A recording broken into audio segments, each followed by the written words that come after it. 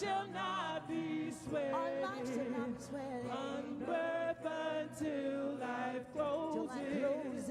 Unstarved as well as bodies. Give us bread, but give us rose.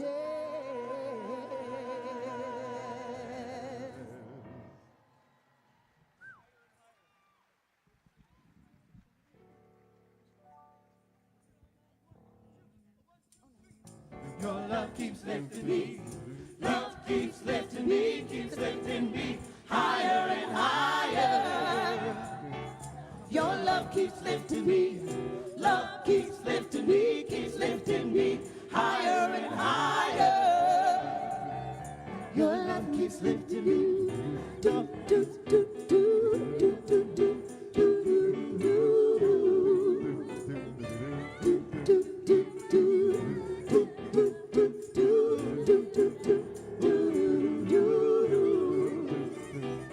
Your love keeps lifting me. Love keeps lifting me, keeps lifting me higher and higher. Your love keeps lifting me. Love keeps lifting me, keeps lifting me higher and higher. Now when I was downhearted, disappointment was my closest friend. Then you came and put your love around me, and it never showed its face again. Oh, your love keeps lifting me. Love keeps lifting me. Oh, it keeps on lifting me Higher and higher and higher. Oh, your love keeps lifting me. keeps on lifting me, Keeps lifting me. Keeps lifting me higher and higher. Your love keeps lifting me. Love keeps lifting me. Keeps lifting me higher and higher. Your love keeps lifting me. Love keeps lifting me. Keeps lifting me higher and higher. Oh, your love keeps lifting me. love Love keeps lifting me. keeps on lifting me higher and higher.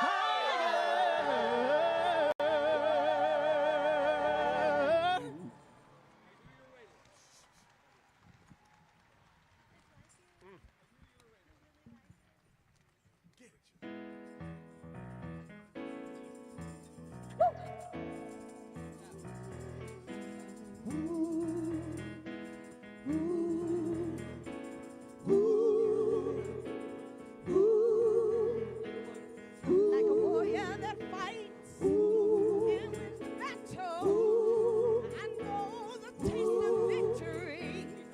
Though I went through some nights consumed by the shadows, I was crippled emotionally. Somehow I made it through the heartache, yeah. I escaped. I found my way out of the darkness. Kept my faith, kept my faith. The river was deep. I didn't falter. When the mountain was high. I still believe. When the valley was low. It didn't stop me, no. I knew you were waiting. I knew you were waiting for me.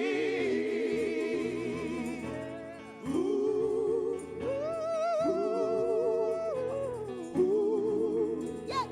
With an endless desire, I kept on searching. Sure, in time my eyes would meet, like the bridges on fire. The highs over. One touch and set me free. I don't regret.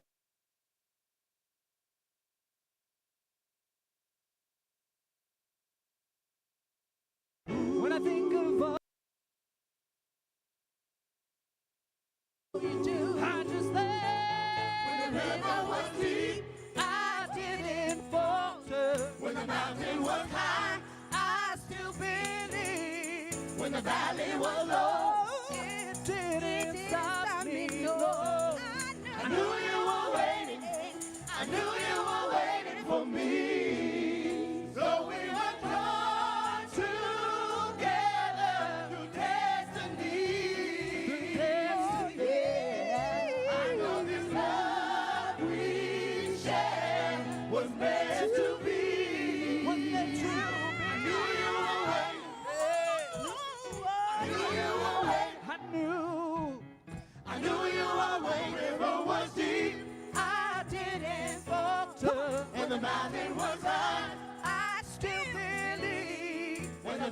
alone.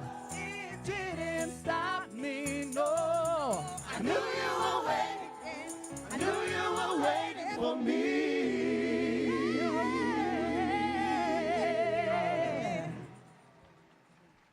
Bernie, if you're out there, we know you're waiting for us. We are waiting for you. This next song we're going to sing, we're going to bring it down for a little bit because everybody's free to feel good. Everybody's free to feel good.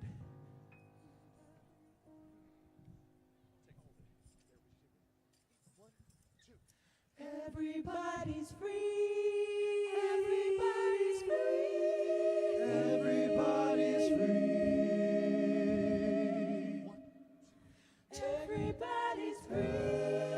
Everybody's free to feel great. To feel good. 2, 3, 4. Brothers and sisters together we'll make it through. Someday our spirit will take you and guide you there. I know you've been hurting, but I've been waiting to be there for you. And I'll be there just helping you out whenever I can. Everybody's free. Everybody's free. Everybody's free. Everybody's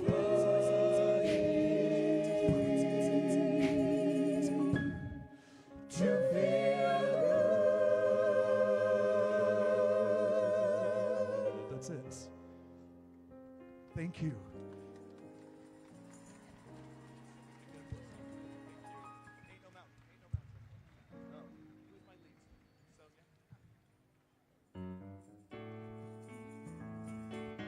I know y'all know this one.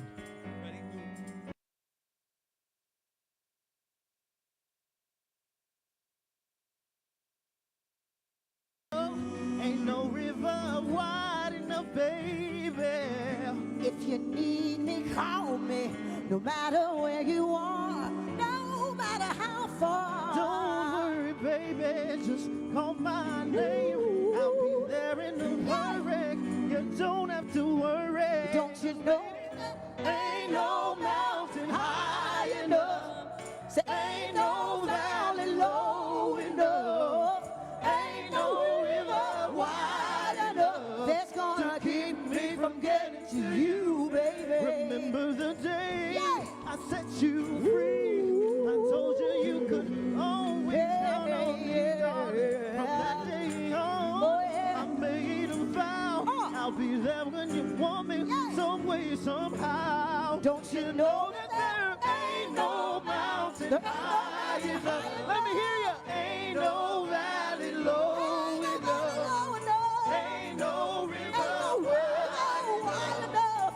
That's gonna keep me from loving you, babe. Oh, no, no rain. Oh, winter's cold. That's gonna stop me, baby. Oh, don't you know? 'Cause you are mine. Hey, Sing for me. sing for me. Sing for me, baby. My love is alive. It's way down in my heart. Although we are miles apart. Hey. Need a helping hand. I'll be there on the double, All right. just as fast as Are you guys I ready? can. Get your hands up, But let's you go. know that there Ain't no mountain high. ain't no I can see you over mountain there. high. Ain't no valley low. I Ain't want to no see this valley side. low enough. Ain't no river wide enough. That's gonna keep me from getting yeah. You, baby. Woo.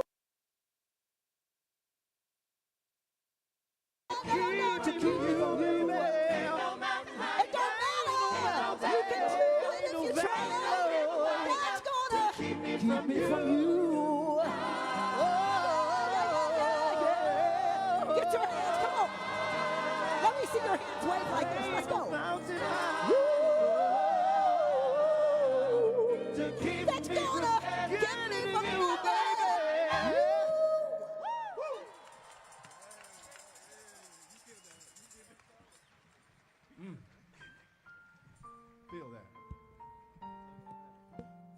How many of you know it's change is gonna come? If we keep fighting, a change is gonna come. Feel that. Y'all got me? I was born by the river in a little tent. And oh, just like that river I've been running ever since. It's been a long time coming, but I know a change gon' come. A change gon' come. Oh, yes it will. Oh, yes it will. It's been too hard to live in, but I'm afraid to die. Oh, but I'm afraid to die. Because I don't know what's up there. Oh, beyond the sky. beyond the sky. It's been a long time coming, but I know a change gon' come. A change gon' come. Oh, yes it will. Oh, yes it will. I go to the movie and I go downtown.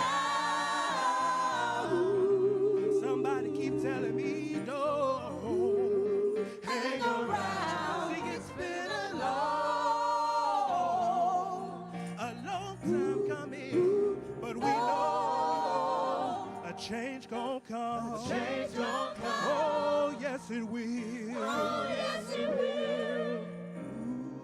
Then I go to my brother. I go to my brother. And I say, brother, help me please. Brother, would you help me please? Then he winds up knocking me back down on my knees. Oh, it's been too hard to live in, but I'm afraid to die. But I know I'll keep going every time. See, it's been a long time coming, but we know a change gon' come. A change gon' come. Oh, yes it will. Oh, yes it will.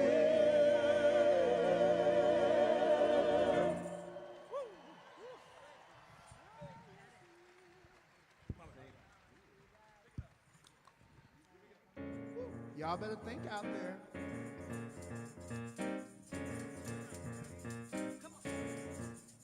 You better think about what you're trying to do to me. Oh, think.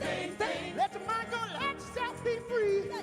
Let's go back, let's go well, way back then. I didn't even know you couldn't be too much more than 10. I ain't no psychiatrist, I ain't no doctor with free. But it don't take too much time to see what you're doing to me. You better think about what you're trying to do to me. Oh, think. Let your mind go, let yourself be free. Oh, freedom.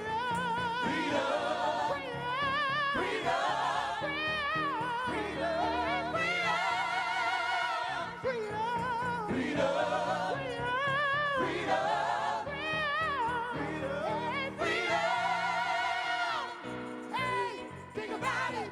You think about it. There ain't nothing you could ask I can answer you, but I won't.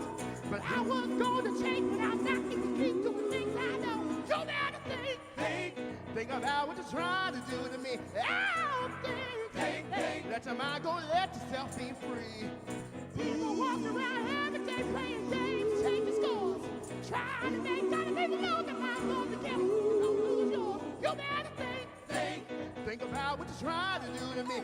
Oh, let your mind go, let yourself be free. Oh, you need me like I need you. Without each other, there ain't nothing we can do. Hey, baby, think about it, baby. Think about it, baby. Oh, freedom.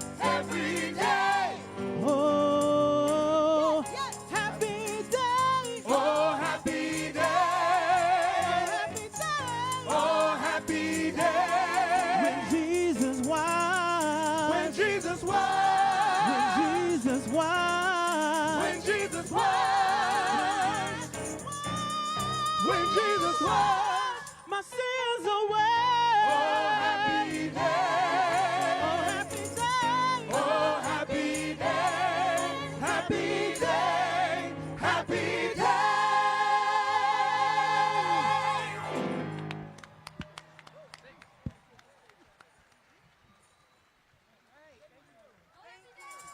Thank you, thank you, thank you. We are raised and we love you.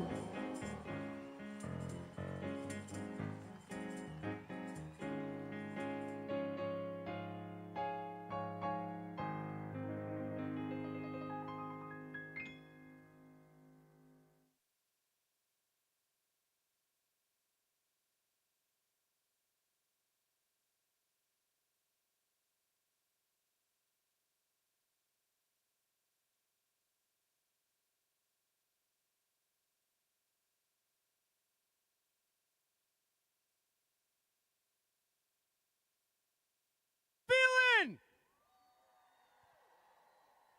It's a pleasure to bring our first program speaker to the stage. Born and raised in LA, a tenants' rights attorney, organizer, and proud champion for her community, please welcome Council Member Isabel Jurado.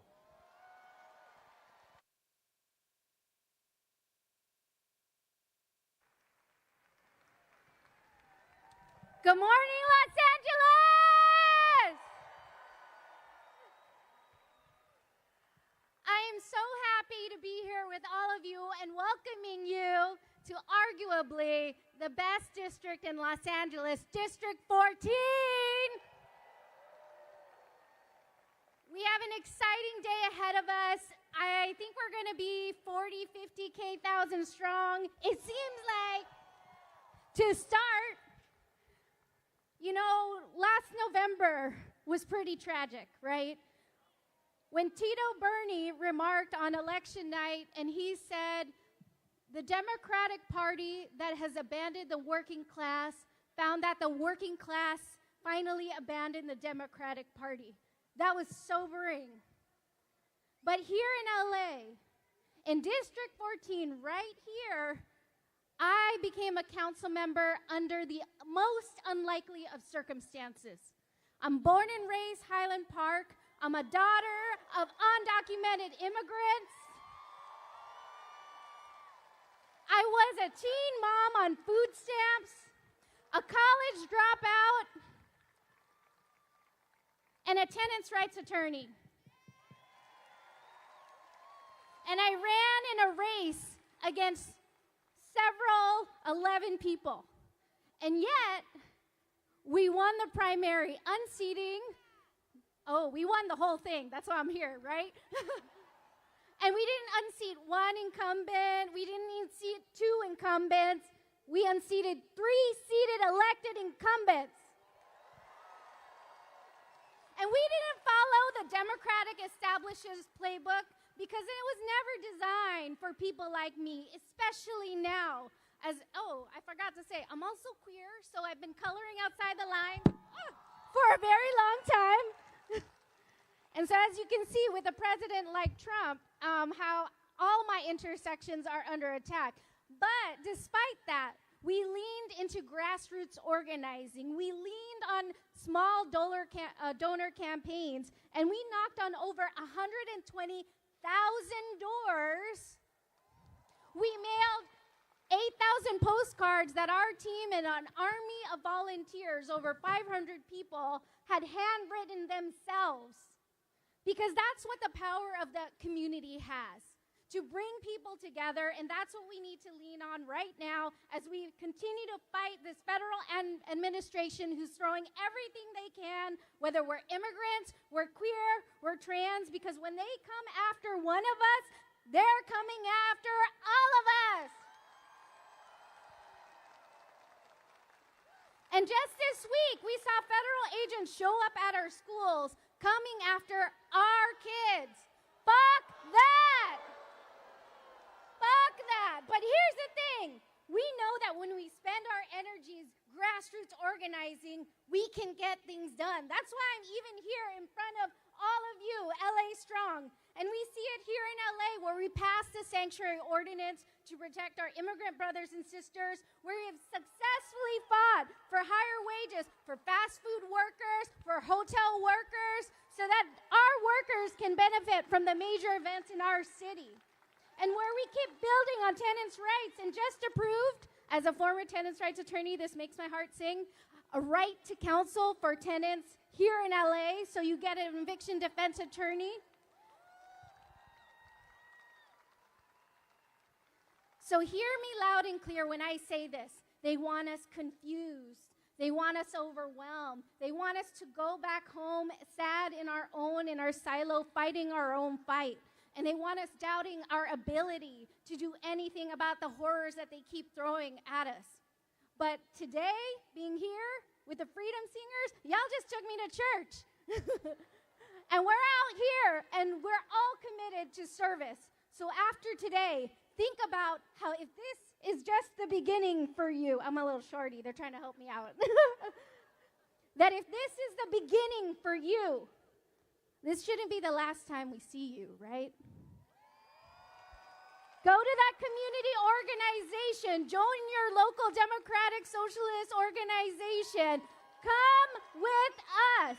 This rally is just the beginning. We got some long years ahead of us. And get involved with a passion that you're passionate about, and lend your skills so we can win this. Because they may outspend us, but they sure as hell won't outwork us. So that's how we fight back. And when we fight, we win. One more time, bring it back. When we fight, hell yeah. And now I'd like to introduce someone who knows all about fighting the good fight, Ada Briseño with Unite Here. Thank you so much.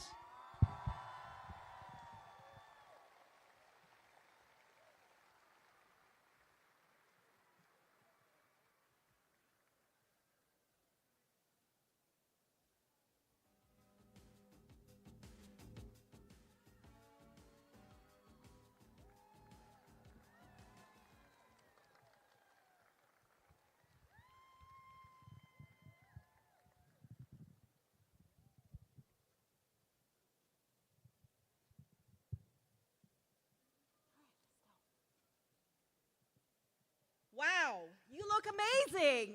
Give it up for yourselves.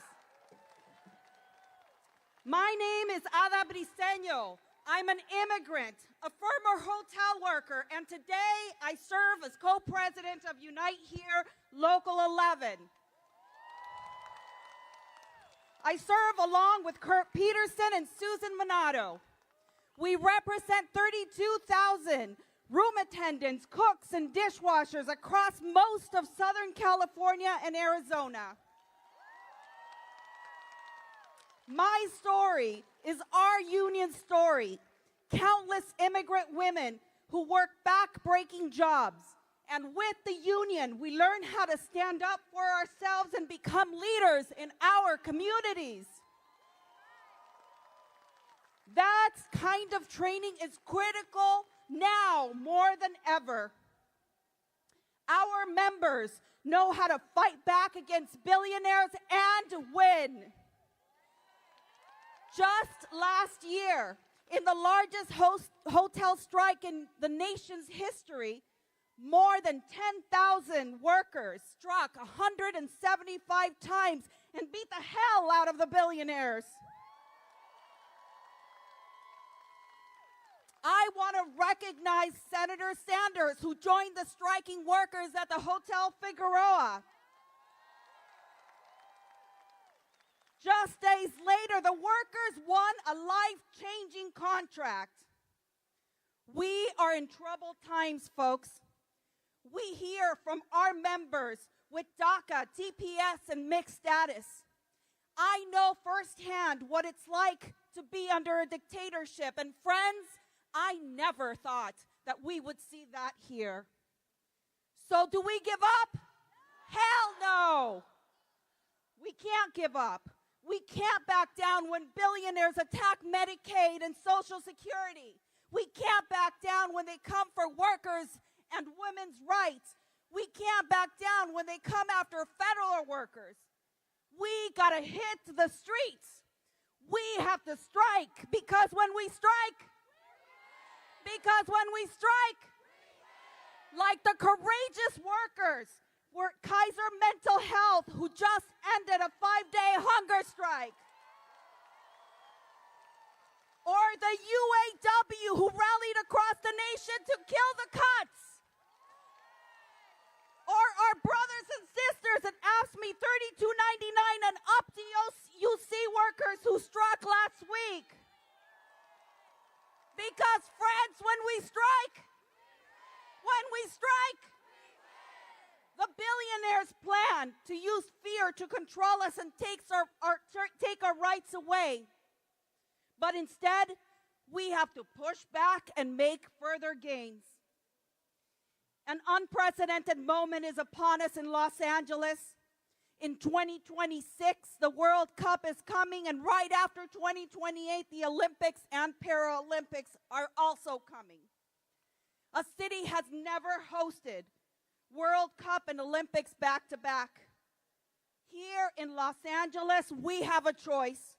Will the Olympics line the pocket of billionaires? Or will they bring Olympic-sized gain for workers? It's up to us to make sure that these games aren't like the ones in Rio or Paris, where poor people were pushed out and workers exploited. The City Council of Los Angeles has taken steps towards passing an Olympic wage for tourism workers, the highest minimum wage in the country, to reach $30 an hour by 2028. It will ensure that those who welcome millions to our city keep up with the cost of living. I want to especially recognize council members Hugo Soto Martinez, Kern Price, Eunices Hernandez, and Isabel Jurado, who have consistently called for an Olympic wage. But I'm calling on you today to help us pass that, to guarantee the games will benefit not just the wealthy, but working people. So take out your phones now. I know you got them, so take it out. In the next, we want you to text out to 88789. That's 88789. We want you to text the word wage to 88789. When you text wage to 88789, you'll receive a link. And with that link, you can send a message to the City Council urging them to no longer wait, to give those workers a fair wage, an Olympic wage, and they should not have to wait. ¿Se puede? ¿Se puede? Thank you so much, everyone, for helping us with that. Next, we are in for a real treat. The Red Pears from El Monte. You may have read about them in the LA Times in 2023. They use their music to speak to us, their extended family. Please help me welcome the Red Pears.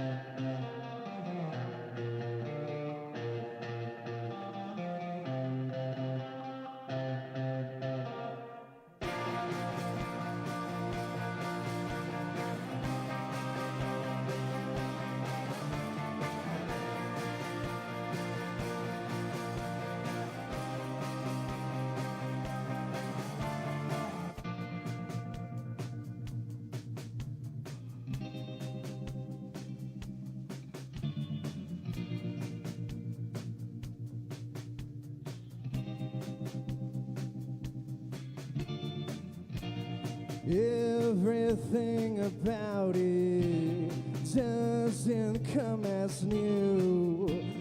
All those words undoubtedly somehow trace to you. You seem surprised I said you were right. The only thing to do.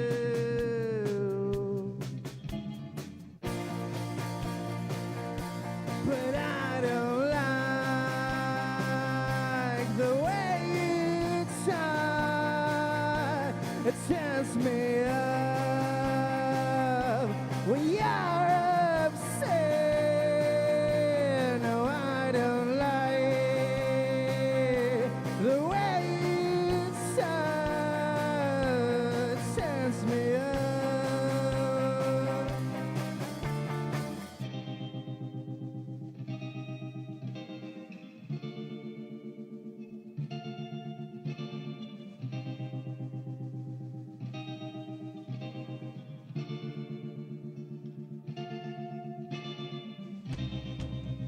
You seem surprised I said you were right.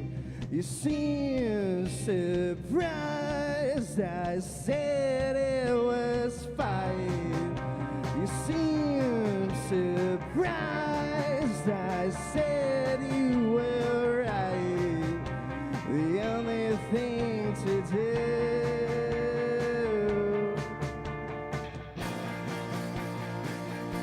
But I don't like the way you talk. It tears me up when you're upset.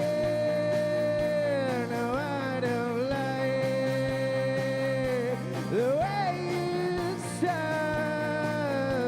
It tears me up.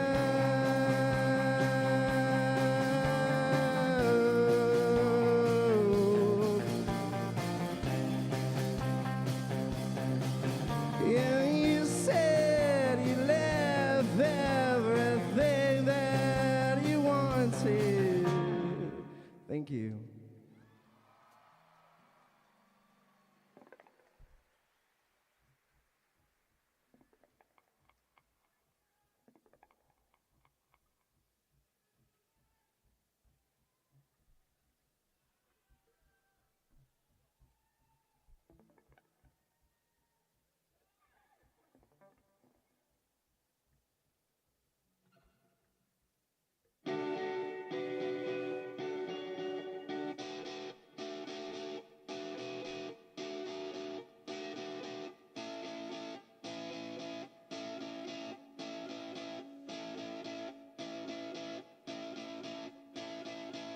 Anyway, you see the sun go down. Hope you know wasn't for you after all. It was what it was. Make mistakes, you learn. That's wisdom. If you think it's wrong to answer questions that don't really matter, I just want to stay alone right here.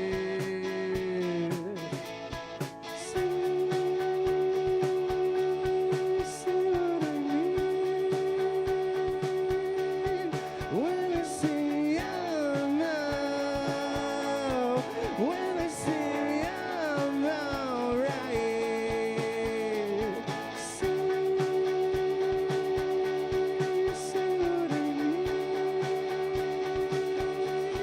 when I say I'm out, when I say I'm okay.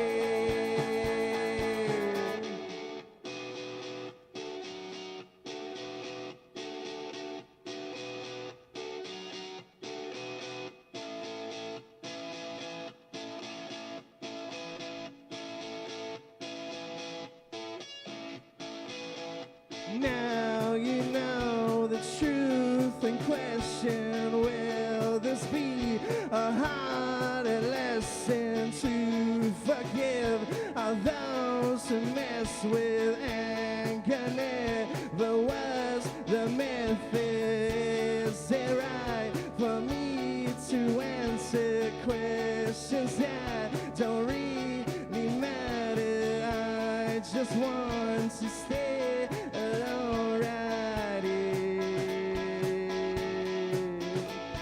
See what I mean when I say I'm out, when I say I'm alright. See what I mean when I say I'm out, when I say I'm okay.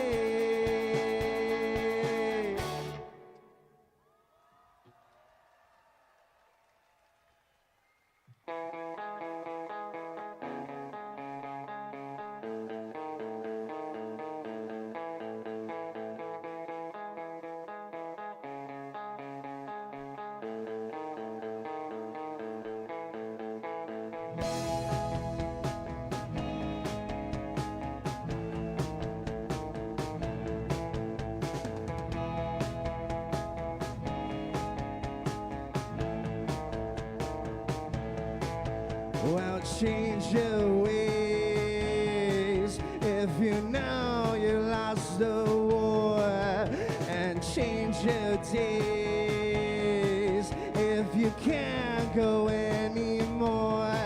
'Cause I'm losing myself, but you're losing control, and I know that you know that you aren't so true, are you?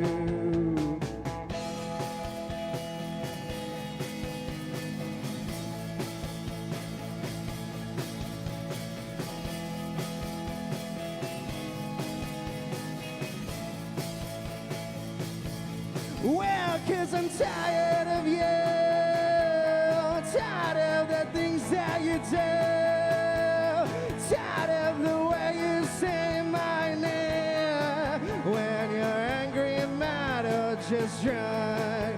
But I'm thinking of you, but you're way down below.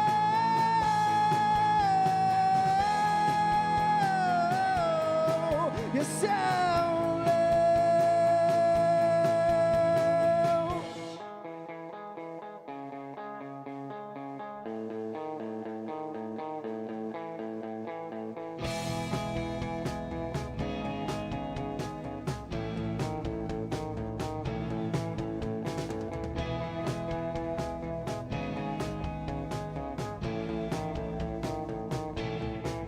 And be there now, or forever leave that sound.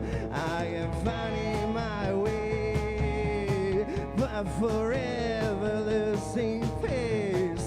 'Cause I'm going my way, and I'm winning this race. But I know that you know that you aren't so true, are you?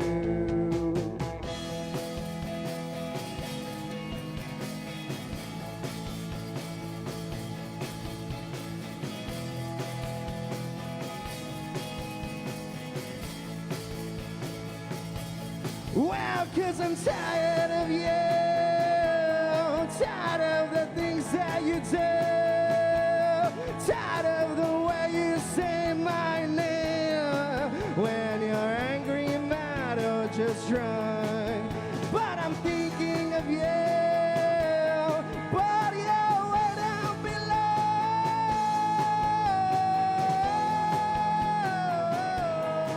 You're so low.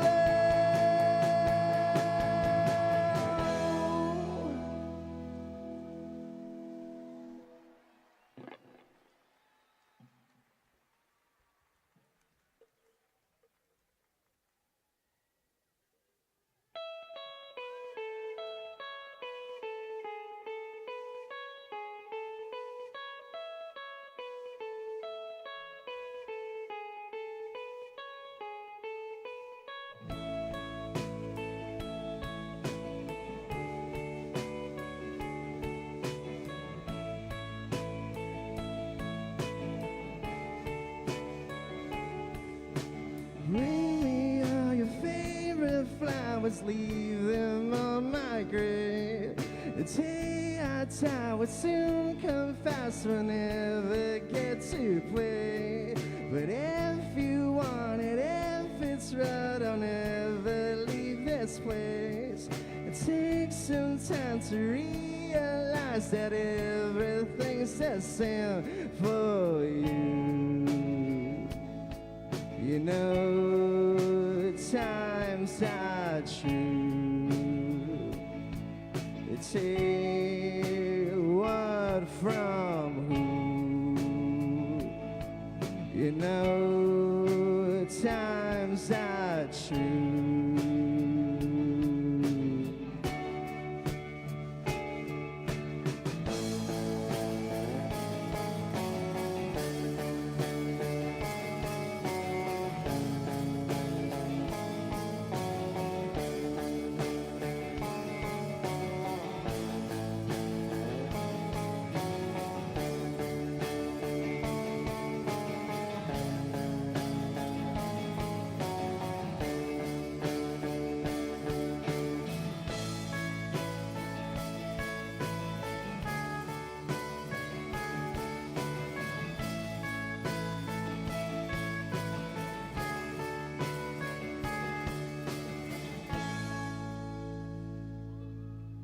Thank you. I guess welcome to Burnchella or Burning Man. Honestly, thank you so much to Bernie Sanders and his team for having us out here today. We're a band called the Red Pears from Monte California. It's an honor to be here. Thank you.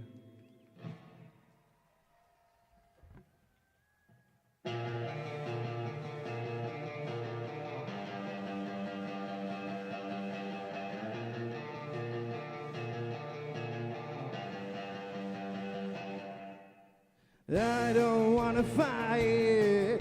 This is not how I thought we'd end the night. Everything you said made sense, and I came crashing down as soon as you put your foot on the ground. Take some time to let it sink. Wait, did I say something wrong? Are you really mad because I was right all along? Wait, did I say something wrong? Are you really mad because I was right all along? Stop and look around. This is what it comes to now. Everything you said made sense, and I came crashing down as soon as you took your foot off the ground. Take some time to let it sink. Wait, did I say something wrong? Are you really mad because I was right all along? Wait, did I say something wrong? Are you really mad because I was right all along?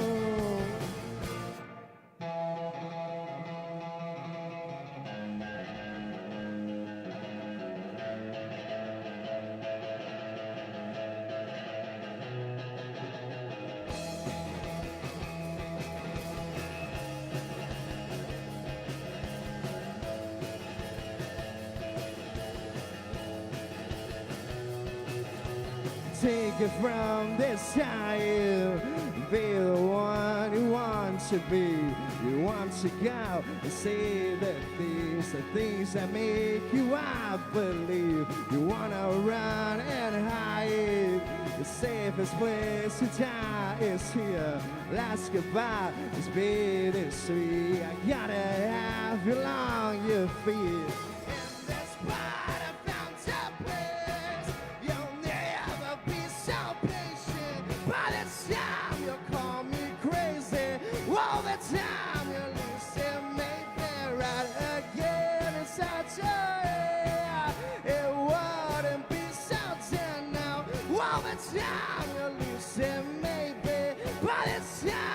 be their lady. Well, don't be lazy. I'll lose my patience, but I'll be there maybe. Be right by me. You want to go and see Louis. The many things that came your way. I need to go and be this sea, 'cause you wanna run any higher. The safest place to die is here. Let's goodbye, be this sea. Gonna have you on your knees, and that's part about that place.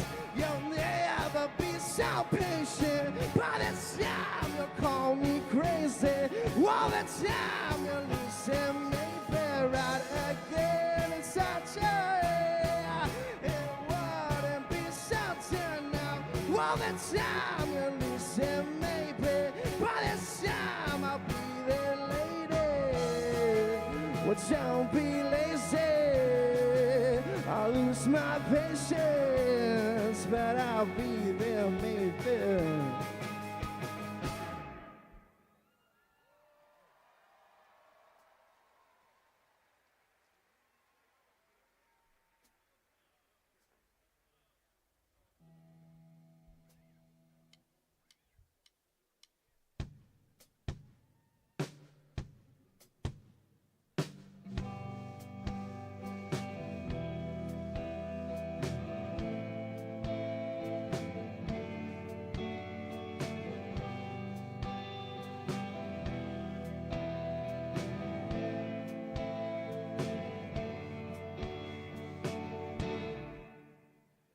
Come and say you never wanted things to end that way.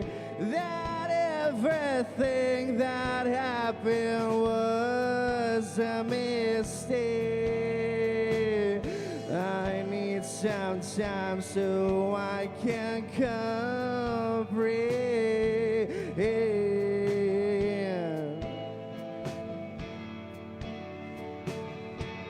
When you say I do, I will be with you. Take your time, I know you will. They don't love you like I did. By the way, I can tell how you talk. I just want you to be real. I don't need a sex appeal.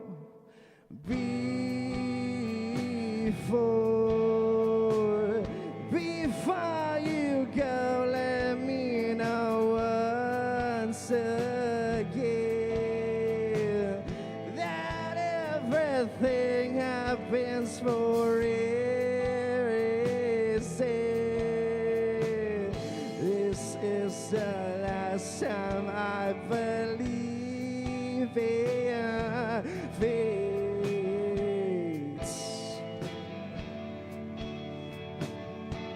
When you say I do, I will be with you. Take your time, I know you will. They don't love you like I did. By the way, I can tell how you talk. I just want you to be real. I don't need a sex appeal.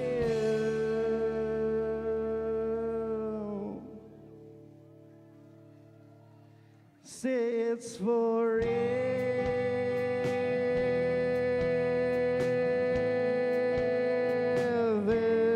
It's forever.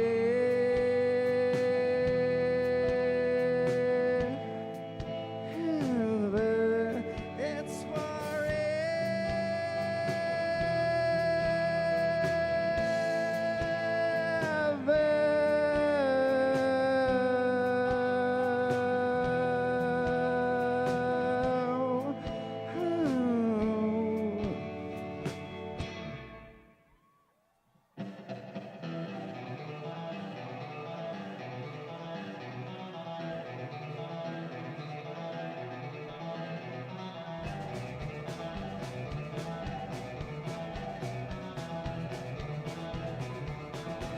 You want to get away, but no one ever leaves this place. You want to go and say that there will be no other way. Wait, I want it, you got it, forget it. You said it over my one sweet time, makes everything seem right. You could see it, you see it, you know I don't mean it. You got to comprehend that everything's not meant to be, 'cause nothing's ever free. Whatever you don't seem to see. I want it, you got it, forget it. You said it over my one sweet time, makes everything seem right. You could see it, you see it, you know I don't mean it. Wow!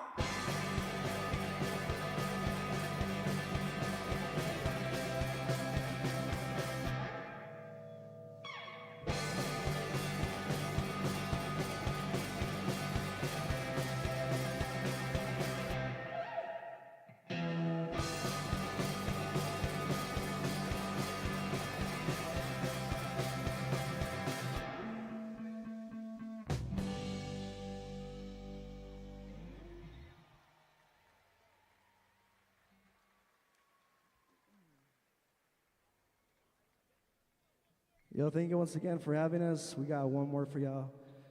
Thank you.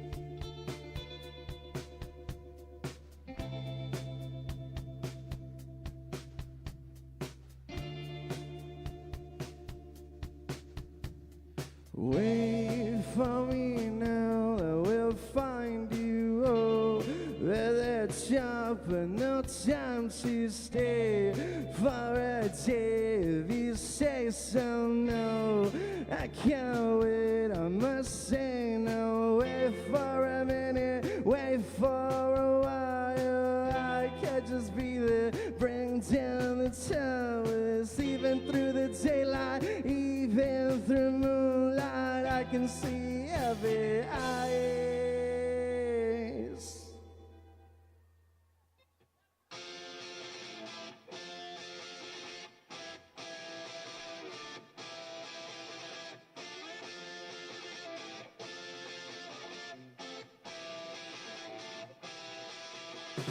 Wait for a minute, wait for a while. I can't just be there, bring down the towers, even through the daylight, even through moonlight. I can see every eyes.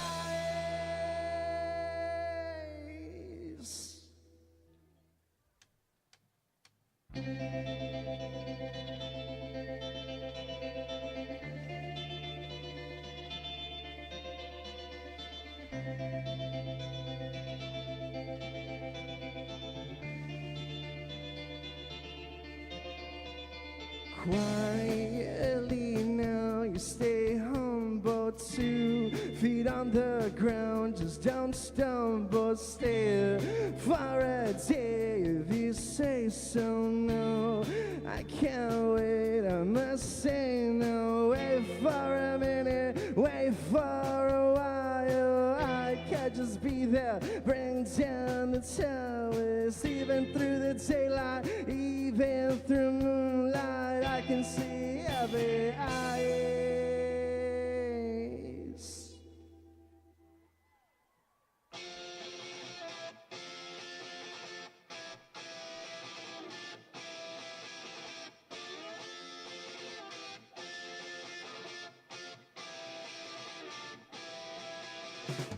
Wait for a minute, wait for a while. I can't just be there, friends down the showers. Even through moonlight, I can see happy eyes. Wait for a minute, wait for a while. I can't just be there, friends down the showers. Even through the daylight, even through moonlight, I can see happy eyes.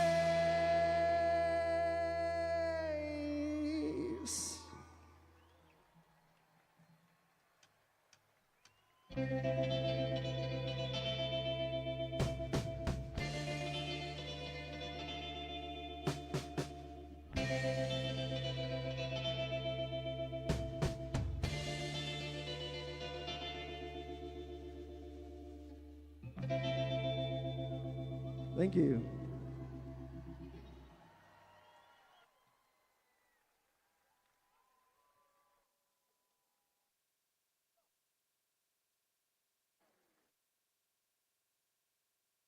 Los Angeles! Please welcome our next speaker to the stage, the first Gen Z and Afro-Cubano elected to the United States Congress, a champion for civil rights, education, and gun violence prevention, Congressman Maxwell Alejandro Frost. How we feeling, Los Angeles? How we feeling? When I say people, you say power. People, people, people, people, people.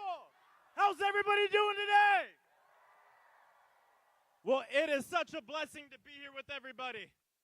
Look, we all know what's going on. We see that in Washington, D.C., there is a billionaire takeover happening of our country, facilitated by the president. We're witnessing an insidious rise of authoritarianism and neo-fascism and white supremacy. They want us to completely surrender total power to these people. But we say no more. In this moment, we all have a choice to make. And yes, I realize I might not be in the party that has the majority, but I sure as hell am not going to be in the minority. I'm going to be in the opposition. We don't always have all the power we want. I didn't have all the power I want when I ran for Congress, but I did it, and I won because of a people-powered movement. We didn't have all the power that we wanted when we woke up one morning and we saw George Floyd being murdered in broad daylight on our television screens and on our phones, but we went to the streets and said Black Lives Matter, and we took the power that we wanted. They didn't have all the power when a gunman walked into Marjorie Stoneman Douglas. And the students, after that shooting happened, came out, said, "We call BS," and had the largest youth movement in this country's history. Because when you don't have all the power that you want, you use all the power that you got. And as I look around here, we got a lot of damn people power, which far outweighs any billionaire, any corporation, any authoritarian, any fascist. See, throughout human history, the fascists and the authoritarians have a simple playbook. Make us blame each other for our problems instead of looking at the billionaires and mega corporations that have been leaving us crumbs for generations. They're the ones hoarding wealth beyond imagination. We have to tell people the reason you can't pay your rent has nothing to do with trans people. The reason you don't have health care has nothing to do with immigrants. And it has to do with billionaires like Elon Musk. That is true solidarity. And my friends, I'm here today to say solidarity without action is just sympathy. Solidarity for our movement, for everybody here and across the country, has to be a verb. And speaking of that verb, today we have many organizations tabling. Make sure you go and you speak with them. Don't let yourself leave this park without signing up to do the next thing. Can you do that, Los Angeles? Can you do that? Because listen, Bernie isn't hosting just so you can hear him speak. He's hosting it so we can continue to fuel this people-powered movement across the entire nation. That's not about Democrats or Republicans, independents, any party. It's about the people versus the problem.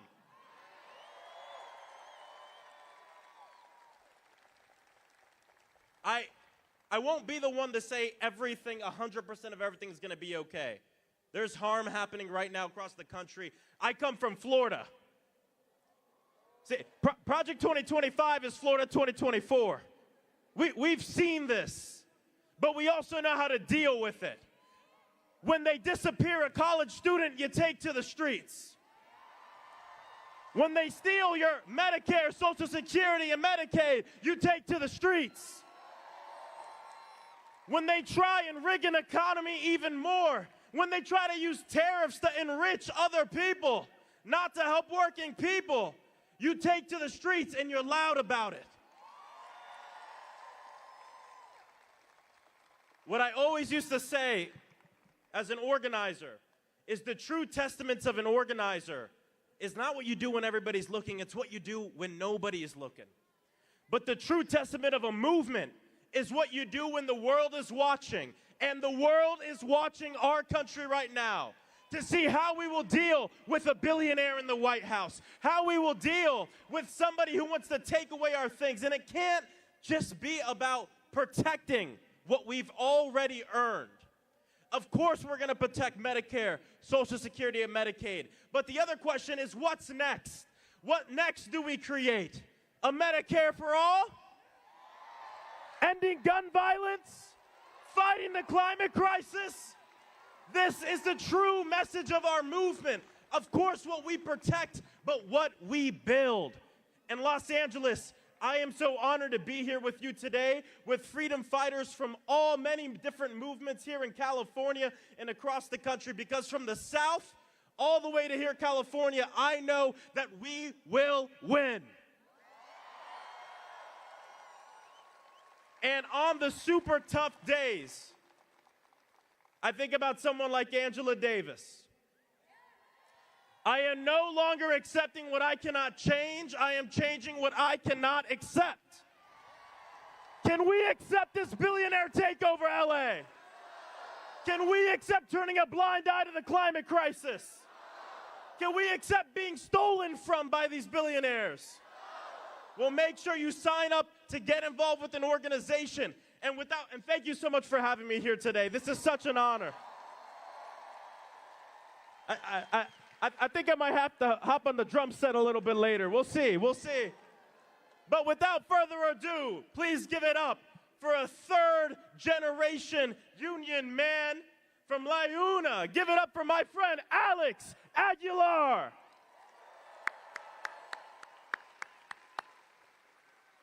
People! People! People!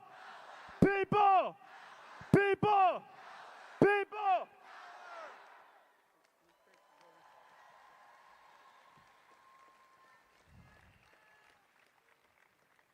What's up, Los Angeles? This is an amazing crowd. Look at this. This is solidarity at its best, right here. This is a union town. That's why it's like this. Well, my name is Alex Aguilar. I'm the business manager for Labor's Local 724 in Hollywood, California. I'm not here today just representing Labor's, but we're also standing here today with thousands of productions assistants in the entertainment industry that are sick and tired of being underpaid, overworked, and unprotected. That stops.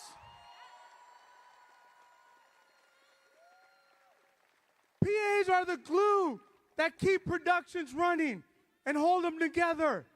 They often work and beat the shit out of themselves. They go through mental toughness. Stability's rough.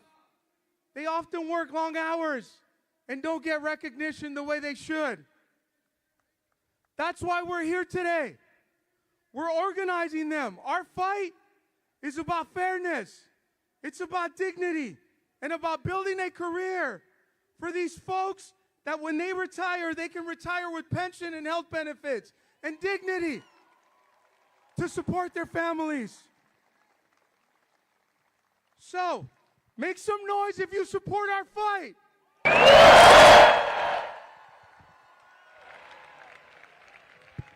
Now I want to introduce one of our organizers, Ethan Ravens. Hi, I'm Ethan. I've worked hard as a production assistant here in Hollywood and now as an organizer. Some of Hollywood's biggest players are the largest, most profitable companies in the world. We're talking about Apple, Disney, Amazon, and as a PA,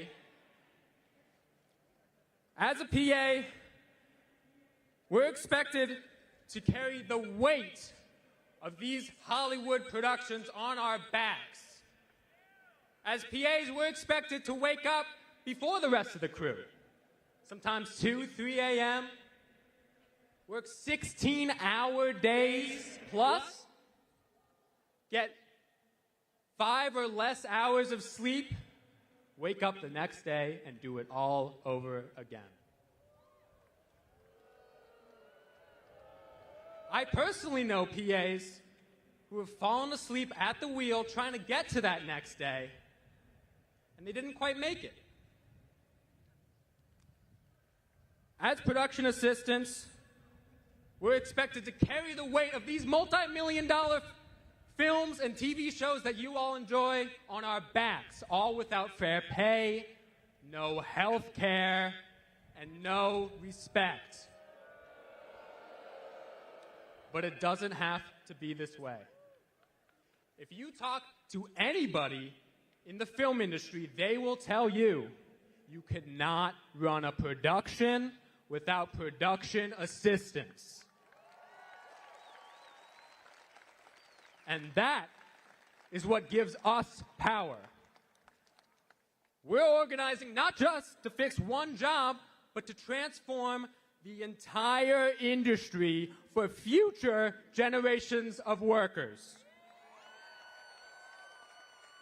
We believe in a world where production assistants have fair wages, health care, proper rest, and dignity on the job. And we're building that world here together. Cleo. Hi, thank you, Ethan.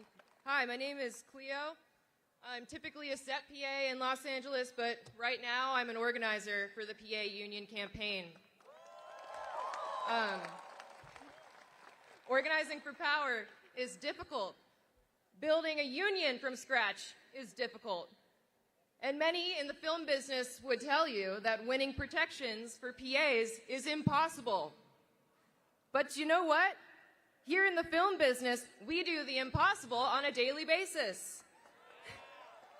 Organizing for working class power is a lot like making a major motion picture. You have a lot of people who may not all get along, who may not have enough time or money, who may not all share the same beliefs, who nevertheless make a decision to get together and organize into teams to create something beautiful. During the past 2 years, I've seen the most talented PAs I know transform into activists, innovative strategists, and relentless organizers. Shout out to Elijah in New York City, Ann in Texas, who's manning the Chicago satellite rally today. Without your work, we would not be here. Shout out to Allie in Atlanta, who cannot be here today. I've witnessed my fellow PAs endure strikes, illness, joblessness, and poverty at the hands of studio heads. Things have been hell in Hollywood and in the world, but still, I have never been more certain that this industry belongs to us. Why? Because you, the PAs, already have the skills that labor movements depend on to succeed. You, the PAs, already are the best communicators on a film set, the best listeners, the best improvisers, the best allies. And this is why we are going to win. Because there is no group of workers better equipped to build working class power than Hollywood production assistants. So today, I'm going to ask each PA here to make a decision. Will you continue to allow the corporate class to walk all over you and your coworkers? Or will you stand up and put your talents to use to protect your life and the lives of your fellow PAs? I want to believe that films are powerful enough to change the world. But to the PAs here, to the PAs who came here by the fire of their deep burning love for the art of filmmaking, to the PAs who only worked one day on set, the PAs who worked for more than 25 more years in this business, what I know for certain is that you are a gift to this world and to this art that is cinema. It is you, production assistants, who will change the world. Hi, I'm Nalani. We know the studios will push back. They'll spread fear. They'll tell you you're just lucky to be here, that things will never change, and it is what it is. They'll tell you that you should be happy to be living the dream. But of course they're going to say all that because that's who they are. You and your fellow workers must resist giving into fear. Feel your fear, accept it, and then continue doing the work of building power with your coworkers, your neighbors, and your loved ones.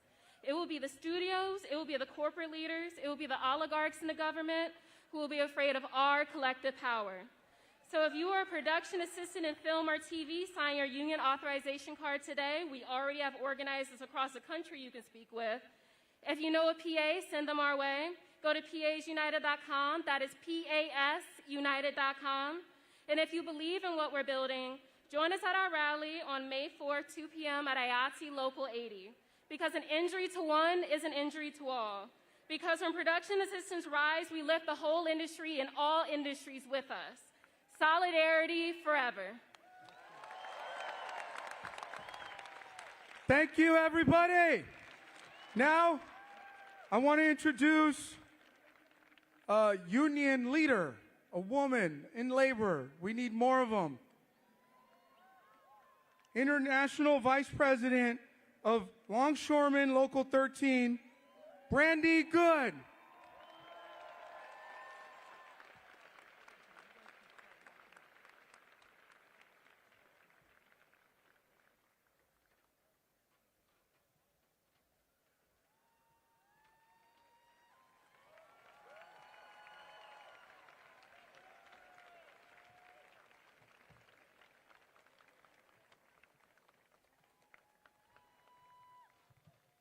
Thank you, Alex, and the LIUNA Local 724 members for the warm introduction.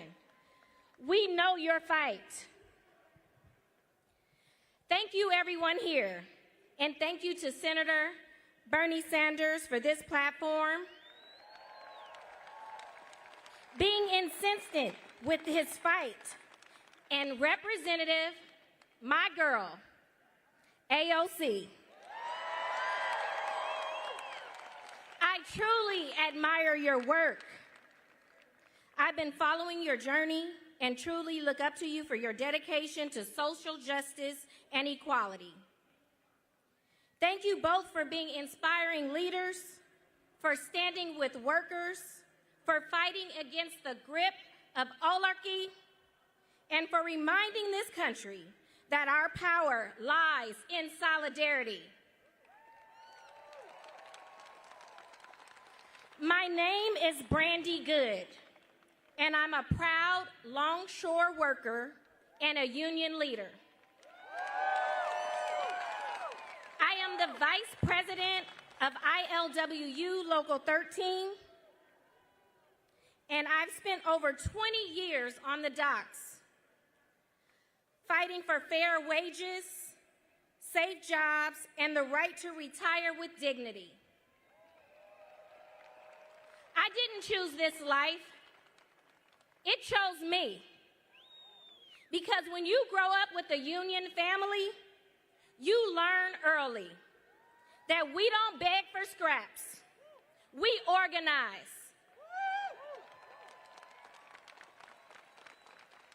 Before I continue, I would like to acknowledge my ILWU Local 13 President, Gary Herrera. He's continuously reminded us of our strength isn't just about the cargo that we move, but about the people who move it. And let me tell you, ILWU isn't just a union. We're a family of workers who know that when one of us is under attack, all of us fight back. Because an injury to one is an injury to all. That's the power of the labor movement. We stand on the shoulders of giants. In 1934, during the Great Strike, longshore workers were shot down on Bloody Thursday for demanding a 40-hour work week and safer conditions. Their sacrifice built this union. Their blood is why we have the ILWU today. Thank you. When COVID shut down the world, we kept it running. We risked our lives to move masks, medicine, and food.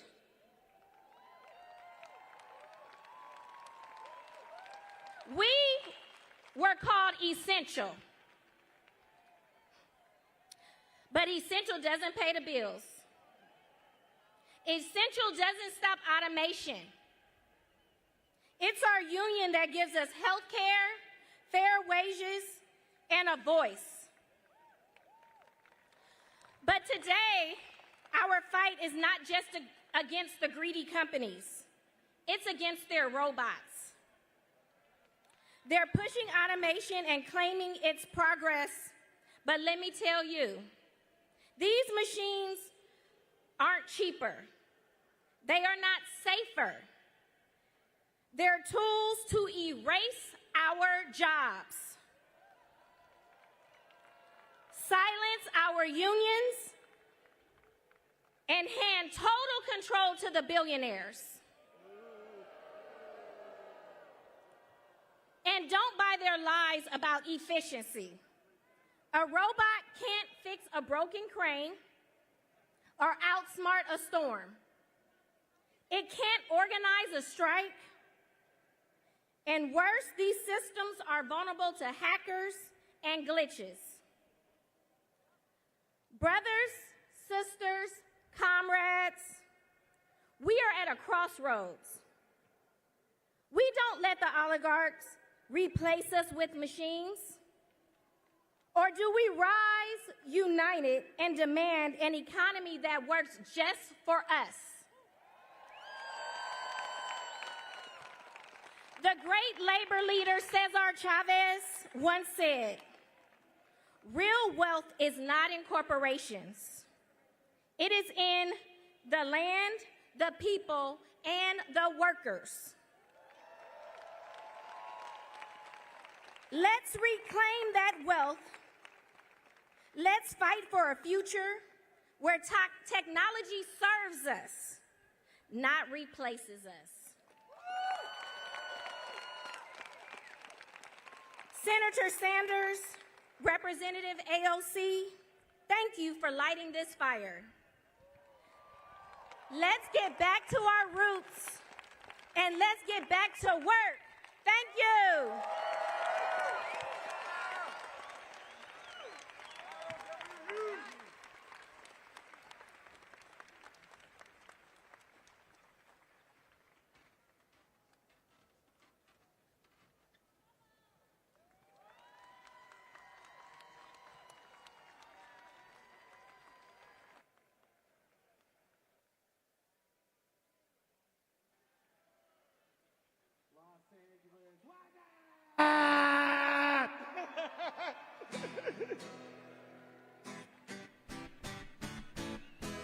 Down in tune.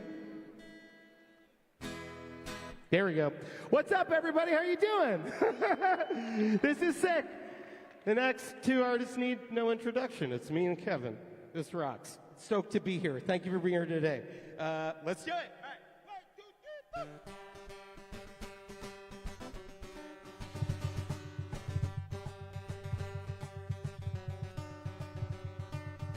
As we charge swiftly into darkness, as the alternatives are through, do you still dream about tomorrow? Does it look like the one you knew? Does it remind you of a future we won't do? The garbage we've shaped into mountains, assistance with a twisted catch. Do you still dream about tomorrow? Does it stare at you from the past? Does it just sit there like a flavor that won't last? The wave doesn't fall by the end of the day, and I'll continue to have nothing to say. Oh, the weight of the world makes me feel like the future is gone.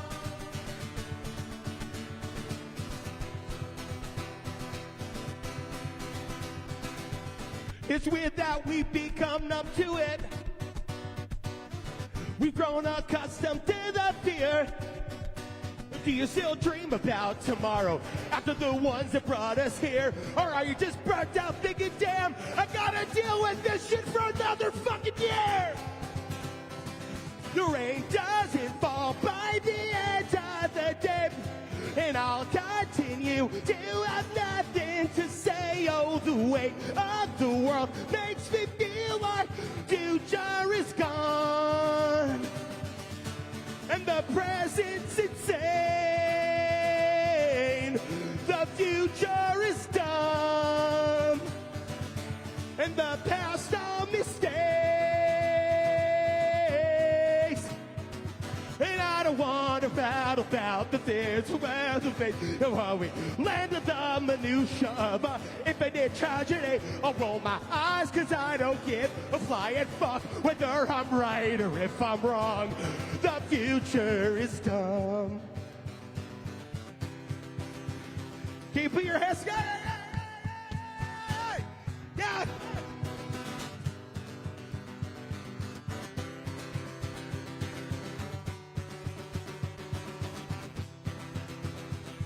So what if you die? So what if you don't die? So what if bubbling haze rains ash from the sky? Cause the world doesn't owe you. So what if you die? So what if you don't die? So what if destiny lands and burns us alive? Cause the world doesn't owe you. So what if you die? So what if you don't die? So what if runs was out down after you try? Cause the world doesn't owe you. So what if you die? So what if you don't die? So what if you realize that we ran out of time and the world doesn't owe you? The world doesn't owe you. The world doesn't owe you. Die.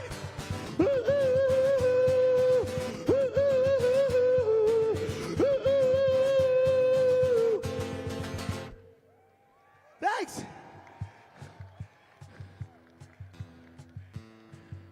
I say it all these times. These tuners, they don't work. That sounds pretty tuned. Hey, I'm really, really grateful to be here with everybody today. Thank you for coming out.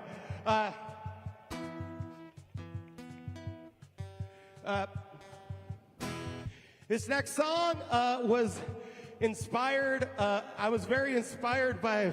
Hey, sick flag. I was very inspired by the kids in Florida after the Parkland shooting, standing up against gun violence, standing up to the NRA, and it was a beautiful thing to see the power that we have when we stand together against people. And this song's called Scrap. It goes like this. 1, 2, 3, 4. I've been told for most of my life, wait until the perfect time by people who have been defined by scare the spots in line. Don't you want to go away? Don't you want to go away? Don't you want to go away? Don't you want to scram?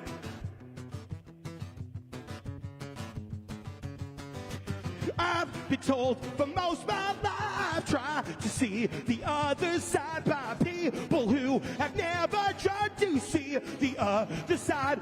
Don't you want to go away? Don't you want to go away? Don't you want to go away? Don't you want to scram? Don't you want to hide? Don't you want to run away tonight? Don't you want to run? Don't you want to die? Don't you want to get away tonight? Now hearing all your shit, you with the fucking time. Don't you want to get away tonight? Go kick rocks and die. Woo!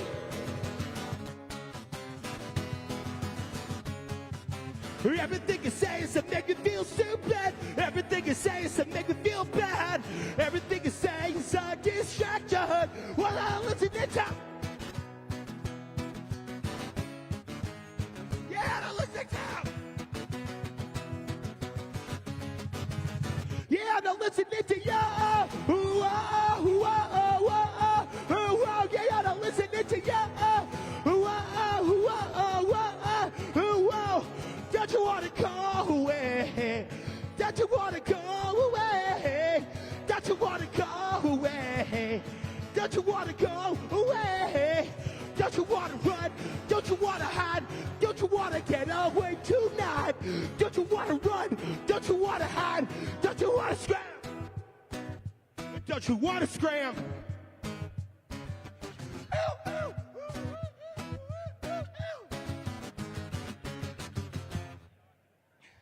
Thanks.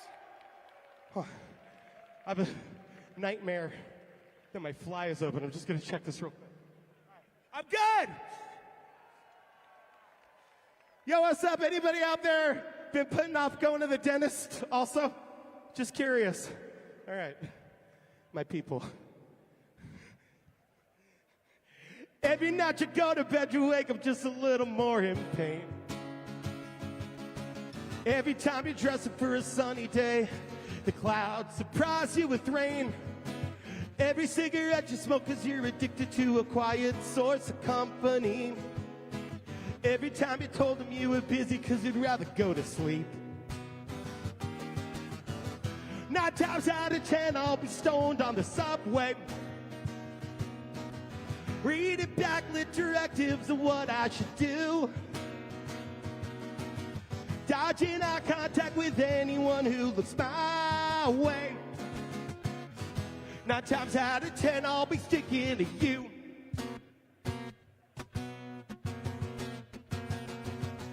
Every little victory don't matter when nobody seems to care.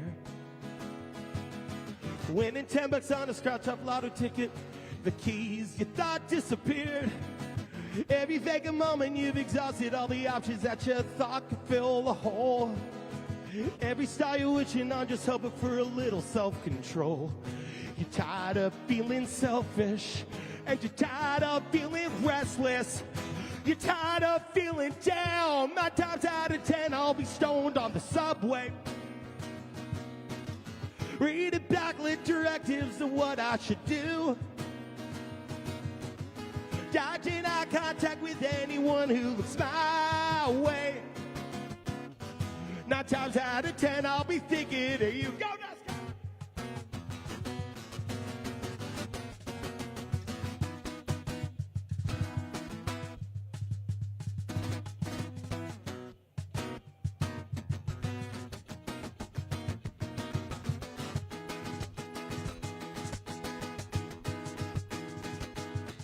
So out of place when I can't be with you. If I don't see your face, it's almost like I miss you. Gotta see your face, don't see your face, it's almost like I miss you. Yeah, Roger, it's almost like I miss you. It's almost like I miss you. 9 times out of 10 I'll be stoned on the subway, reading backlit directives of what I should do, dodging eye contact with anyone who looks my way. 9 times out of 10 I'll be thinking of you.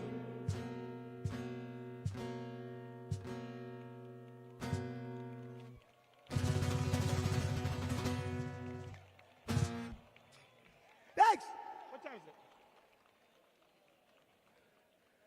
All right, cool. I got one more song left. I'm Jeff Rosenstock. Thanks for watching me. This is Kevin Noguchi. He's great. I just want to, I want to say what's up to all the trans people in the audience. I want to send some love out to the trans people in the audience. Make some noise for trans people! It's been week after week of horrifying garbage since November, and just sending y'all love. This is the last song. Here we go. It's called Head.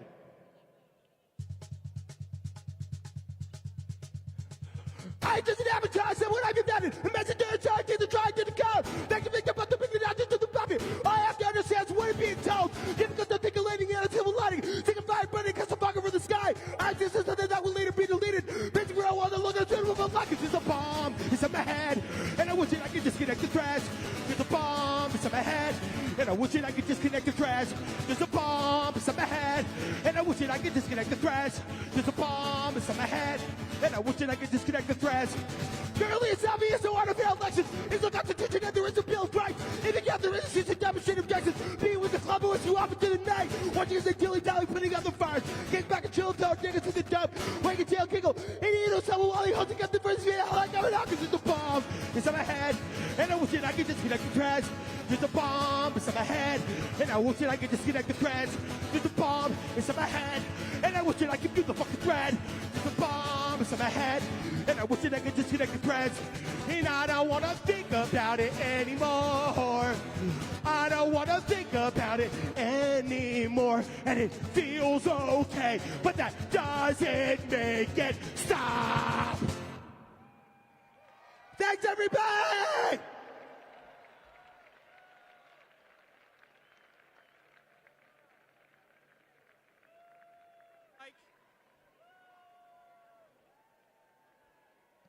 After wildfires devastated his community, he stepped up when it mattered most, founding Parent Care to help families rebuild and recover. A true example of leadership through action. Please welcome Aiden Cullen.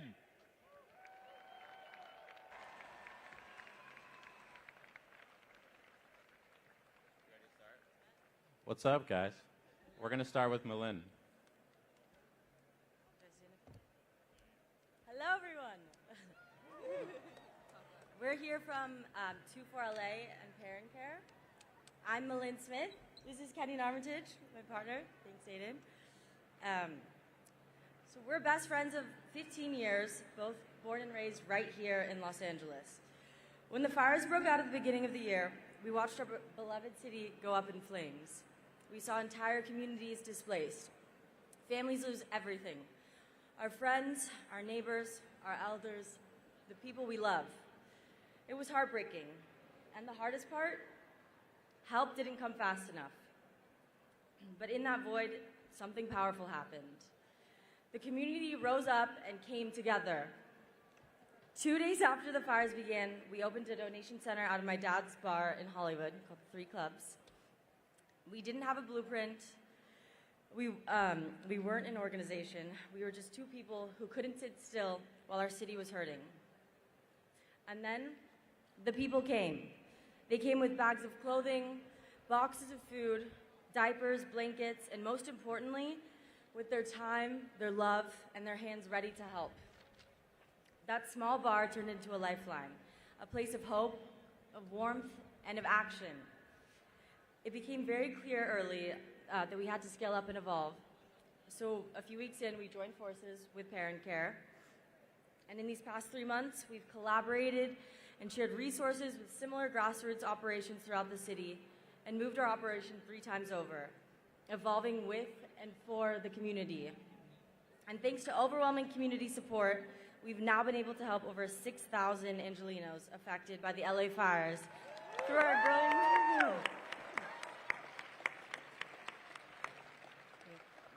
our growing initiative 24LA, which stands for Together for Love Always. Let us be clear. What we've done is only possible because of community, because of the volunteers who show up at sunrise and stay long after it sets, because of the neighbors who listen and have donated time and time again to meet evolving needs, because of people who have lost everything and still find a way to help someone else. We're reminded every single day The people will take care of each other when systems fail. This is mutual aid. This is solidarity. And this right here is the kind of people-powered organizing that Senator Bernie Sanders has always believed in. Building movements from the ground up, rooted in justice and sustained by love. As we continue our fire relief efforts, we're holding tight to one truth. The future belongs to communities that refuse to abandon each other. We're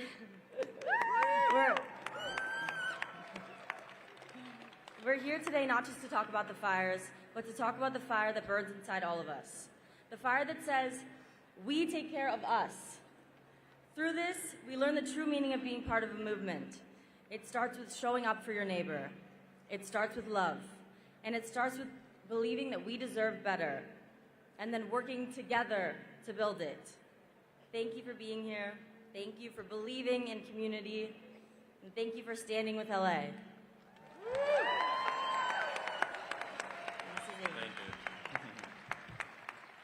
What up, guys? My name's Aiden Cullen. I'm the founder of Nova, which is a platform to connect freelance creatives. I also grew up in Santa Monica and Venice my whole life, and connecting people is at the core of what we do. And the biggest thing we were disappointed by when the fires rose up was help was not coming fast enough. And at a time when things are so overwhelming and you're looking everywhere and it seems like no one has the answers, the best thing that we felt is start with doing one thing for one person in need. Look to your neighbor. How can you help them? That's what we did to start Parent Care. We realized thousands of people that we grew up around and loved lost everything, and hundreds of our friends wanted to help and didn't know where to go.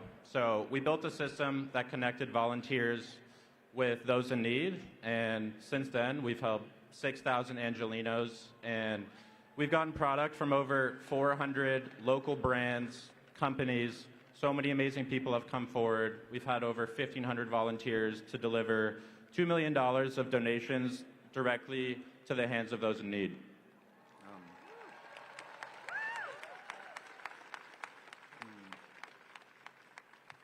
Just wanted to say, this is a marathon, not a sprint. We're still running the operation out of Culver City. If anyone wants to help, we're there every weekend. It's called 24LA, and there's also Parent Care on Instagram. We're still helping thousands of families over the next few months, and yeah, appreciate you guys being here. Want to keep spreading the love for everyone that lost their houses in fires, those that are displaced. People are going to be feeling this for years, and please show up for each other. Thank you. This is Luca. I just want to let everyone know that our operation is still up and running in Culver City. For more information, please check us out on Instagram at 24LA Project, where you can sign up for volunteering and receive our services. Now it's my pleasure to introduce Councilmember Eunice Hernandez.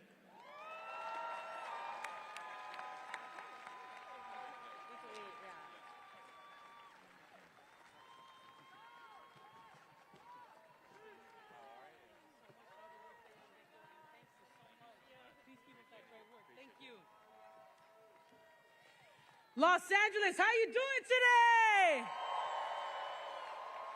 Nah, let them hear you all the way in DC. How you doing today? That's right, let them hear you. It's such an honor to be able to join y'all today. And we are here today because we are living in dangerous times. We are watching our country descend into a fascist oligarchy right before our eyes. Our right to free speech, our right to our own bodies, our entire futures, all of it is under attack. But let's get something straight. This didn't happen overnight. If you think Trump and Elon just snapped their fingers and started destroying our democracy, I need you to wake up.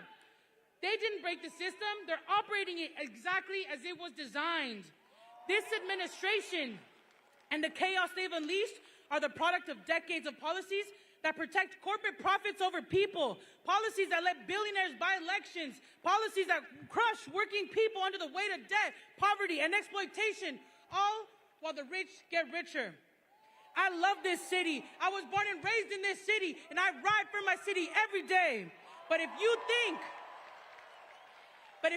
LA doesn't feel the impact of those policies because of our so-called progressivism, I hate to break it to you. Look around. Ask the person next to you if they have a savings. Ask them if they're buried in student debt.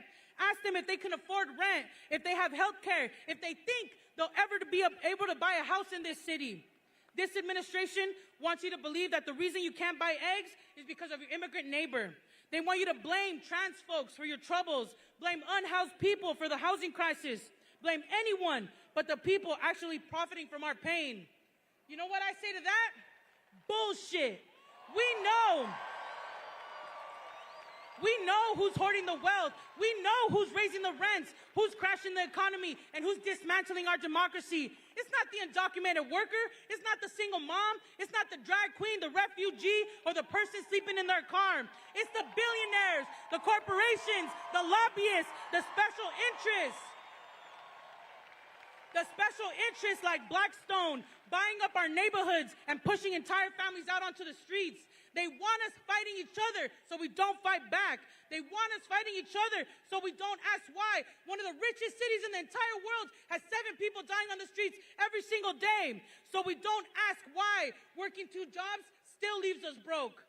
They want us too worried about paying the rent to pay attention. And let me be clear, this is bigger than Elon and Trump. This is about the fact that 3 people own more wealth than the bottom half of this country combined. It's about a nation, a city, where the rent goes up, the wages stay flat, and the politicians bought by luxury developers tell tenants to be grateful for the scraps we throw them. But here's what they don't know. There are more of us than there are of them. And this city, this is a city of survivors. Our ancestors survived colonization, war, famine, forced displacement. They crossed oceans, borders, deserts for all of us to be here today. We stand on their shoulders as builders, as organizers, as visionaries, as leaders, as helpers, as healers. And the power we need to change this city and this country, it's already right here. It's right here in this crowd. It's in every worker walking a picket line, every tenant organizing their building, every student exercising free speech on their college campus, every nurse, every teacher, essential worker holding our communities together. Because this work, the work of building collective power, is not just about stopping the systems that harm us, it's about building the new system that uplifts us. And fam, if we're gonna get there, we've got a lot of work to do. We're facing a historic $1 billion budget shortfall right here in LA. And the programs and departments that keep us safe are in danger. And just like the national crisis, we didn't get here overnight.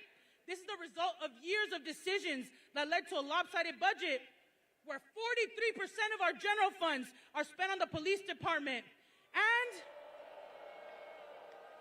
a budget where we spend twice as much on LAPD uniforms than the entire youth development department. We have defunded from the systems that care for us and overfunded the ones that harm us. This isn't just a local reality. This is reflected in our county, our state, and our federal budgets as well. For decades, we have poured billions into policing, incarceration, and military spending. Why is there always money for another LAPD helicopter, but not for senior meals or streetlights? Why is there always money for jails, but not after school programs? Why is there always money to bomb children in Gaza, but not enough to make sure every kid has a safe place to sleep in this country? We don't have a budget crisis. We have a crisis of our values. And if we are serious about fighting fascism, we have to dismantle the systems that uphold it. Because budgets are not neutral. Budgets are blueprints for the world we are building. They're a statement of our values. And most importantly, it's your money. It's your money. And we deserve better. And according to some people, that makes me and you radical. But it's not radical to say one job should be enough. It's not radical to say people who work here should be able to afford to live here too. It's not radical to say we deserve clean air, clean water, clean food. What's radical is spending billions to fund failed policies while telling working people to tighten their belts. So the question is, fam, are we going to keep feeding the systems that harm us, or are we going to build the world our people deserve? We can show the country that a different kind of city is possible. That when fascism knocks on our door, we don't just resist, we rise and we fight back. Right now is our time to choose. And I believe that we will choose each other, our communities, and our loved ones. But that means it's time to dig deeper. Because let's be real, regardless of who's in power, we still got to deal with greedy developers, racist zoning laws, crumbling infrastructure, and the fact that the rent is too damn high. That's why local power and politics matter. That's why we matter. And I know you're tired. Trust me, I have to work in that building. I am tired too. It's hard pushing against the tide every damn day when the system is built to wear you down and keep you out. But I keep showing up because you keep showing up. I keep fighting because you fight. So this is the ask. This is my ask to you. Do not give up.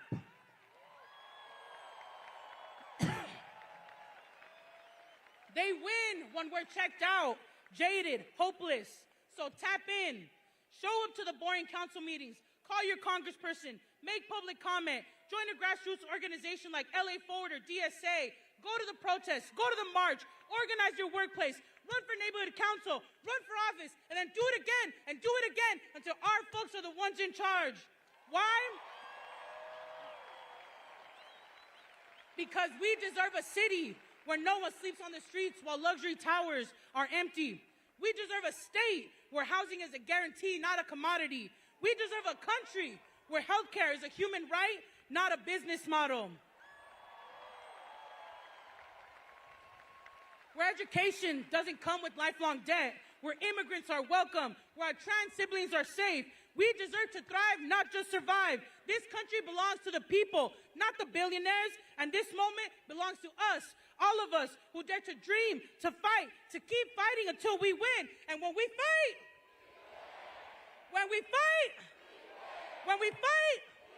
let's go.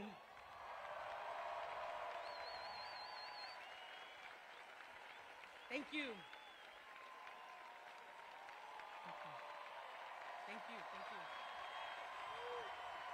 Thank you.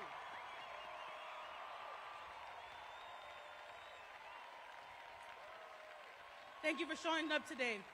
Now it is my great pleasure to introduce Congressman Jimmy Gomez. Thank you.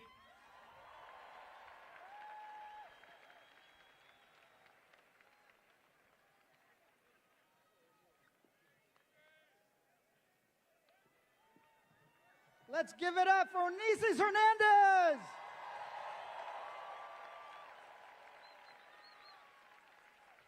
One more time. Let's give it up for Nieces Hernandez.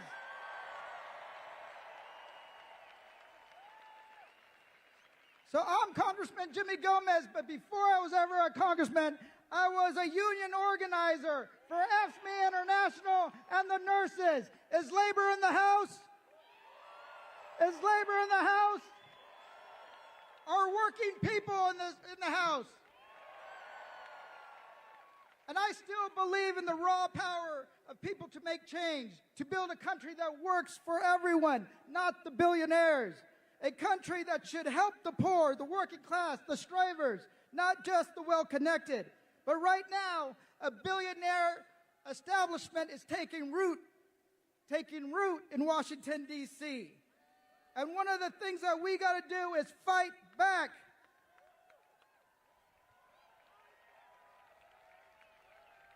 And I believe that we're still a country of immigrants, not of kings. I believe that if you come here, no matter where you're from, no matter the color of your skin, no matter the God you worship or the language you speak, if you believe in that basic idea that we are the government itself, then you have a place here in this country.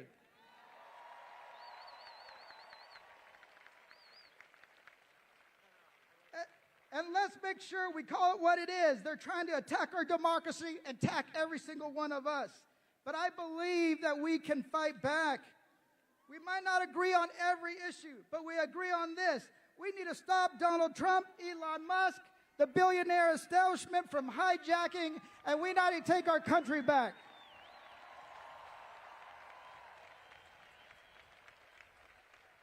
They got a simple plan. Defund, defraud, and lie. They're going to defund Social Security, defund Medicaid, defund education, defund science, to fund anything that helps the man and woman who's trying to get by, to put food on the table or to pay rent. And then they're going to lie about it, all while giving tax breaks to their billionaire friends at the cost of the working class. They are robbing this country in broad daylight, and they're counting on us to stay quiet. Are we going to stay quiet? Are we going to stay quiet? Are we going to stay quiet? Hell, motherfucking no!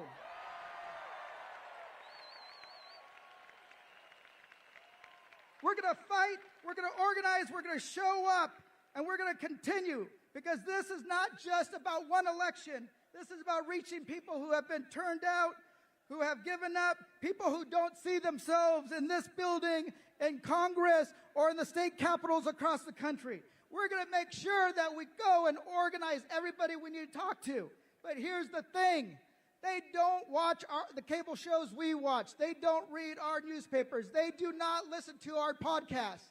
So the only way we can do it is the old-fashioned way, by going door to door, making the phone calls, making sure that they know that they're getting screwed over by the Trump administration and the Republicans. And we're gonna continue to fight. We're gonna fight them in Congress, we're gonna fight them in the courts, and we're gonna fight them in the streets. We're gonna do whatever is necessary, because soon, Donald Trump will defy a Supreme Court ruling, and he will break the law over and over and over again. And when he does that, we will all face a choice. Are we going to sit back and let the coronation of a king happen, or are we going to stand the hell up? Are we going to stand up? Are we going to stand up? Are we going to stand up? And here's the thing. It doesn't matter if you're young, old, or Gen X, Gen Z. I don't give a shit. But we're now a new generation. We are the fuck around and find out generation.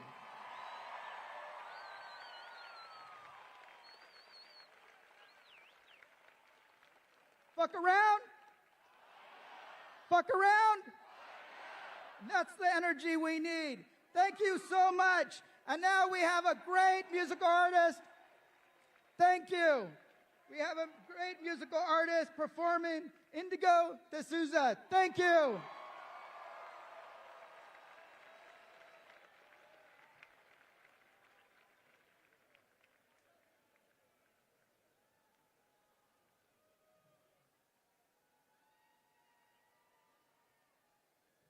Hi.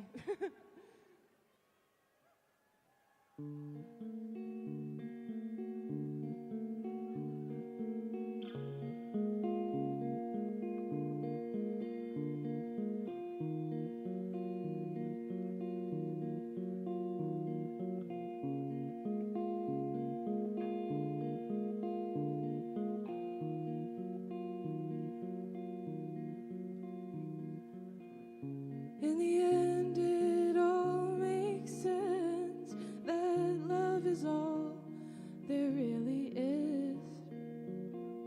Death is only total bliss, a burial of skeleton. Go on, go on, go on. Go.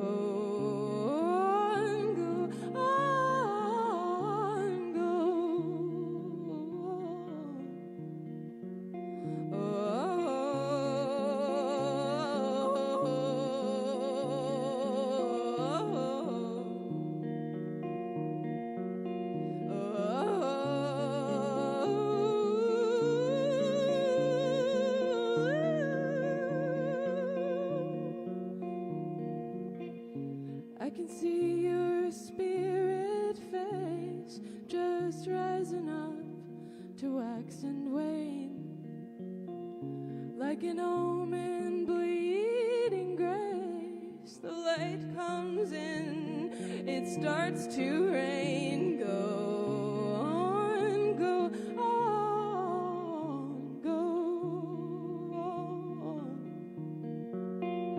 Go on, go on, go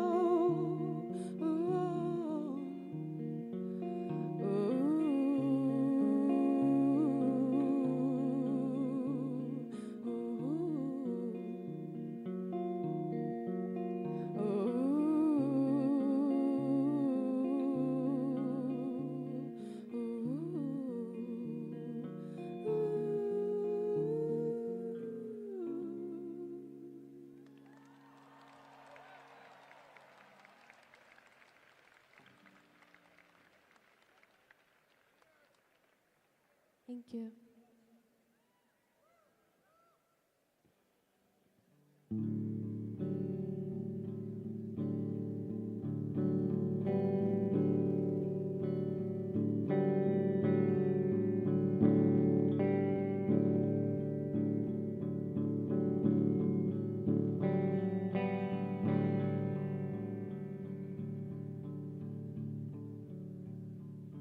Late night crawler, harsh high baller, better than your very best.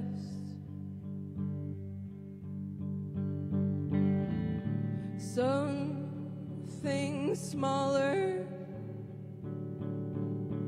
than the others. Looks can't argue with the rest.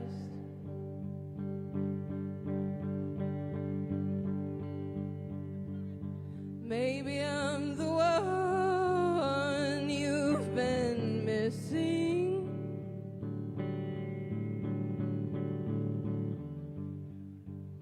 Don't look to me when you feel like moving. If it's not standing, I'm after. Well, sometimes it looks that way.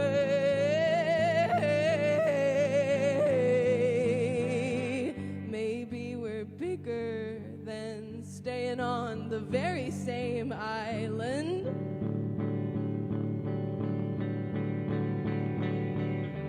Maybe we're bigger than staying in the very same place.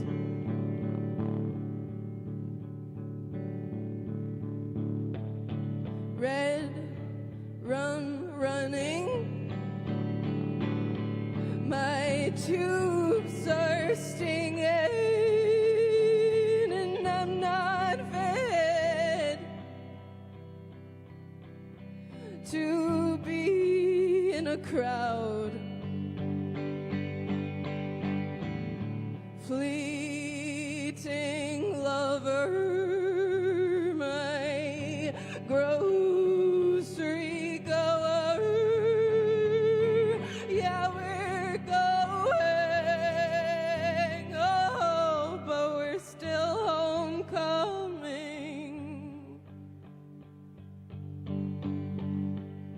Creepy lights are burying you, and we are sure to spit right in the face of morning.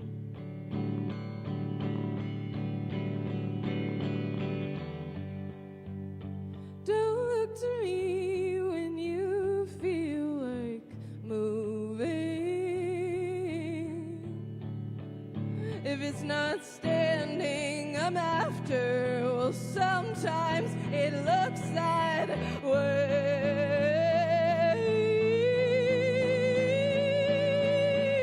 Maybe we're bigger than staying on the very same island.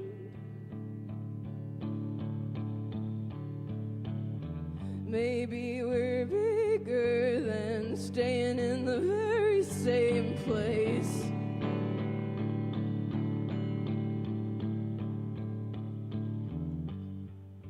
Maybe I'm the one missing.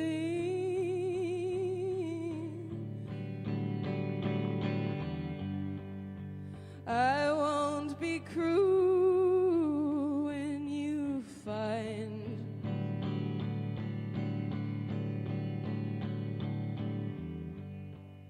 that you don't need a girl to feel better.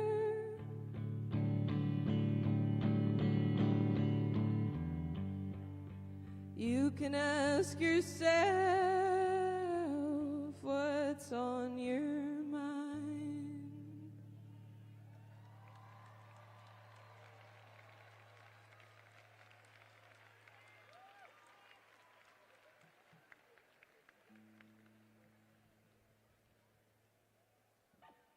Thank you.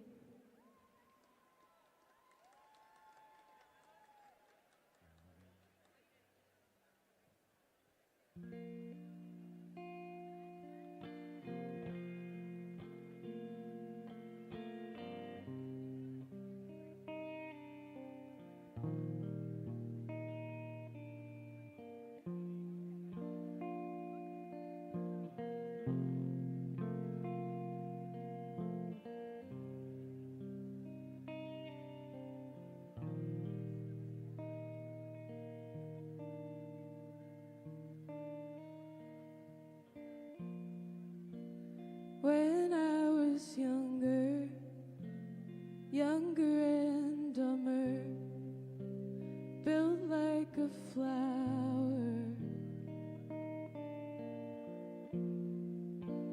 you came to pick me from out of the city. You turned me sour. When I was younger, younger and prouder, I was nobody.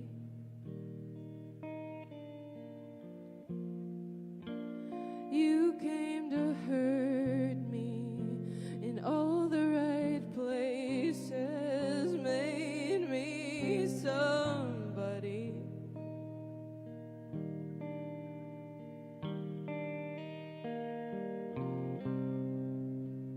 Which way will I run when I want something new?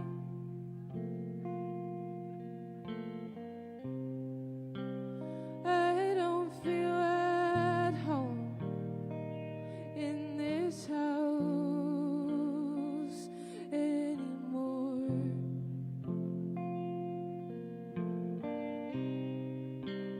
Which way will I run when I'm over you?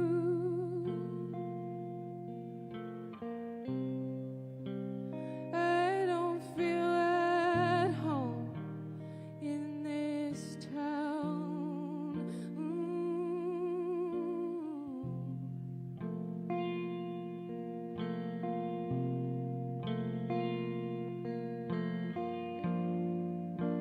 Sometimes I just don't wanna be alone, and it's not 'cause I'm lonely. It's just 'cause I get so tired of filling the space all around me. And the love I feel is so powerful, it'll take you anywhere. And the love I feel is so very real, it'll drag you down.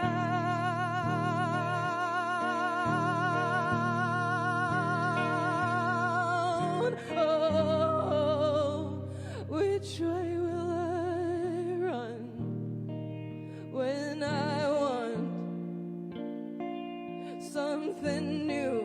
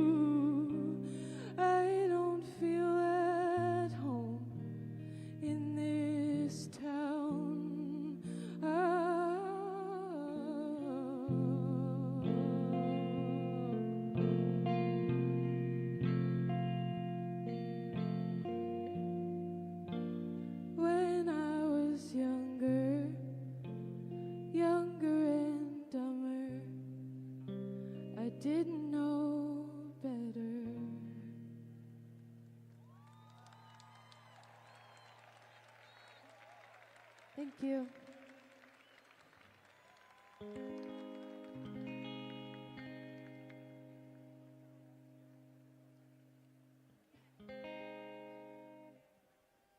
Cool. I think I'm going to play one more. Okay. Thanks for having me.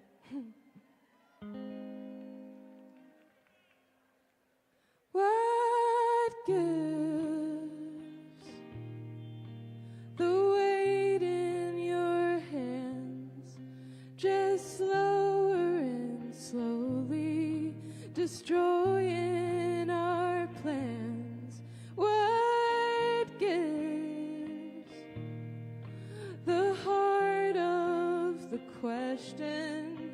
I'm sorry for asking, but I just gotta know. Are you feeling it too?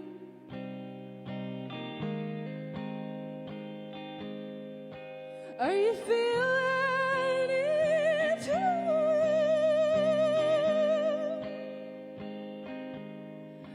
I haven't been talking the way that I do when it feels like I'm able to get through to you.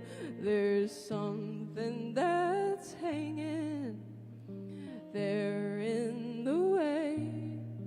It's keeping me quiet, don't know how to play. Are you feeling it too?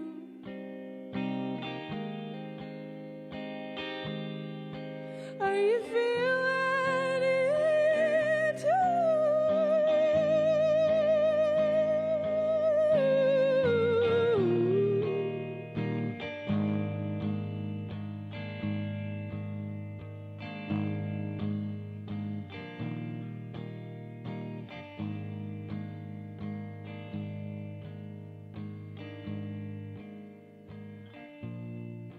Blink twice if you're still in there.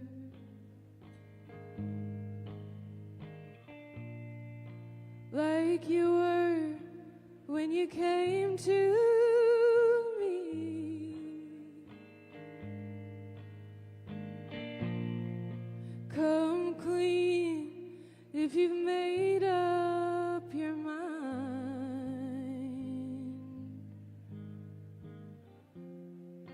Don't leave me guessing. What now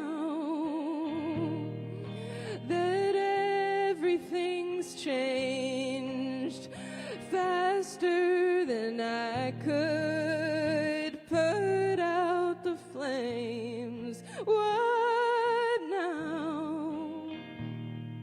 The point of the lesson, I wanna be present. Won't you just lay me down? 'Cause I'm feeling it too.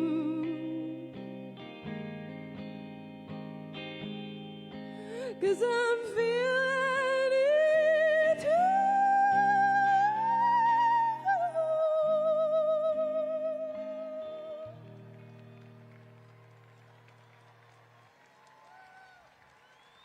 Thank you so much.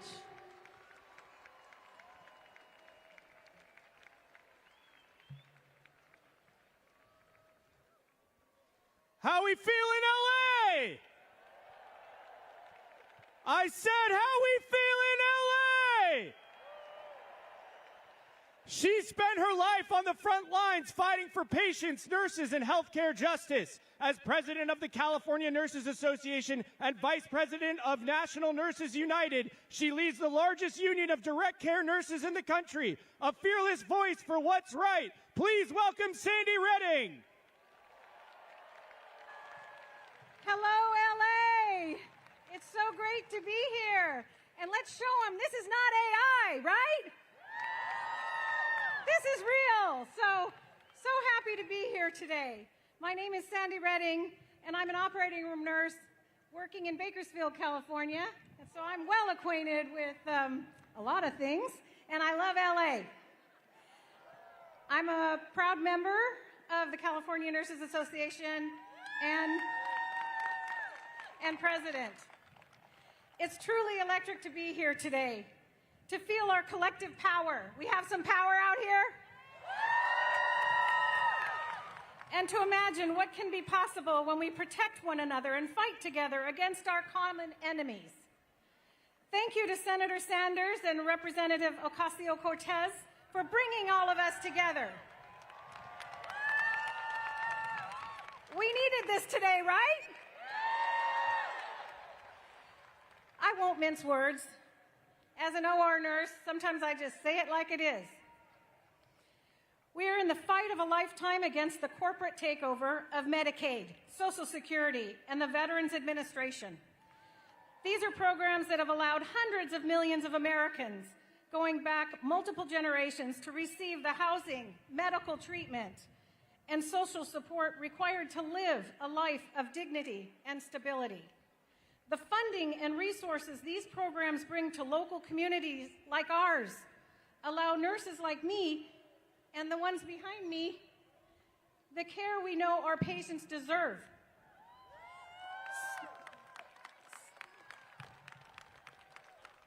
Some people are so tall, I guess. Okay. There we go. Sometimes you just got to adapt, right? So we must be firm that our elected representatives make zero concessions. Zero. Can everybody do this? Zero concessions. No cuts to our Medicaid, no cuts to our veterans' health care, no cuts and no defunding of the public health system, for heaven's sakes. No to the elimination of workers' rights. Are you with me? Yeah, I kind of thought so. The billionaires and the politicians who work on their behalf, that's the corrupt system we call oligarchy. I didn't even know that word until a few years ago, till some gray-haired man started talking about it. They say people should be responsible for themselves.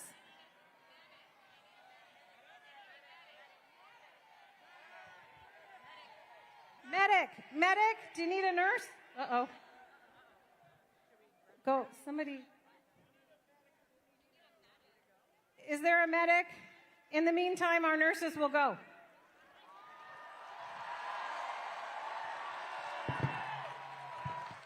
I'll cut off some of the speech. Let me check.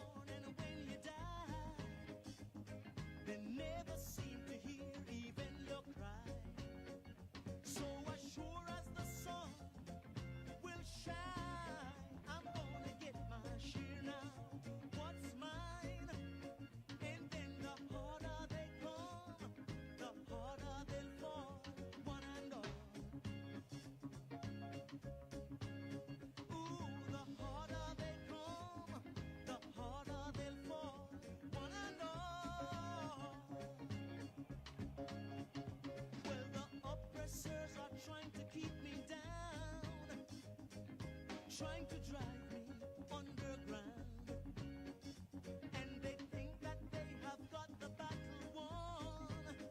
I say forgive them, Lord, they know not what they've done. 'Cause as sure as the sun will shine, I'm gonna get my share now. What's mine? And then the harder they come, the harder they'll fall, one and all. Ooh, the harder they come, harder they'll fall, one and all.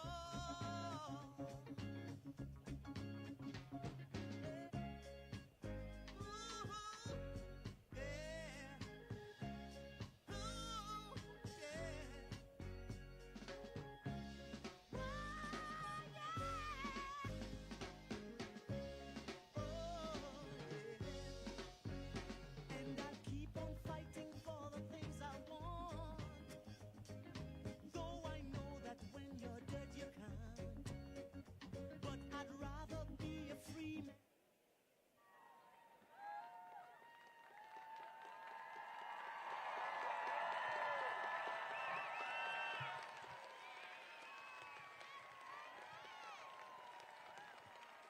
They're okay. Sorry for the delay. Sometimes you just got to prioritize, right?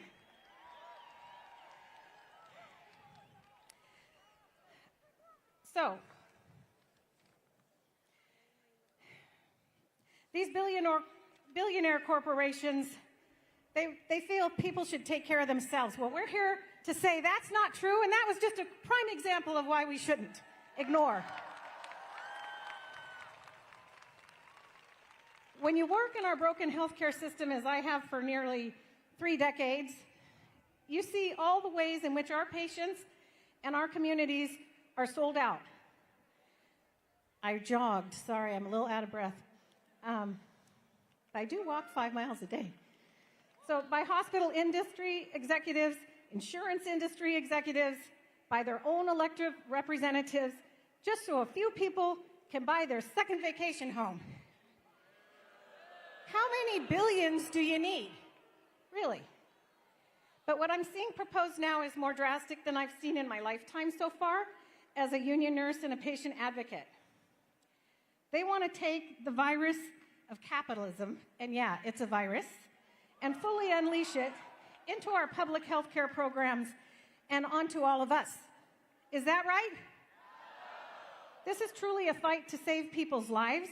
Unless you're among the privileged few, care and compassion and healing will be put on the back burner. Corners will be cut to make a quick buck. Human-to-human care will be replaced with the false promises of AI and surveillance technology to boost shareholder profits, rather than the touch and the kindness and the critical thinking of nurses like us. Unfortunately, they're closer than ever to making their dreams come true.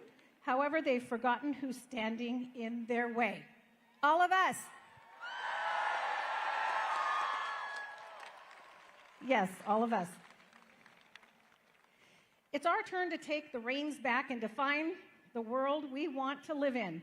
That's why, as union nurses, we have long fought for Medicare for all and a society that prioritizes care and compassion, because we know that health care is a human right.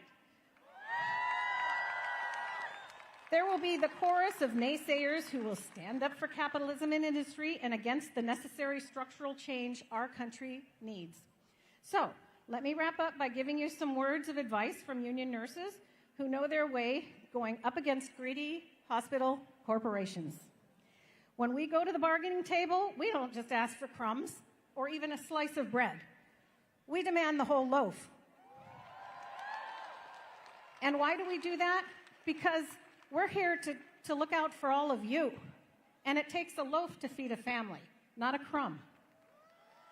Because we know that billionaires are made on the backs of thousands of underpaid and overworked people who are systematically denied union rights. Never forget those billions do not belong to them. So, we stick to our demands with resolve, moral clarity, and unity, and we fight visibly and loudly and don't compromise on the safety of our patients. We remember that there are more nurses and patients and community members like all of you than there are of them. We practice solidarity and stay focused on our values of care and compassion, and that's why, time and time again, union nurses in LA and across California win record-breaking contracts that improve not just our working conditions, but the patient care conditions. So, to wrap up, to everyone here, we can do this.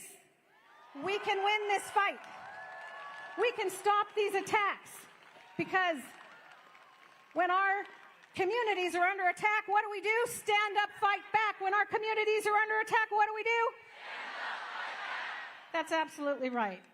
So thank you for having the patience for our nurses. Did you get that little play on words? And now it is my pleasure to introduce NUHW. Thank you.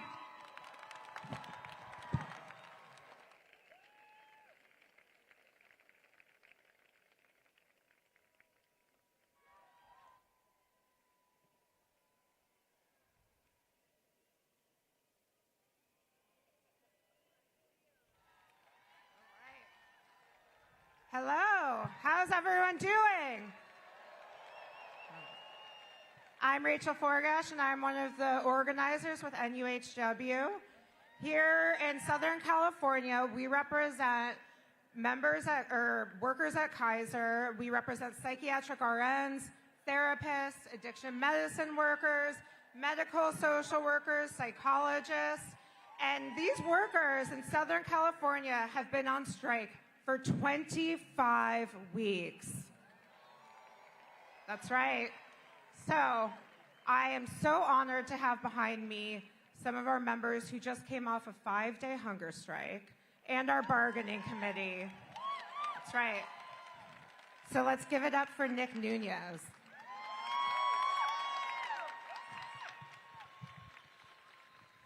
What a beautiful day to be alive, am I right?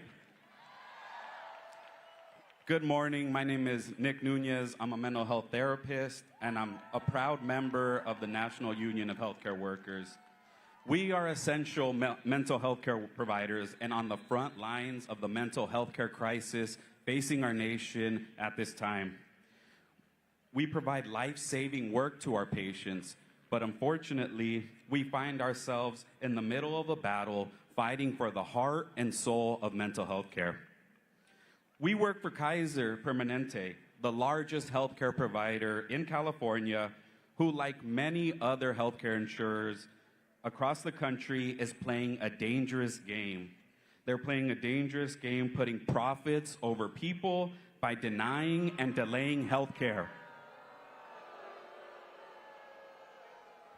Hospitals and clinics are understaffed, and mental health workers are stretched thin and burnt out, and patients, unfortunately, are suffering for it. Healthcare insurers like Kaiser have billions of dollars in reserves, $70 billion to be exact, and they choose to give their CEOs bonuses and their executives all sorts of perks instead of investing in their employers and in their employees and their patients. So following the footsteps and standing on the shoulders of giants such as Cesar Chavez and Dolores Huerta, with the help and support of our colleagues and clergy and the community and our families, we just completed a 5-day hunger strike just yesterday.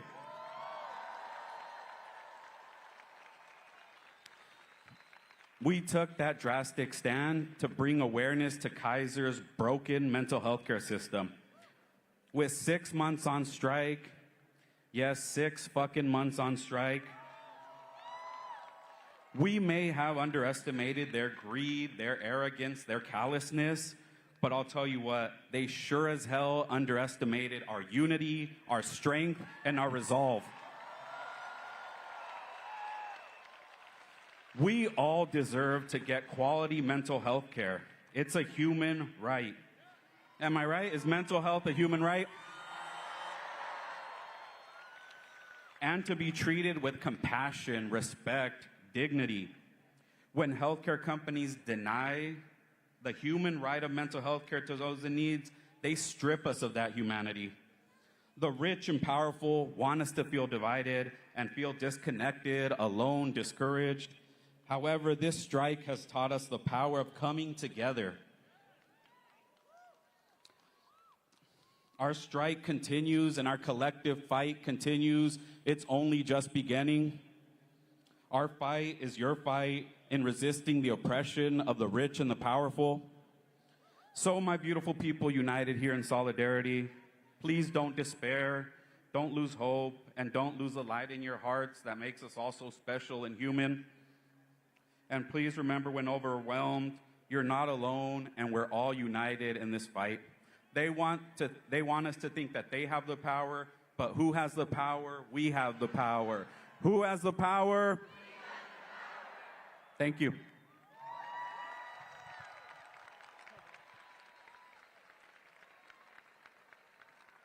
Hello, LA! Woo! My name is Cassandra Gutierrez-Thompson, and I'm a licensed clinical social worker. Woo! And I'm a proud member of the National Union of Healthcare Workers and UHW. For almost 6 months, we've been on strike against Kaiser Permanente, not just for ourselves, but for our patients. Kaiser is a $100 billion corporation that is denying people access to mental health care, the care they need and the care they deserve. In fact, yesterday, we officially became the longest mental health strike in U.S. history. That is not an award we are proud to get, but I am proud that we are still out here. In fact, Kaiser is the perpetrator of the 3 longest mental health strikes in U.S. history. You do the math. It is Kaiser's choice that we are still here. Right. Kaiser hires just 1 therapist for every 3,000 patients in Southern California. Right? Patients are waiting weeks, even months. That is not care. That is corporate negligence. That is corporate greed, and that is dangerous.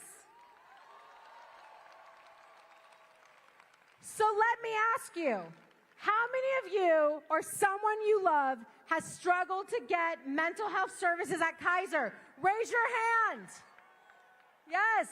I'm so sorry to see all these hands raised, but that is why we are still on strike. We are demanding more time to provide ethical care, more time to do the work that matters so we can truly heal our patients. We're demanding timely appointments that meet state laws and clinical standards, and an equitable contract that respects its workers and protects patients.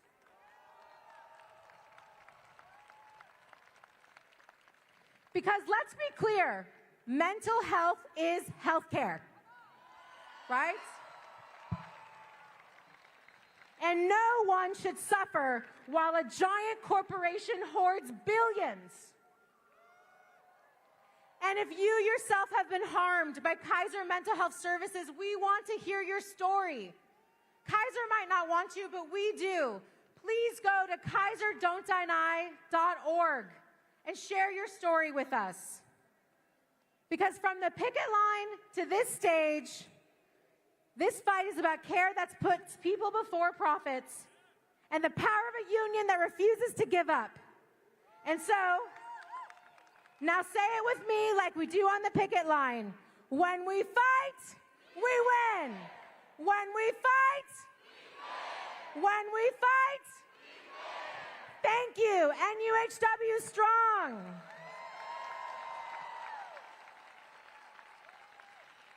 And now I'd like to introduce Georgia Flowers-Lee and Julie Van Winkle from UTLA.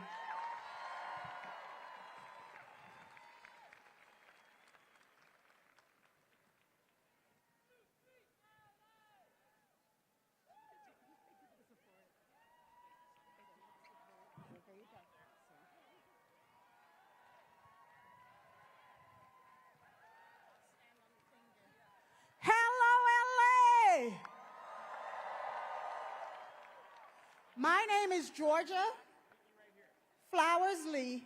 I'm the NEA Vice President for United Teachers Los Angeles.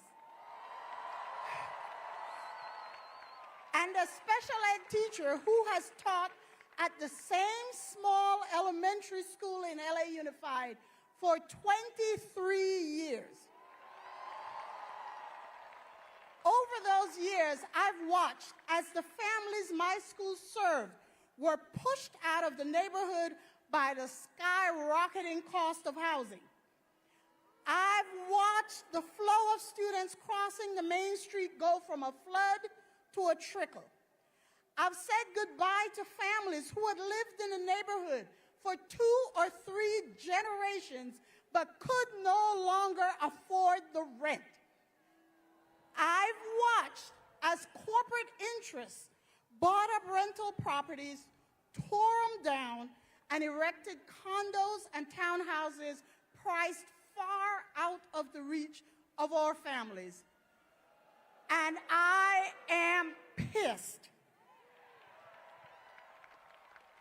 And my name is Julie Van Winkle. I'm an 8th grade math teacher and the AFT Vice President for UTLA. I'm also a huge Dodger fan. And this space, Grand Park, has a special meaning for us educators. First of all, how many of you were here to cheer on our world champion LA Dodgers last November? All right. And how many of you here were here to show solidarity with the teachers when we shut down the city and went on strike? Wow. So this is an important place for us. This is where the city of LA gathers to take political action, like we did on our strike, and it's a place where we gather to celebrate, like we did for the Dodgers, and also our historic contract settlement. And now we gather here again. Look around you. These are the people that are going to fight against the billionaires. Where are the teachers in this crowd? All right. Where are the nurses? Where are the working people in this crowd today? These are scary times that we're living through, y'all. Right now, and as Julie has said, we are the ones who are going to save us. My SPED colleagues and the families I have served over the years are terrified by what the attempt to dismantle the Department of Education could mean for students with special needs. Will their kids continue to receive the services that allow them to thrive? We have seen ICE conduct raids in our communities, near our schools and in full view of our students. The Trump administration's efforts to intimidate, separate, and deport immigrant families are not theoretical. Just this week, they disrupted and traumatized our students and their loved ones by sending Homeland Security officers to our schools. Teachers are sharing stories about students they are stepping up to support because a parent has disappeared. We're seeing our students' families torn apart in real time. The uncertainty is destabilizing for our communities. Our students have been walking out of class to stand up for immigrant rights here in LA.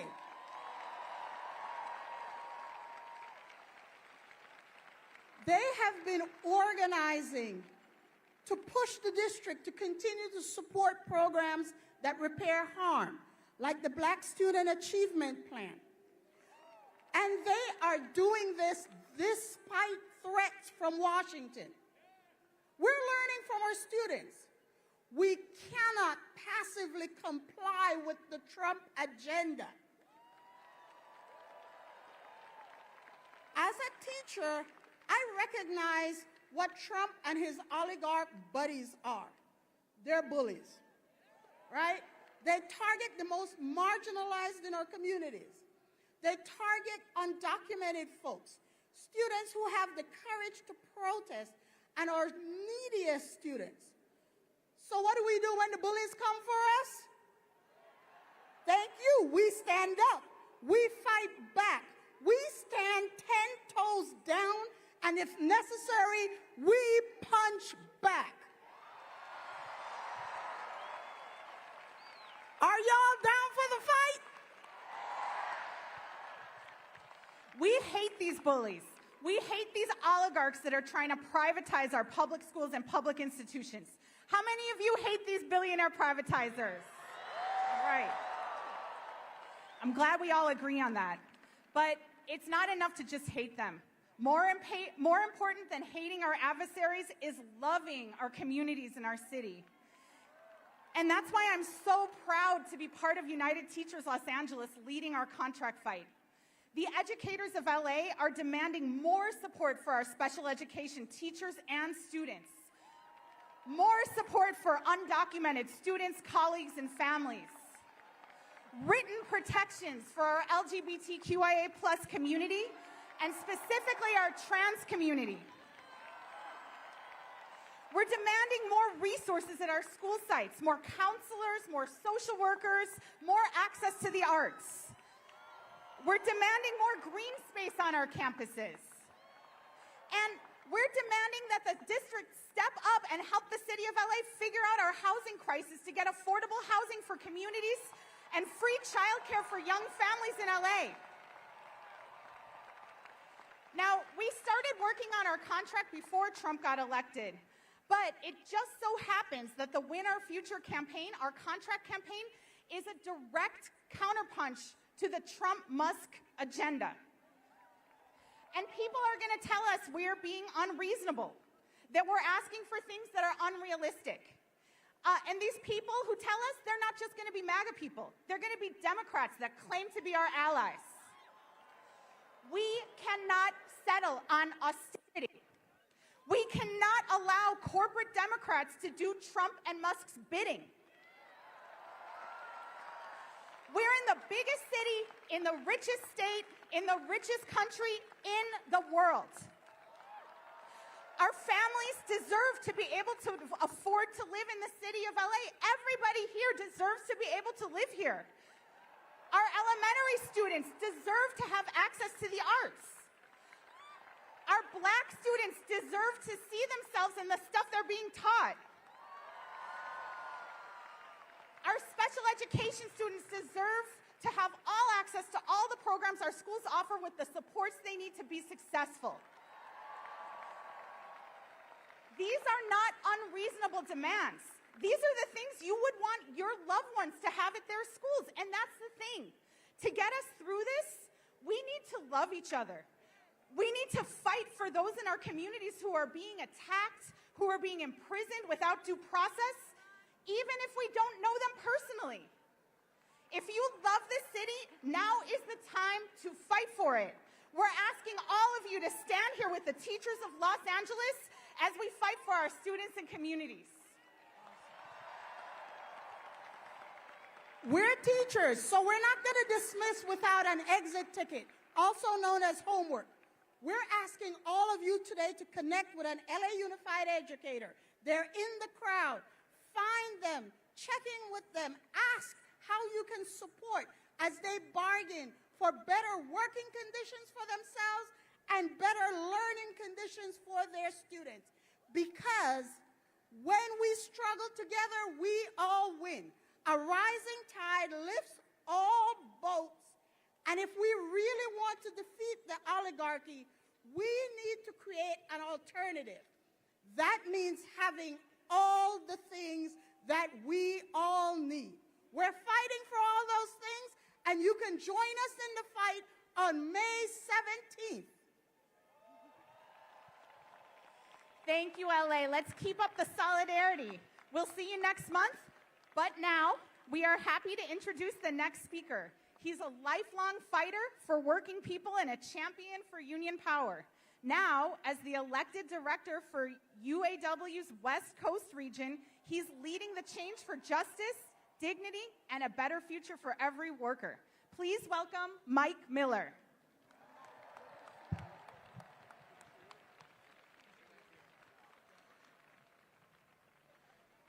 Hello, Los Angeles. You all are looking fantastic today. Are you ready to fight? The UAW represents tens of thousands of workers in California across all sectors of the economy, from auto to aerospace to state scientists and university staff, researchers and teaching assistants. We work all across this great economy, and we're fed up and ready to fight. That's right. We're ready to fight to take back our country, take back our economy, take back our communities, and take back our workplaces from the reactionaries and billionaires in power.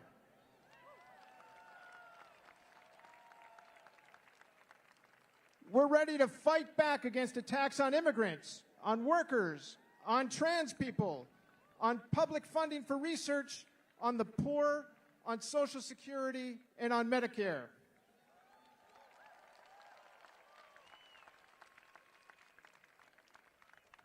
We're ready to fight to stop the billionaire class from looting the National Institutes of Health and all other public programs to pay for tax cuts for billionaires. That's right.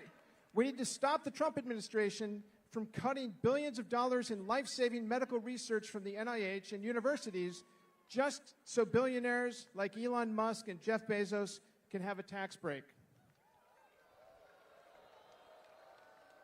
That's right. Tell them. We're here to say that we will not fall for their divide and conquer tactics. We will not point the finger at each other as workers. We're ready to fight to build a movement of all working people to take power back from the billionaire class and their friends in Washington and to build a better world that works for all of us. Towards that end, we have two asks for you. First, if you haven't yet, form a union. This is the best way to fight against the billionaire class and their reactionary buddies. Join newly formed UAW unions at CalArts, at USC, and at the University of California in forming a union wherever you work. We're also here to ask you, whether you're part of a union or not, to join the UAW and other unions in this fight by organizing for a general strike on May 1st, 2028, to take back our country.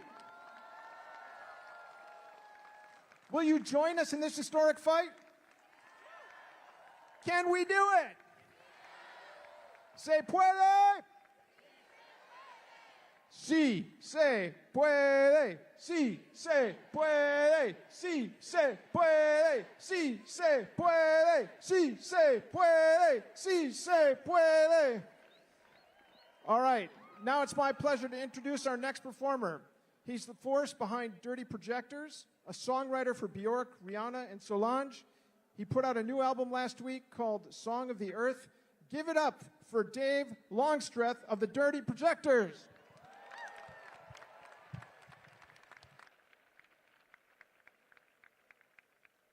Hey, Los Angeles. This is a real data set here. This song is called Cannibal Resource.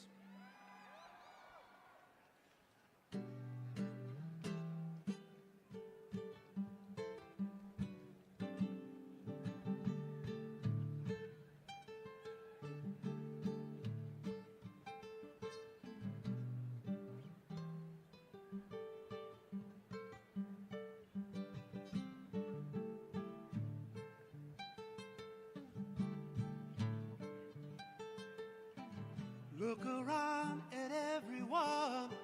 Everyone looks alive and waiting.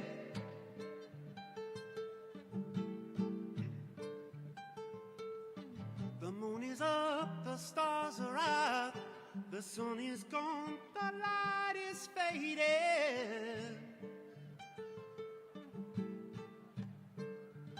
But we're still counting on cannibal resource.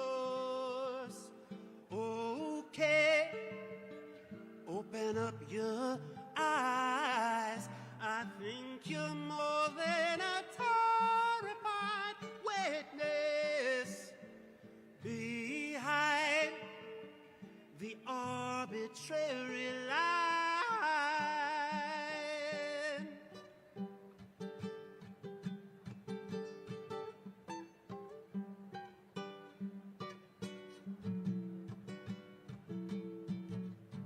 Can it ask a question?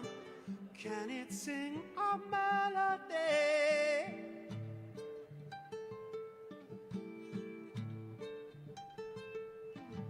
Can it be interpreted? And is it more than what the eye can say?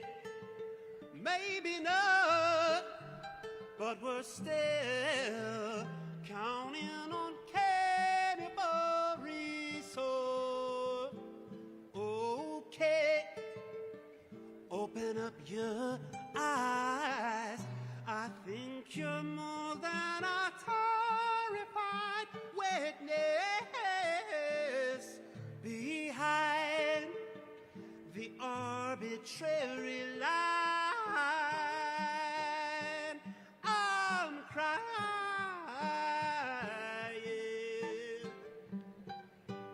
I'm crying.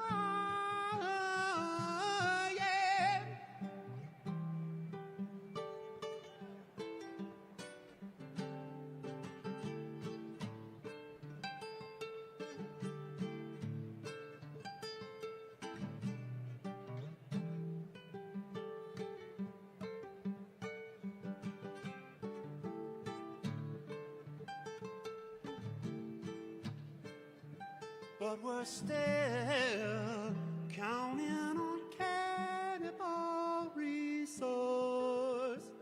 Okay, open up your eyes. I think you're more than a terrified witness behind the arbitrary line. The arbitrary line.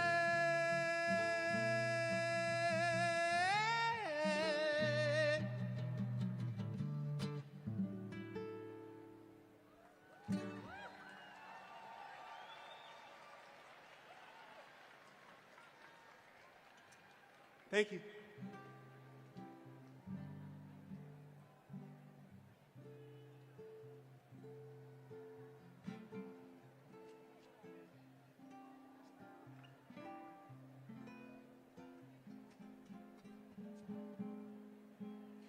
Los Angeles, this is our home. Tonight we'll snuck into bed. The tree frogs are asleep in the treetops, and the hedgehog asleep in the hedge. All dream of the green of forest. That's the green of being, and the blue of oceans. That's the blue of dreaming. That's the blue of... Huh? Medic, okay. Medic at some place, somewhere. Okay. Okay. The blue of dreaming.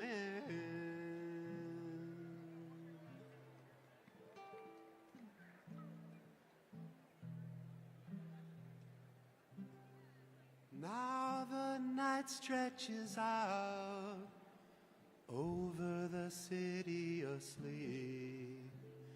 The stars all safeguard over heaven, but the earth is just ours to safekeep. So let's dream of the green of forest. That's the green of being, and the blue of oceans. That's the blue of dreaming.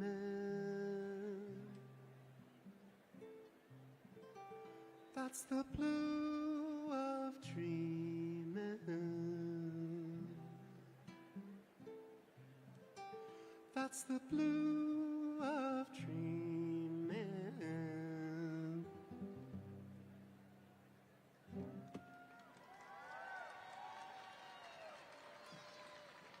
Thank you. Thank you. I want to play one more song. I want to have up to the stage Molly and Jody. Help me sing. Here we are.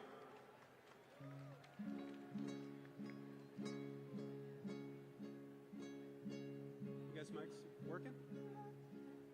Great. All right, this is an old Black Flag song.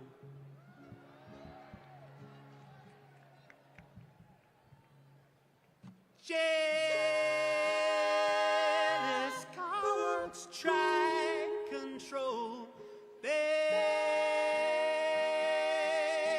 distort what we say. Try to stop what we do. Yeah, when they can't do it themselves. We are tired of your abuse. Try to stop us, but it's no use. Society's arms think they're smart. I find satisfaction in what they're lacking, 'cause we are born with our chains.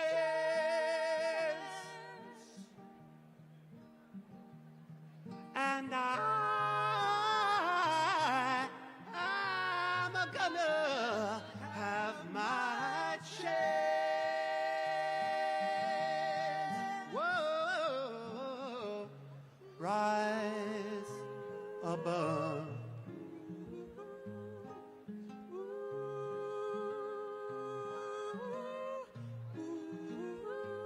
Rise above.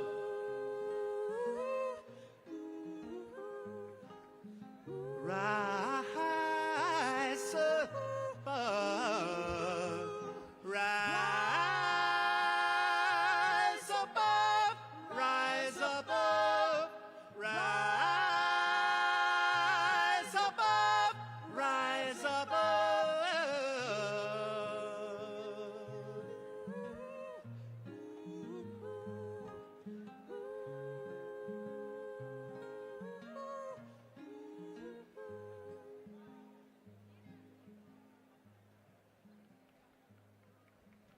We are tired of your try to stop us, but it's no use. Society's arms think they're smart. I find satisfaction in what they're lacking, 'cause we are born with a chance.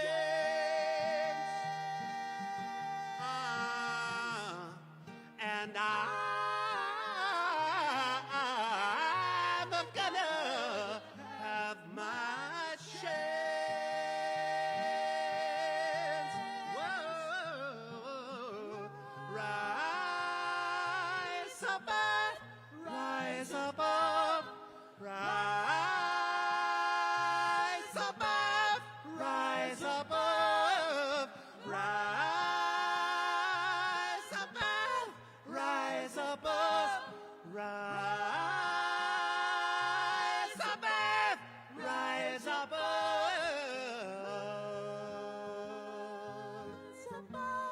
rise above, rise above, rise,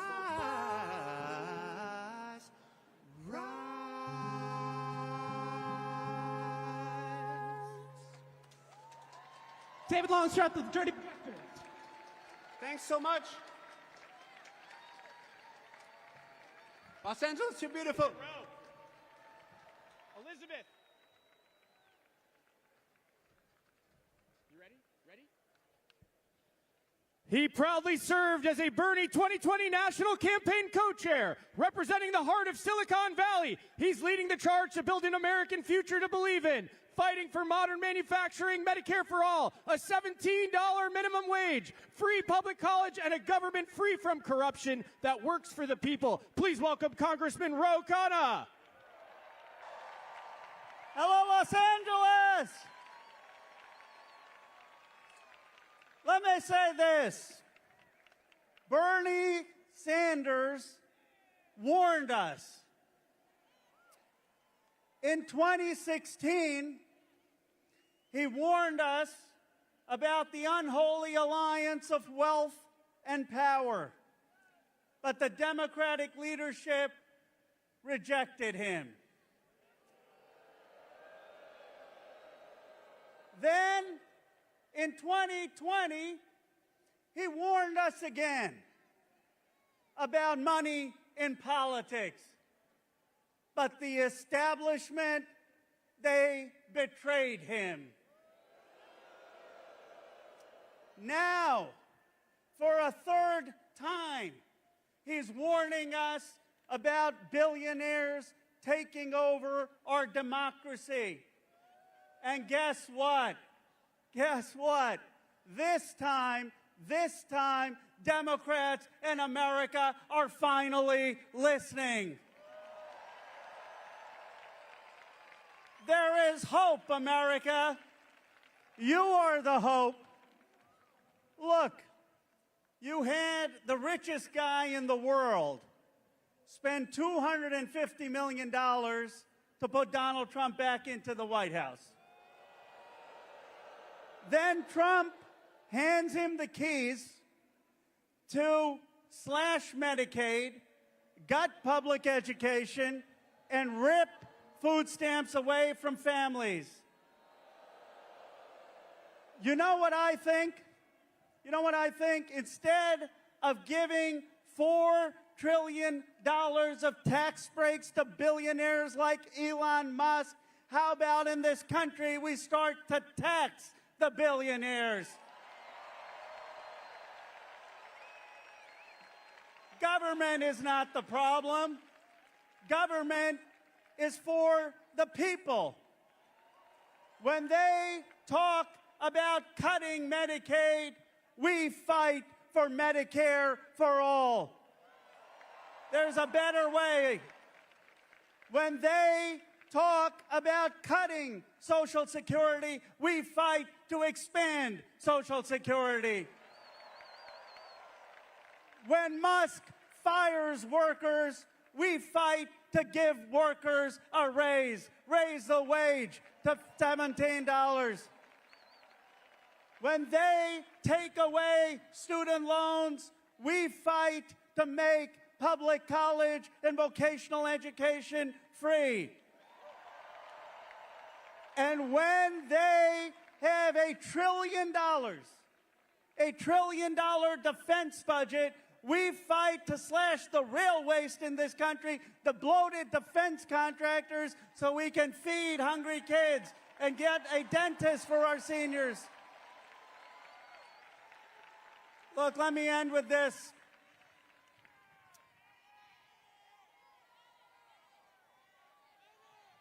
I was proud. I was proud to co-chair Bernie's campaign in 2020. And some people said, oh, it was a campaign of anger, but to me, it was always a campaign of hope.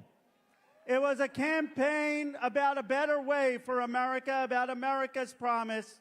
And I'll say this, today, seeing thousands of you gathered here and thousands more rising up in every town and every city in America, I have never been more hopeful about our country.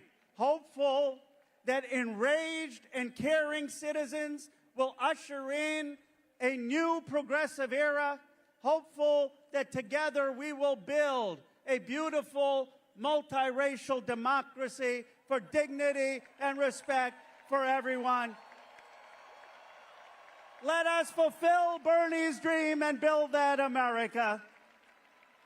My friends, I'm now so honored that I get to introduce, and I'm not exaggerating, I've been in Congress 9 years, I've seen a lot.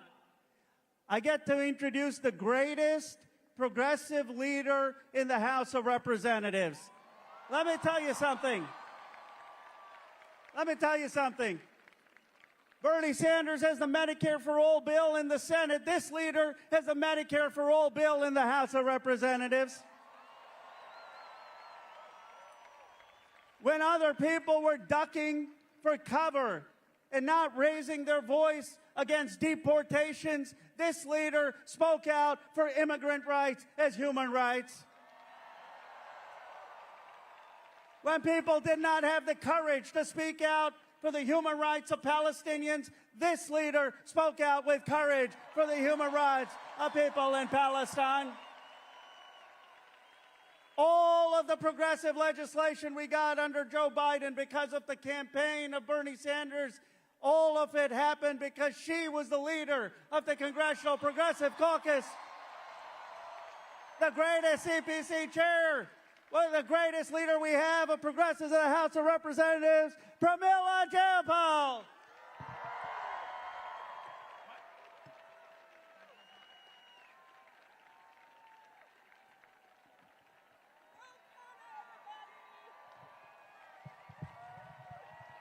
Give it up for Khanna, everybody. LA, how are you? What's up, LA?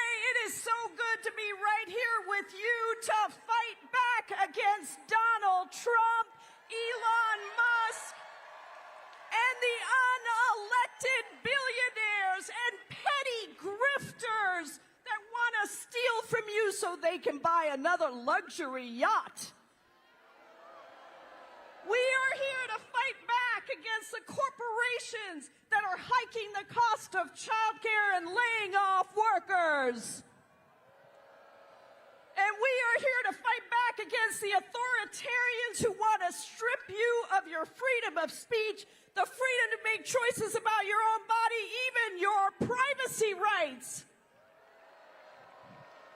But listen, those of you who know me know that I'm not just about fighting back. I am here because we are also fighting forward. We are not just an opposition party, we are also a proposition party.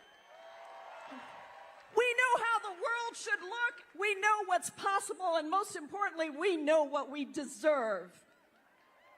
Look, these guys, they want us to live, in the words of the great African philosopher Bayo Akamalafe, in a world of extraction, transaction, and distraction. But we know our world is powerful when we live in a world of connection and cooperation and participation, of true economic and social freedom. And that power is endless, and that is exactly why they are so scared of us, because of our power. Now, I'm not going to lie to you. This is not going to be easy. They are taking everything that everyone has worked so hard for and making it even harder. How the hell are you going to buy a house when the rent is already too damn high? And Donald Trump is hiking up the prices of lumber and drywall. How the hell are you going to afford groceries when the prices of eggs and fruits and vegetables just keep going up and corporations keep price gouging? And how are you going to afford health care that is already too expensive when they just want to give big pharma and big private insurance companies more profit while they privatize Medicare? And listen, it's all so they can give themselves a $5 trillion tax break on your back. And we are saying we are fighting back, Red LA. Now, here's the thing. We have gotten complacent in America. I think we have believed that our democracy was going to survive and we wouldn't have to do much to protect it. And we're seeing that that just ain't so. And we have to change course. In my mind, we got to do three things. We have to resist and train ourselves for the next step. We've got to defeat the oligarchs and the dictators that are trying to take over our country.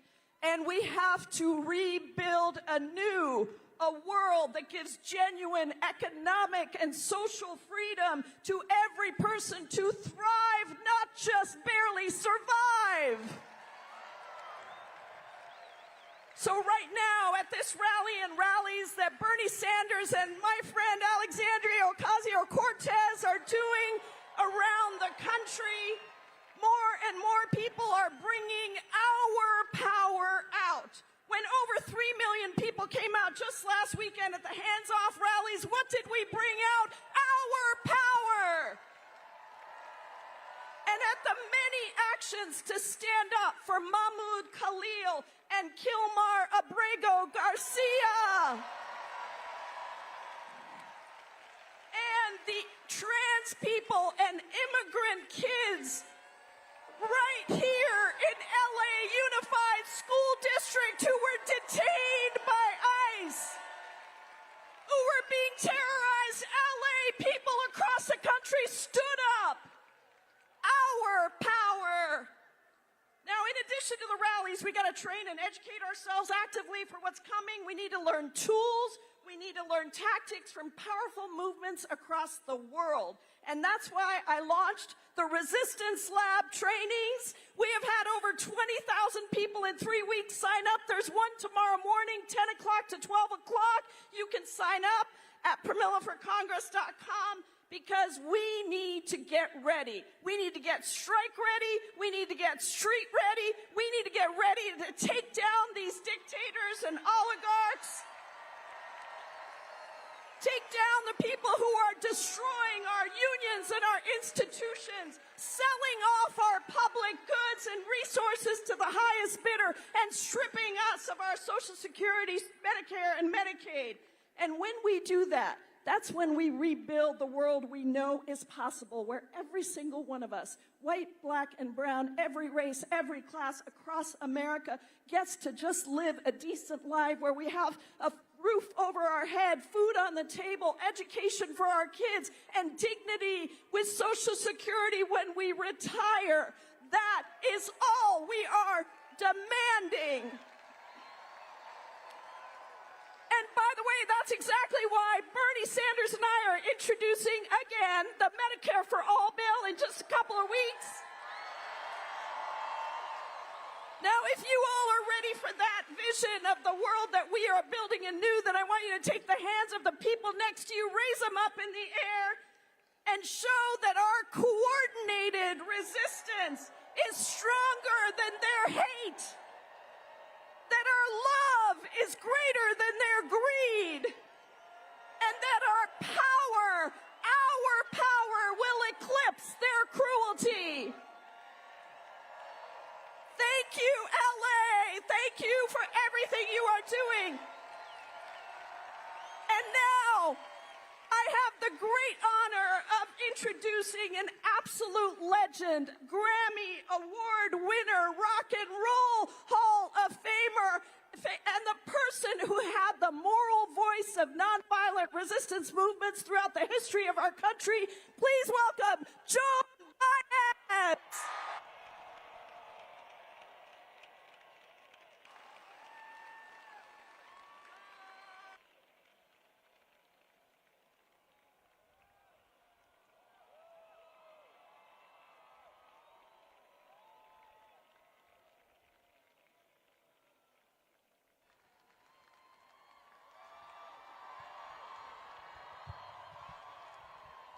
Ain't gonna let nobody turn me around, turn me around, turn me around. Ain't gonna let nobody turn me around. Keep on walking, keep on talking, marching up to freedom land.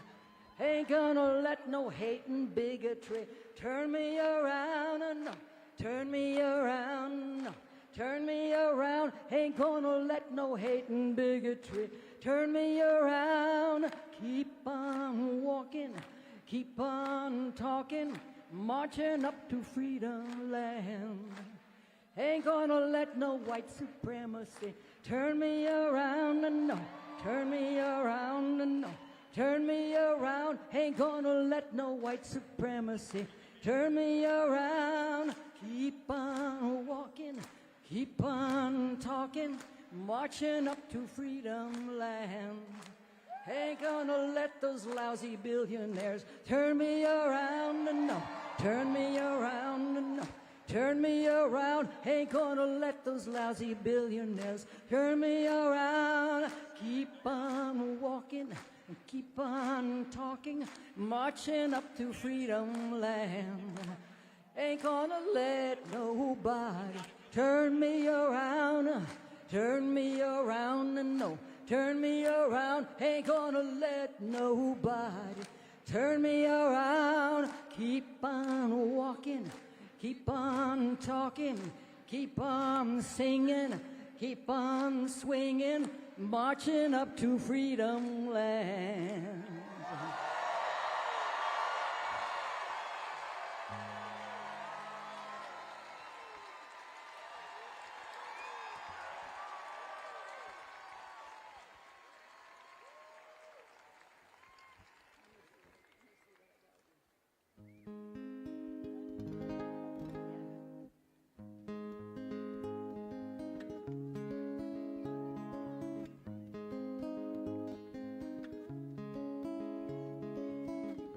Show me the prison, show me the jail, show me the prisoner whose life has gone stale, and I'll show you the younger with so many reasons why that they're but for fortune go you and I.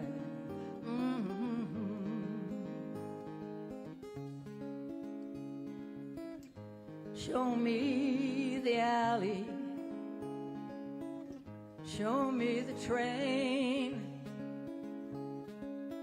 show me the hobo who sleeps out in the rain, and I'll show you a young girl with so many reasons why that they're there but for fortune go you and I.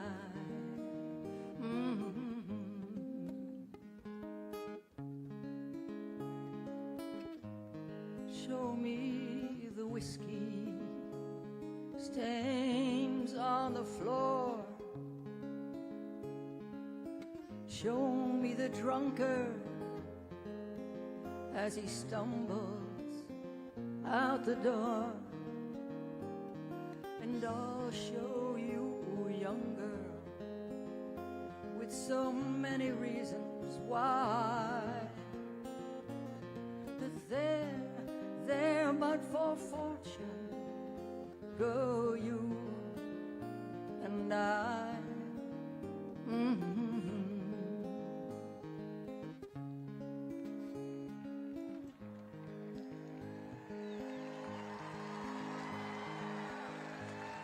Show me the country where the bombs have to fall, show me the ruins of those buildings once so tall, and I'll show you a young land with yet so many reasons why that there but for fortune go you and I, you and I.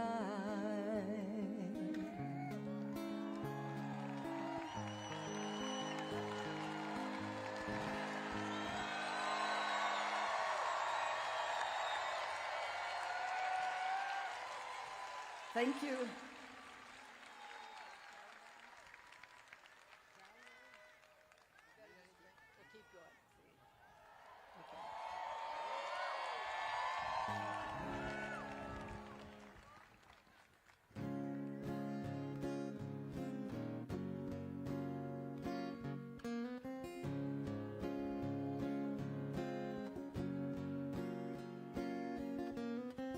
Imagine there's no heaven. It's easy, you try. No help below us, and above us only sky. Imagine all the people living for today, living for today. Ooh, oh, imagine there's no countries. Isn't hard to do. Nothing to kill or die for, and no religion to imagine. Imagine all the people sharing all the world, sharing all the world. Oh, you may say we are dreamers.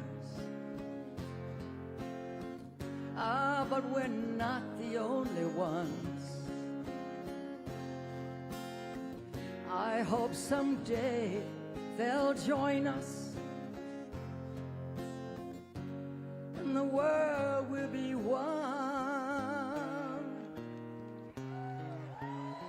Imagine there's no countries. It isn't hard to do. Nothing to kill or die for, and no religion to imagine. Imagine all the people sharing all the world, sharing all the world. Ooh, oh, you may say we are dreamers. But we're not the only ones. I hope someday they'll join us, and the world will be young.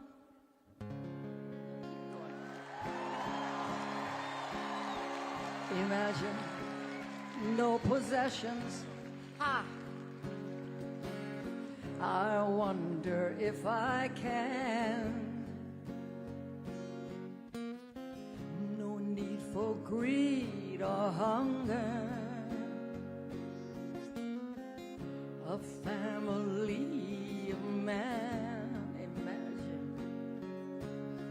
Imagine all the people living life in peace, living life in peace. Oh,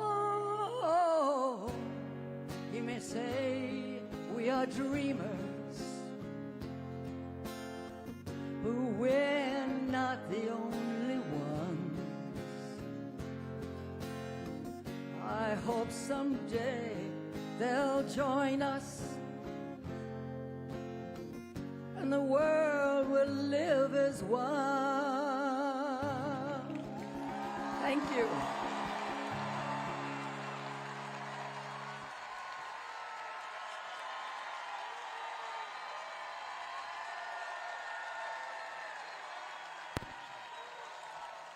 Thank you. Thank you. And now I'm proud to introduce the first woman of color, the first person of color to ever be the president of the California Labor Association, Lorena Gonzalez.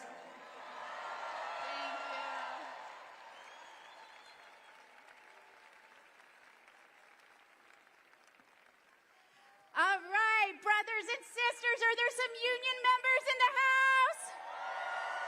Fuck yeah! So my name is Lorena Gonzalez, and I am proud to be the president of the California Federation of Labor Unions, representing 2.3 million workers in California who are unionized and countless more who want a fucking union. I gotta tell you, I've started by telling you, I brought 2 of my 5 kids up here today with me because what we're doing here is not just about us, it's about the next generation that deserves more than what we're giving them right now. So I gotta tell you, there's a question, a rhetorical question that we often ask in organized labor, right? It's a question. Which side are you on? This question was lyrics to a song in 1931 in Harlan County, Kentucky, written by Florence, whose husband was a United Mine Workers organizer who was being harassed by the corporate goons and the government. And she asked, which side are you on? And I think as appropriate as that was for Kentucky in 1931, that's a question that we should be asking every elected official, every candidate for office, everyone in our family, our friends, ourselves, everyone you see in America in 2025, which side are you on? And it's easy. Are you on the side of hard-working individuals, all of us who have to scrape it together to make ends meet, to have a house over our head, to make sure we're feeding our kids? Or are you on the side of greedy corporations that continue to make profits at the expense of our labor? Which side are you on? I'm with the workers. Are you on the side of the combat veteran who went and fought for our rights and came home to the promise of a good federal job? Or are you on the side of a bone-spurred chicken hawk commander-in-chief who, without notice or reason, laid those workers off? Hell no! Are you on the side of retirees and hardworking Americans because of the economic chaos over the last few weeks saw their pension and retirement security get gutted? Or are you on the side of the 1% and corrupt politicians who got richer out of the market manipulation that we saw last week? It should be easy. What side are you on? I'm on the side of the workers. I'm on the side of the baristas and the warehouse workers and the gig workers and the academic workers and the nurses and every worker that is organizing for a union. Not on the side of corporations like SpaceX and Starbucks and Amazon, who are in court right now trying to take away our inalienable right to form a union and collectively bargain. Fuck no, I'm with the workers. And this is serious. As a daughter of an immigrant, I have to ask you, are you on the side of a young sheet metal apprentice, a graduate student, a farm worker, children who've been ripped apart from their families and deported to another country without notice? Or are you on the side of some bootlicking deporters who imprison them without due process? Hell no! I'm with the workers. So, as much as Harlan County in 1931 seemed like a long time and a long way away, it's not that different from America in 2025. And so when you're asked, what side are you on? We have a simple answer in organized labor as well. When they come for us, when they investigate us, when they threaten us and harass us, we say, I'm not afraid. I'm sticking with the union. Fuck yeah. All right, so I could not leave without my favorite chant. This is going to take a lot of fighting, all of us together, collectively fighting what is happening in Washington now. Because when we fight,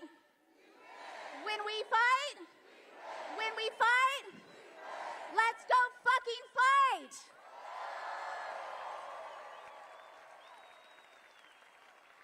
It's now my pleasure to ask you to welcome up the multi-platinum Grammy Award nominated artist, producer, and songwriter. Give it up for Maggie Rogers.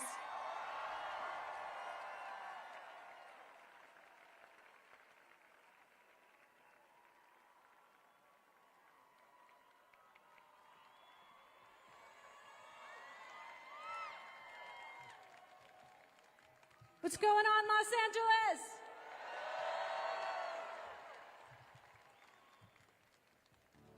Welcome to Bernie Cella.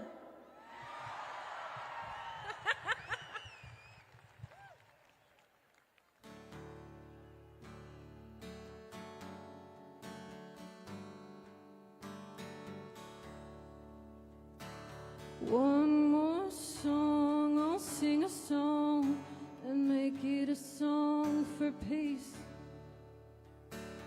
Though we all may carry on, may we do so decently. My hands are shaking, palms are sweating, thinking about the state of the world. When we're riding all together, it's a different kind of world. One more song, I'll sing a song and know that it's for you. That new friend I haven't met with a different point of view. My knees are aching, back is breaking, thinking about the state of the world. When we're riding all together, I'm a different kind of girl.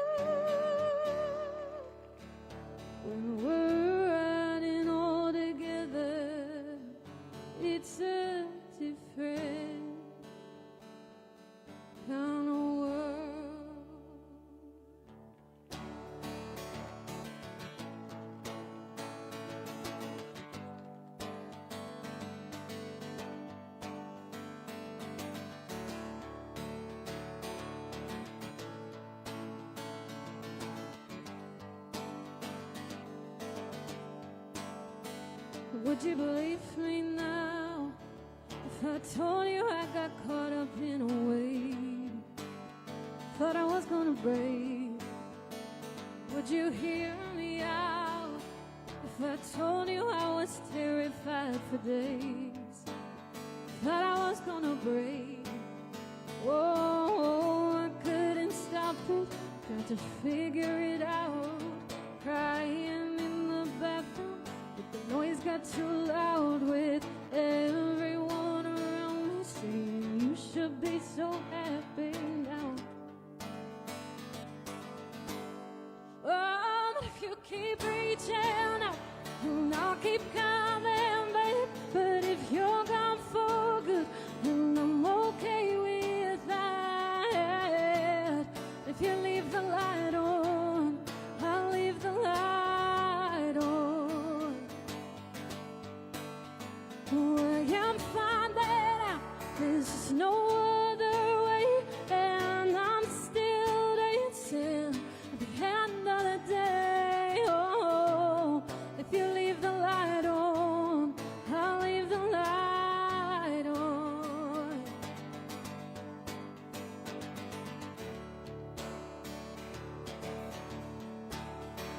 Do you believe me now that I always had the best intentions, babe? Always wanted to stay. And can you feel me now? I'm vulnerable in oh so many ways. Oh, and I'll never change. Oh, I couldn't stop it, had to figure it out. But everything kept moving, and the noise got too loud, with everyone around me saying, you should be so happy now. Oh, if you keep reaching out, and I'll keep coming back. But if you're gone for good, then I'm okay with that. You leave the light on, I'll leave the light on. Oh, I am finding out there is no other way, and I'm still dancing at the end of the day. Oh, if you leave the light on, I'll leave the light on.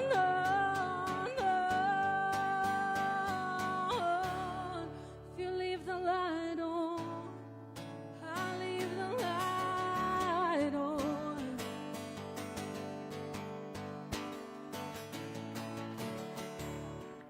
If you leave the light on.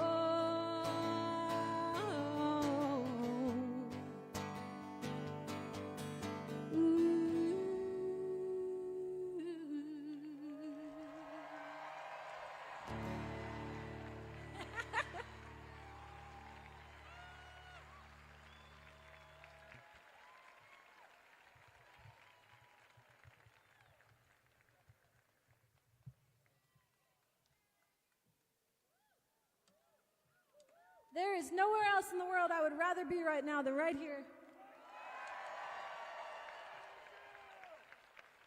Days like today remind me that the people will always have the power.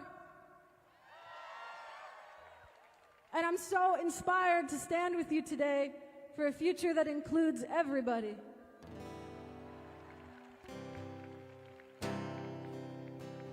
This is a song called Alaska.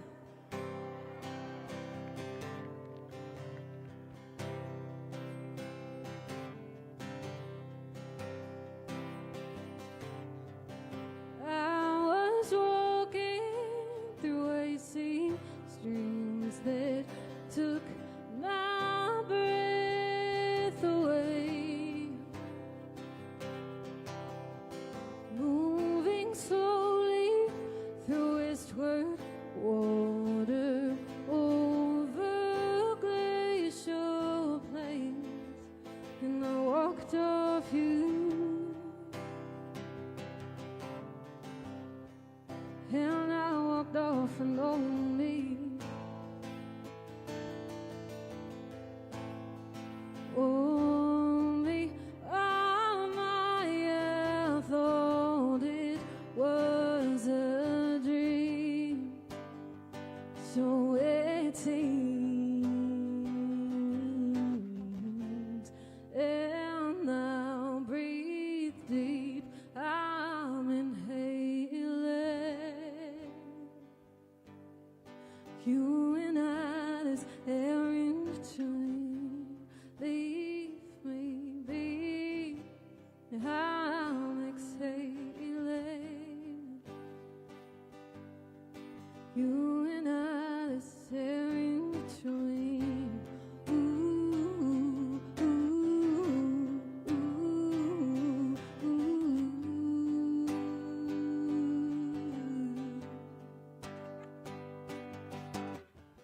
cut my hair so I could rock back and forth without thinking of you. Learn to talk and say whatever I wanted to. And I walked off you. And I walked off from home, hey. Oh, me, oh my, I thought it was a dream. So it seems. And now breathe deep, I'm inhaling. You and I's air in between. Leave me be, perfect silence. You and I's air in between. Ooh, ooh, ooh, ooh, ooh, ooh, ooh, ooh. You and I, that's air in between. Ooh, ooh, ooh, ooh, ooh,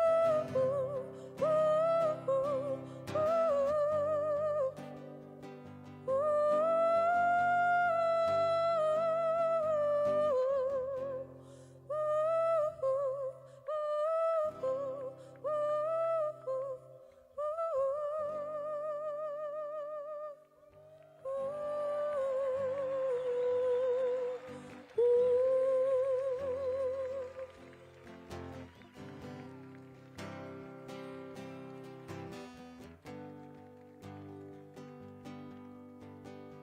you and I, that's air in between.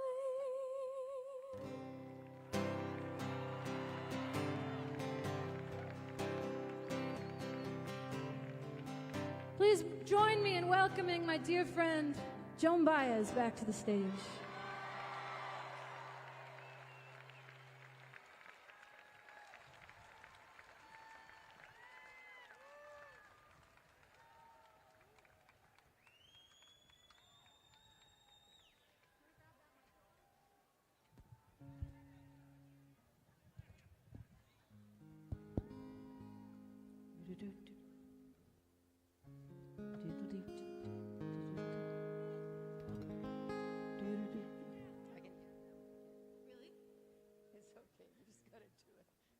Can you hear me?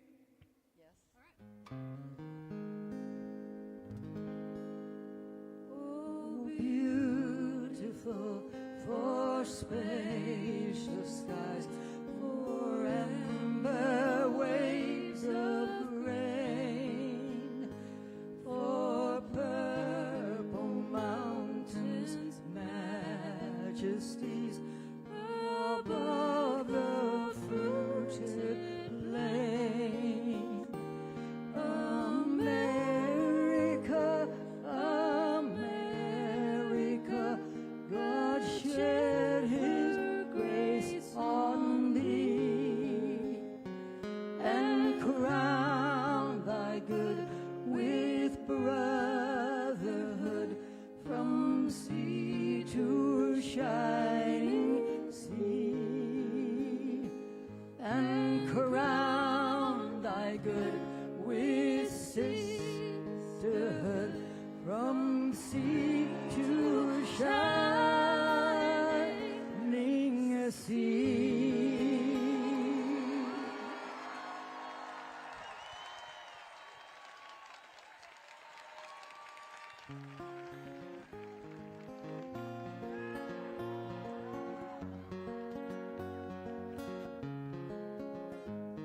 Well, it ain't no use sitting wonder why, babe, if you don't know by now. Well, it ain't no use sitting wonder why. It don't matter anyhow. when the rooster crows at the break of dawn. Look out your window and I'll be gone. You're the reason I'm traveling on. Don't think twice, it's alright. Well, there ain't no use in turning on your light, babe. Light I never known. There ain't no use in turning on your light, babe. I'm on the dark side of the road. I'm wishing there was something all the way down the road. I once loved a boy, he was a child, I'm told. I'll give him my heart, but he wanted my soul. Don't think twice, it's alright. Greg Least, thank you very much.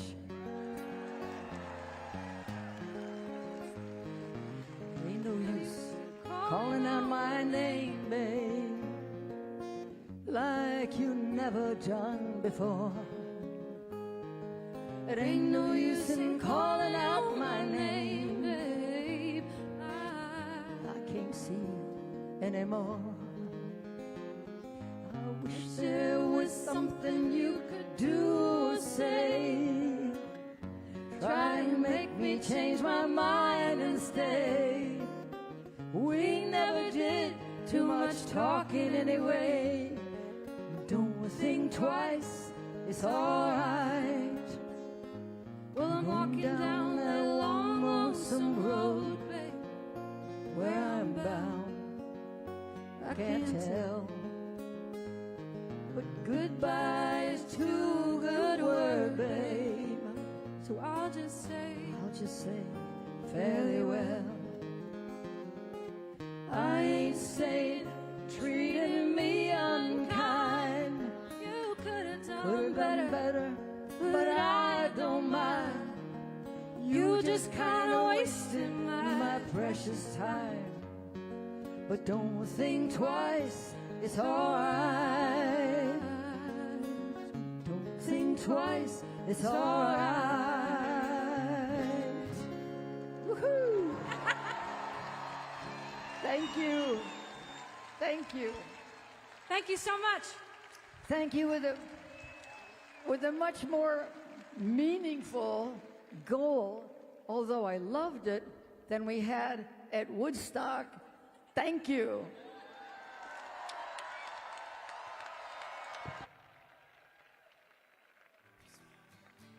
While they're standing in the welfare lines,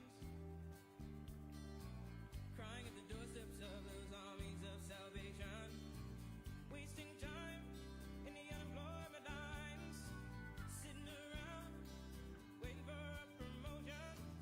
Don't you know, talking about a revolution sounds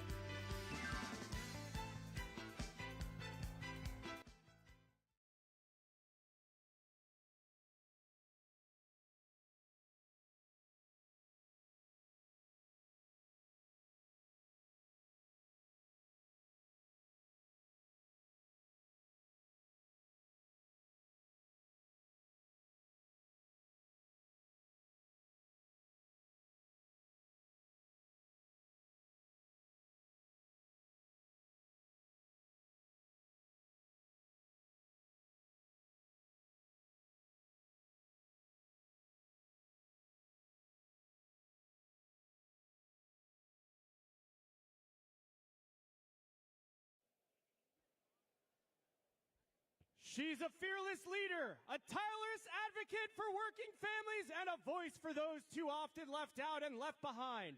As president of SEIU, one of the most powerful unions in the country, she's fighting every day to build a future rooted in justice, dignity, and respect for all. Please welcome April Verrett. Hello, Los Angeles! I said hello, Los Angeles! Damn, it feels good to be home. I am indeed April Verrett, and I am the extremely proud and humble president of SEIU, representing 2 million workers who keep this country running in our hospitals, in our schools, in our airports, and in our city halls, like that one right across the street. I want you all to take a second, take a look around you, because this is what power looks like. This right here, this is what the oligarchs fear the most. They fear us. They fear people coming together across every line they have drawn to divide us. I want to thank Senator Sanders and Congresswoman Ocasio-Cortez, fighters who have been, they are not new to this, they are fighters who have been calling out the billionaire class. Thank you to all of the elected officials and leaders standing on this stage today and all across the country for choosing people over profits. And most of all, thank you, each and every one of you. Thank you. You are the reason we are going to win. The great Ida B. Wells once said, "The way to right wrongs is to turn the light of truth upon them." So I'm going to let this little light of mine shine. Can we do that? Because when billionaires can buy elections while workers can't pay the rent, that's corruption. When corporations make record profits while communities go hungry, that is exploitation. When the Supreme Court strips away union rights while handing power to the wealthy, that is tyranny. Corruption in our politics, exploitation of our labor, and tyranny in our courts. Y'all, these are not separate issues. They are symptoms of diseases. And those diseases, corporate greed, racism, and white supremacy. And today, these diseases have metastasized into a cancer that is infecting our democracy. And we know what that cancer is. It is oligarchy. And we're not going to sugarcoat it. We're not going to whitewash it. We're not going to tiptoe around it. We are going to confront it, and we're going to take it head on. So let's talk about what that confrontation looks like. What's happening right here in the beautiful state of California. Just this week, Uber and Lyft drivers rallied in our state capitol up in Sacramento. Yeah. They are demanding their right to unionize under Assembly Bill 1340. These workers have been denied their rights and their dignity for far too long, for more than a decade. They have been kept powerless under the lie of independent contracting. You all remember Prop 22 from a few years ago? You remember that? The tech giants spent $200 million to lock in exploitation. They tried to call it innovation, but we know what it is. We know what it is for too many workers. It's meant instability, and it has not meant freedom. So drivers like Indira, where's Indira? Drivers like Indira are fighting back. And Indira and over 40,000 of her co-workers, drivers across California, have already signed up, ready to join SEIU, California Gig Workers Union. Because they know the truth. They know the truth that this ish, I'm going to try not to cuss. They know that this ish, it ain't new. It's just the same old exploitation. You all, a few weeks ago, I returned from Selma, Alabama, where I spent time on the Edmund Pettus Bridge. Sacred ground in our fight for justice. It was the 60th anniversary of Bloody Sunday. And standing on that bridge, it was really clear to me we are still fighting the same fight. The same forces that met those civil rights marchers on that bridge with batons, they're now in boardrooms. And instead of batons, they are yielding algorithms. And they are signing executive orders. Different tactics, but the same old oppression.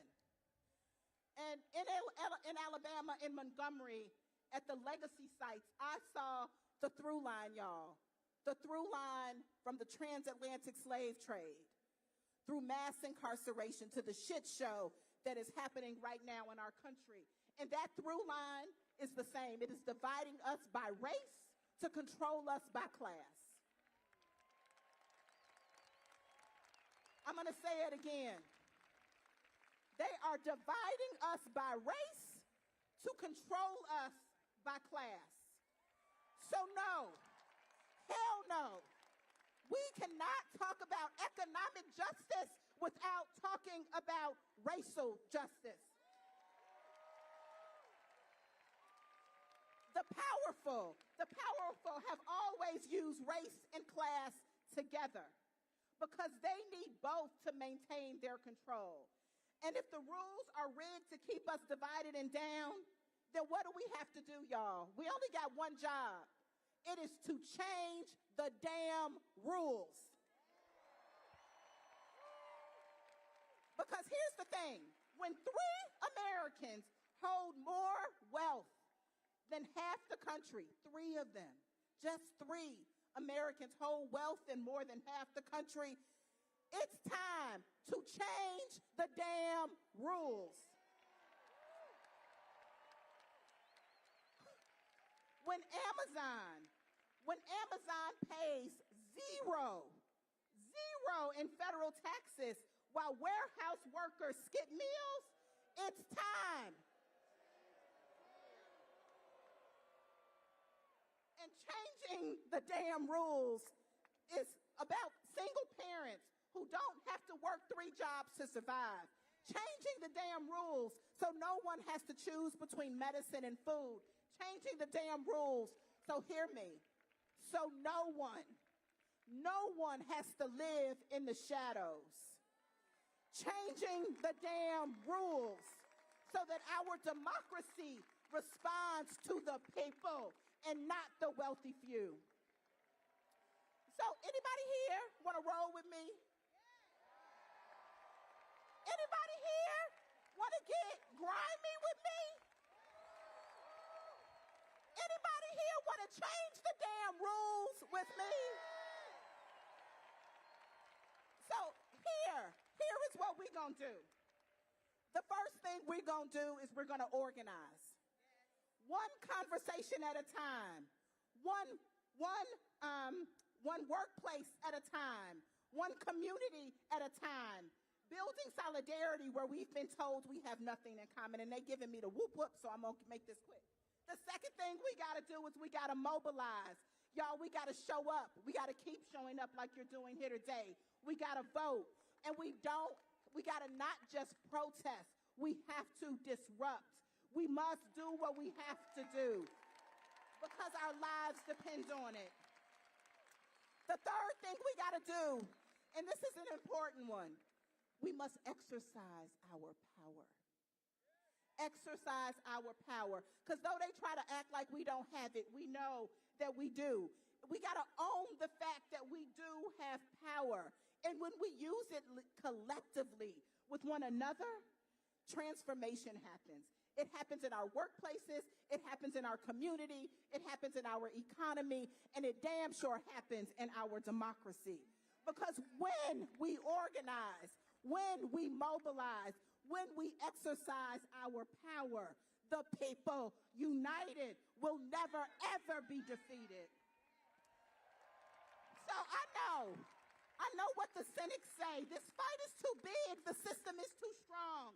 They said to the Flint factory workers in the 30s that they couldn't do it. They changed the rules. They said it to sanitation workers in Memphis in the 60s, and they did it. They changed the damn rules. They told it to farm workers in Delano, and you changed the damn rules. We are going to change the damn rules. From the coal mines of West Virginia to the streets of Los Angeles, when we fight, we will win together.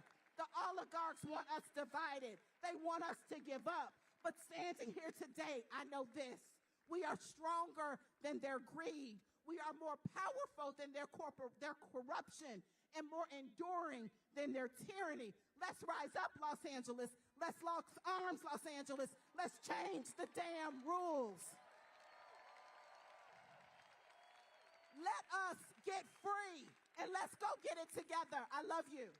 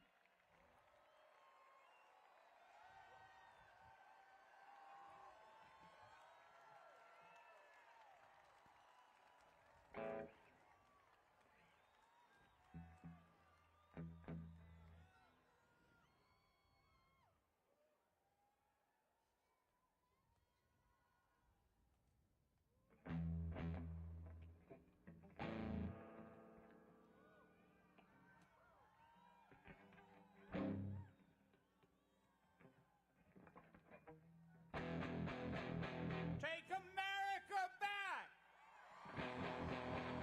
Take America back! Take America back! Take America back! Take America back! Take America back! Take America back!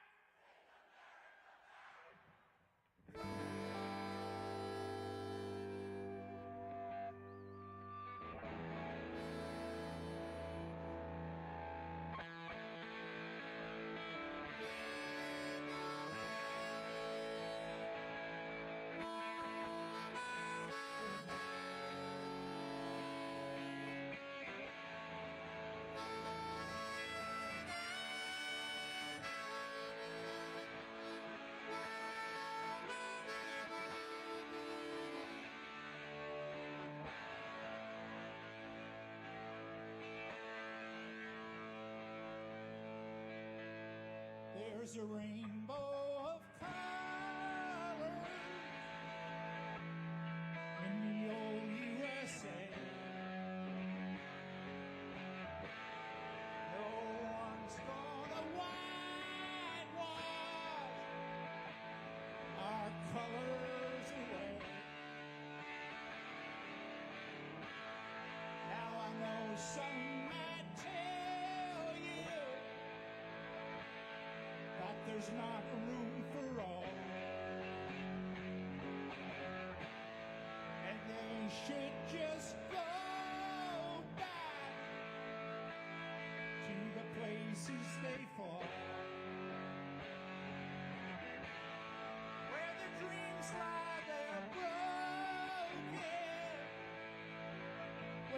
chance left at all. And the people have spoken on that side of the wall.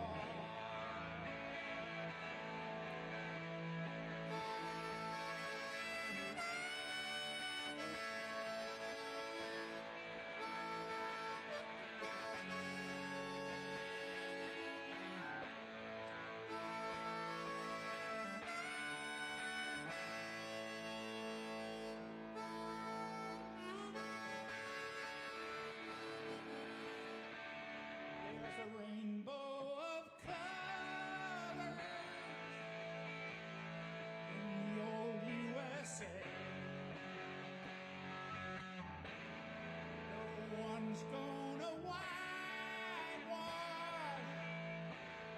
our colors away.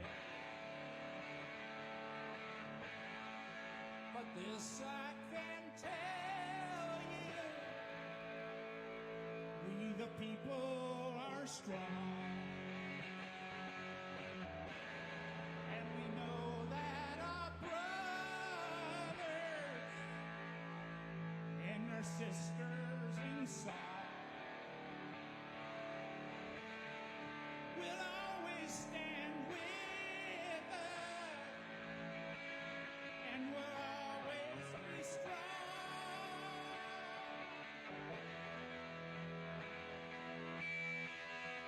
The people have spoken, and the walls are all gone. There's a rainbow of colors in the old USA. No one's gonna whitewash our colors away.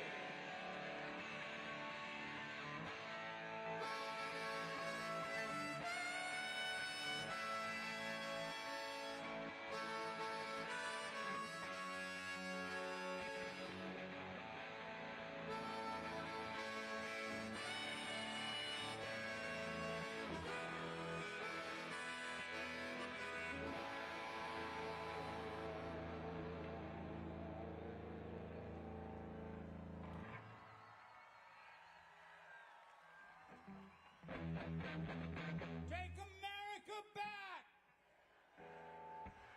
Take America back! Take America back! Take America back! Take America back!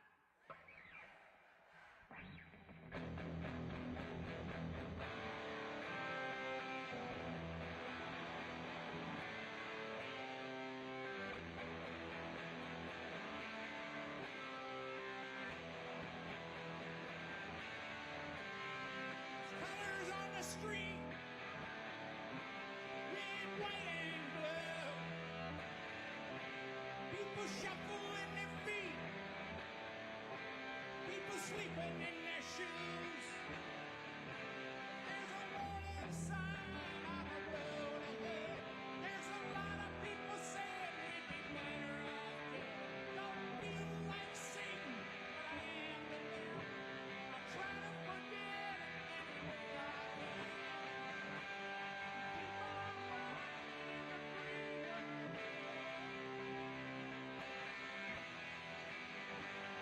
Keep on running in the free world.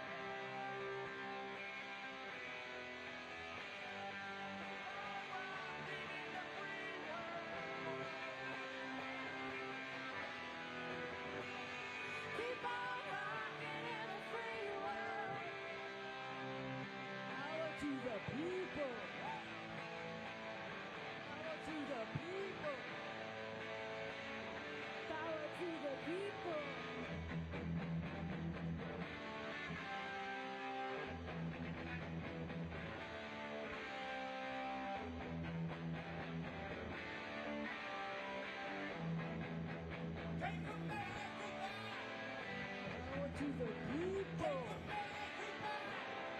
Power to the people. Power to the people. Power to the people.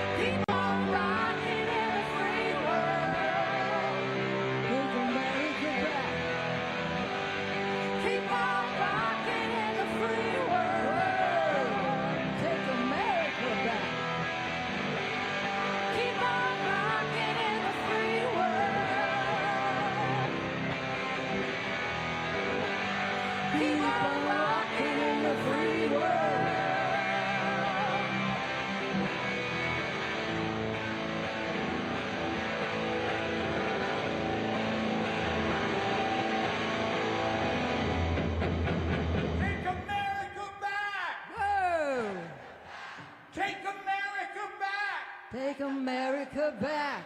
Take America back. Take America back. Take America back. Take America back.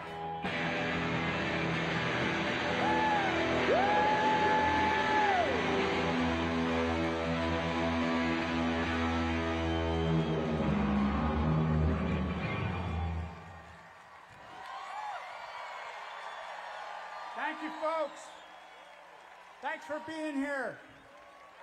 And thanks for being somewhere next weekend and the weekend after that until we get this straight. Just keep coming back, people. Right now we got OAC, Alexandria Ocasio-Cortez. To go out dancing, I know a place. I know a place we can go. Where everyone gonna lay down their weapon, lay down their weapon.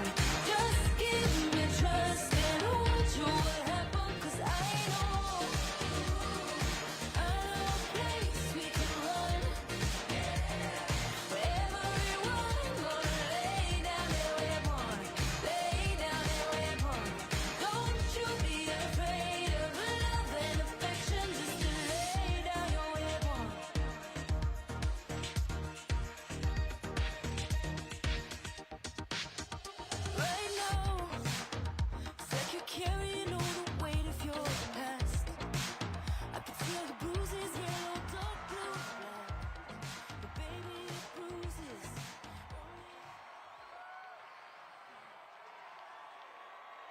Hello, Los Angeles!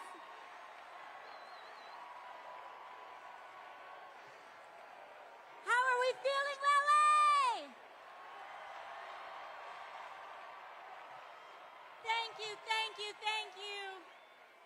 Thank you all so much for joining us today. I want to thank each and every one of you for making the effort to be here today. Thank you, thank you, thank you, thank you. And quickly, I'd love to also thank some of our excellent members of Congress who have joined us here today. We've got Judy Chu, Nanette Barragan, Gil Cisneros, Jimmy Gomez, Sydney Kamlager-Dove, Luz Rivas. Of course, you also heard from Pramila Jayapal and Ro Khanna earlier today. Thank you all so much. My name is Alexandria, and some of you may know me as AOC. And from the bottom of my heart, thank you for welcoming me to Los Angeles. And also, happy Passover to all of our friends celebrating this weekend. Thank you. You know, we're all here together because we share in the frustration and heartache that comes from watching those in power actively tear down or refuse to fight for everyday working Americans like us. And we are here together because an extreme concentration of power, greed, and corruption is taking over this country like never before. Oligarchy in America. And we must acknowledge the terrifying moment that we are in right now.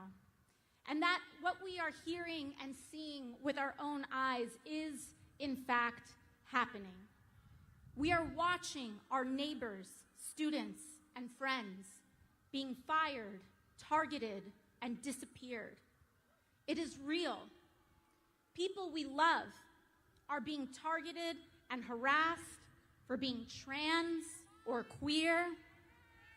Our coworkers, U.S. citizens and immigrants alike, are being disappeared off the street by men in vans with no uniform. Educators are being fired for teaching American history accurately, and activists are being detained with no charge or evidence for using their First Amendment rights, especially when they use them for Palestinians. In fact, the Trump administration admits that it has jailed Mahmoud Khalil, a young husband and father from New York, without any evidence or charge of a crime. The Trump administration admits that they have thrown Mahmoud in a cell thousands of miles away because he attended a protest and are detaining him for the content of his speech and nothing more. In fact, Donald Trump's detention of someone like Mahmoud Khalil for his speech is anti-American. And we demand his release, along with the release of Rumeisa Ozturk, who he is also jailing for writing an op-ed in her school paper. And we demand their release because we, Los Angeles, we do have power in this moment. All of us do, and everyday people do. In fact, you all showed that this week, LA. A few days ago, ICE officials attempted to enter 2 LAUSD schools to target kids. They lied to school officials and claimed that they had parents' permission to get to these children when they didn't. But it wasn't just a lawyer or a judge that said no. It started with everyday people, school staff, and employees who spoke up when they felt something was off And it was the teachers and principals that stood strong and said no to protect their kids when it could have been easier to say yes out of fear. You defended them, LA, because it will never be just institutions and officials alone that uphold our democracy. It will always be the people, the masses, who refuse to comply with authoritarian regimes, who are the last and strongest defense of our country and our freedoms. Because we know, Los Angeles, that a better world is possible, and we are willing to do something about it. But to get there, we need to be honest about how we got to this place. Because this moment did not come out of nowhere. It has been a long time coming. The destruction of our rights and democracy is directly tied to the growing and extreme wealth inequality that has been building for years in America. It is not a coincidence that billionaires like Elon Musk dumped billions of dollars in this election to elect Trump. And I'll tell you, LA, he sure as hell isn't doing that out of charity. For years, we have known that our political system has slowly but surely become dominated by big money and billionaires. Time after time, we have seen and experienced how our government and laws are more responsive to lobbyists than to the will of everyday people. And we also know that the agenda of dark money to keep wages low and to loot our public goods to give to the rich is deeply unpopular with people of all backgrounds, all parties, and all places. Just look at what Republicans have been quietly doing in Congress. They have been voting just this week to advance cuts on hundreds of billions of dollars from Medicaid and veterans benefits and Social Security so that they can take that money and give it to the billionaires who elected them in the form of tax cuts and sweetheart government contracts to companies like SpaceX.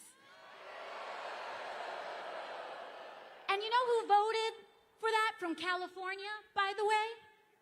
David Valadao of California's 22nd, Young Kim of California's 40th, and Ken Calvert of California's 41st. They know that that's not what you want. They know that it is deeply unpopular. They know that it hurts you, but they are not here to serve us. They are here to serve themselves and the billionaires who have paid them, oligarchy. And they know that the only chance they have to get away with such an unpopular agenda, to get away with stealing in plain view, is to stoke deep divisions among us along lines of race, identity, and culture, to keep us fighting and distracted. This has been the big money playbook, not just now, but for decades. And that is why Donald Trump is not an aberration. He is the logical, inevitable conclusion of an American political system dominated by corporate and dark money. And if we are here to defeat him, we must defeat the system that created him. Money in politics is the hands of oligarchy, Los Angeles. And we are at a crossroads.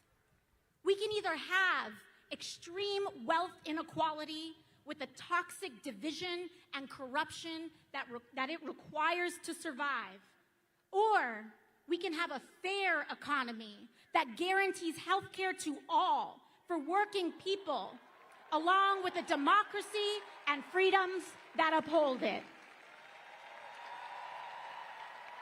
Oligarchy or democracy, but we cannot have both. Los Angeles, I've made my choice. We must fight the oligarchy that has created this nightmare. And that is why I have never taken money from lobbyists or corporations, and it's why I never will.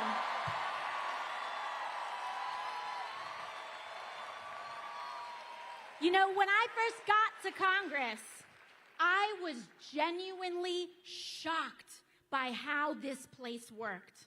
Even having run against dark money and on a campaign against it in the first place. The everyday influence of corruption and dark money was astonishing, how normalized it is. In fact, Congress and members of Congress have somehow conditioned itself to actually believe that it is normal for elected representatives who swear an oath to the American people to day trade individual stocks that make millions with the sensitive information that we are entrusted with for the purpose of governing.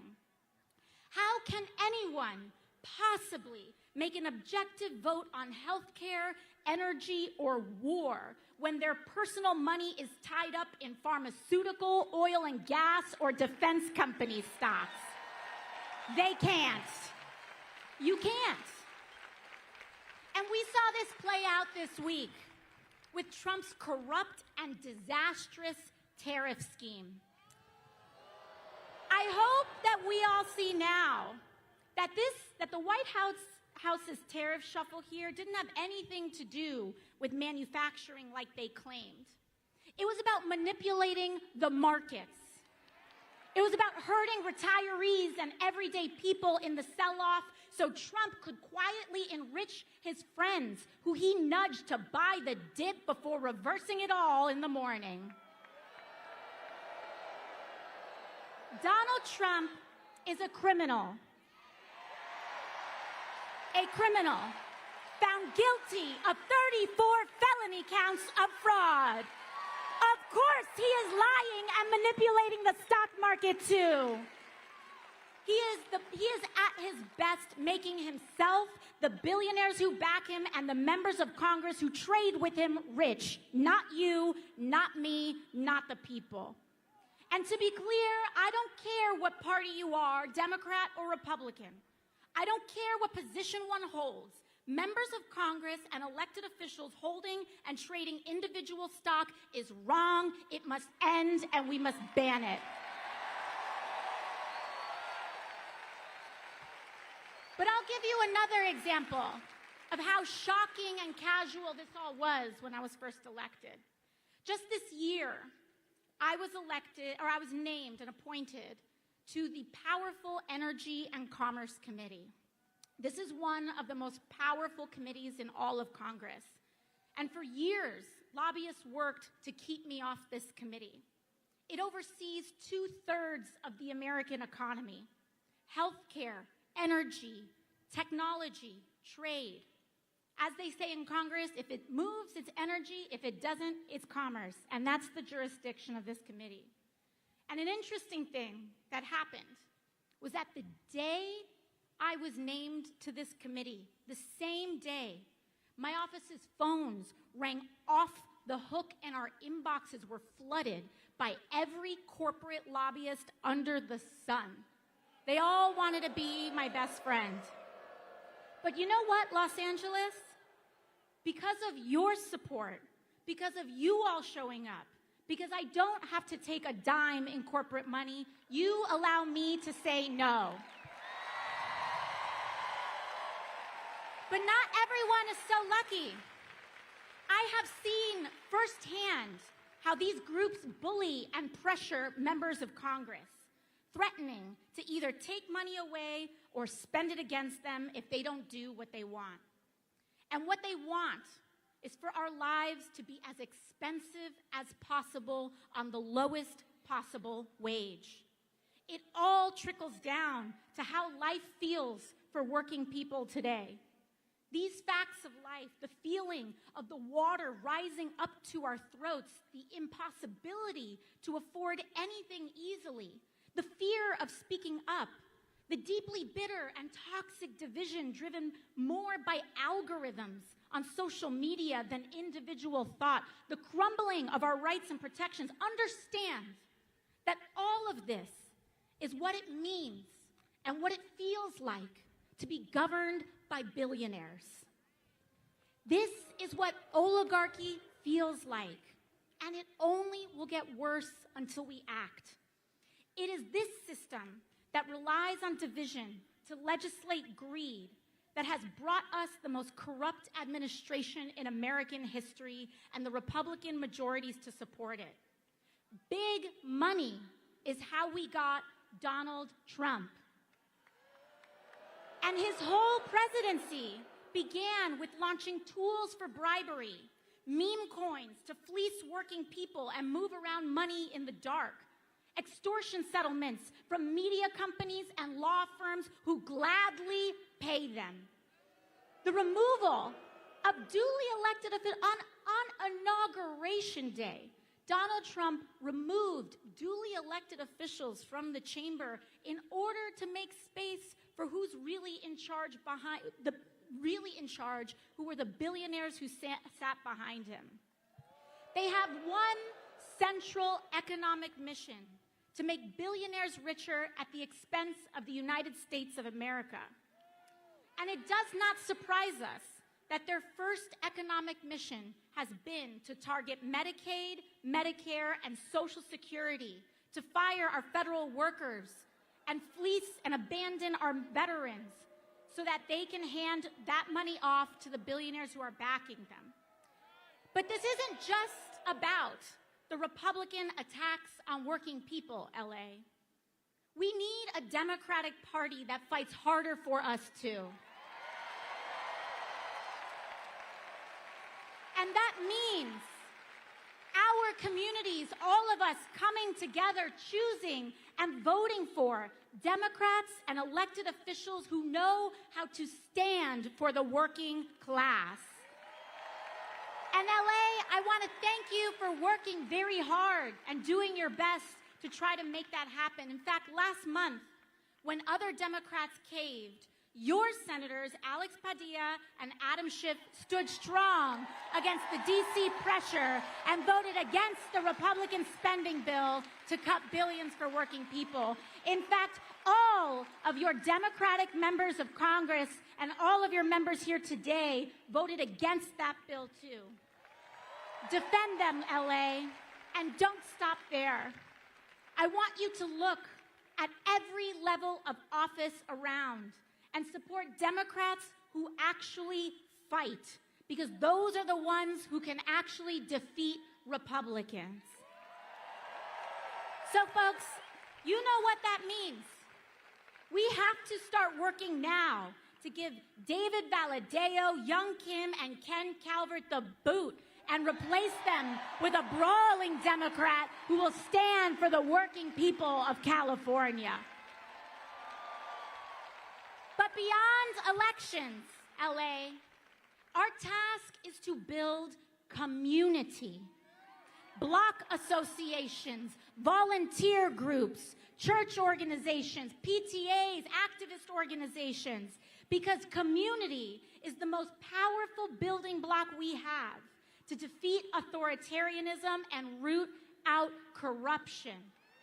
This is the path to guaranteeing health care to every American, to establish a living minimum wage, to take on skyrocketing rents and mortgages, to tackle the climate crisis, and establish a country where the American dream is actually possible for all of us.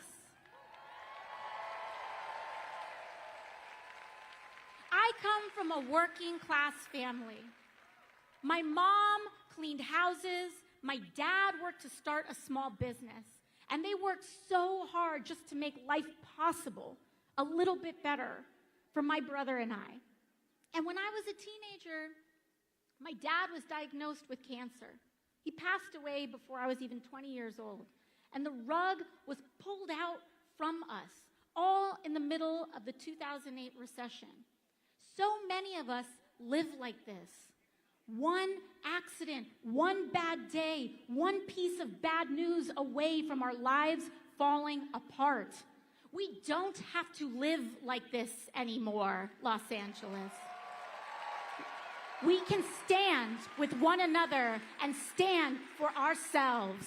And we might come from different places, but we share the same experiences. So to all who came here today unsure of whether this is where you belong, I want to say that you do. No matter if you have all the right words to say, no matter your race, religion, gender identity, or status, no matter if you disagree with me on some things, but if you are willing to fight for someone that you don't know, you are welcome here. If you are willing to fight for working people regardless of who they are, how they identify, you are welcome here. Because here, everyone is valued. But we have to stand together. We cannot be tempted to turn in our neighbors or be fooled into thinking that we are really that much different from a trans kid who wants to get accepted by their friends. That we're that different from a dreamer who worked to go to college and try to provide for their family. That we're that different from anyone who's not like us. Hate is a trap that sinks us all. And it is standing together without exception to reject division. That is the only way we can win. It's the only way we can win. So I hope you see that this movement is not about partisan labels or purity tests, but it's about class solidarity. It is about the thousands of you who came out here today to stand together and say our lives deserve dignity and our work deserves respect. No matter who we are here to make a sacred promise to each other. And our goal today is to commit to building the kind of country we all deserve.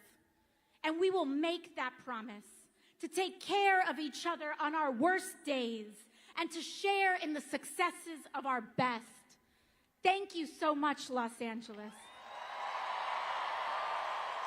And it is my honor here today to introduce someone who has dedicated his life to bringing us together. So let's get loud and let's be grateful because Senator Bernie Sanders is in the building. Come on down, Bernie. Power to the people. Power to the people. Power to the people. Power to the people, right on. Power to the people. Power to the people. Power to the people. Power to the people, right on.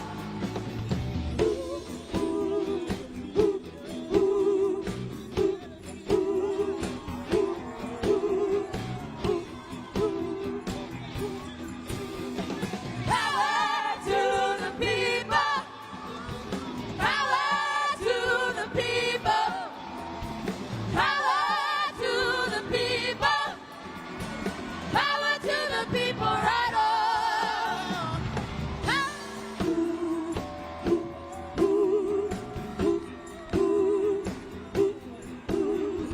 Power to the people. Power to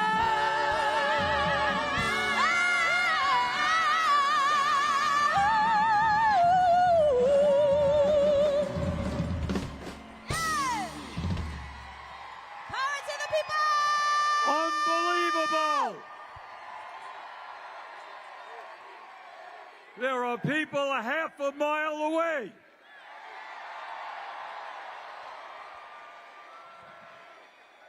Let me... Nope. It's not Bernie, it is you. Let me thank our brothers and sisters in the trade union movement for being here. Let me thank Unite Here, Liuna Local 724, ILWU, the Longshoreman, CNA nurses, NNN nurses, NUHW Kaiser nurses, UTLA, UAW, California Labor Federation, AFL-CIO. And today we pledge with our brothers and sisters in the trade union movement, we are going to grow the movement. Millions of workers want to join unions because they know they're going to get better wages, better benefits, better working conditions. Let's do it.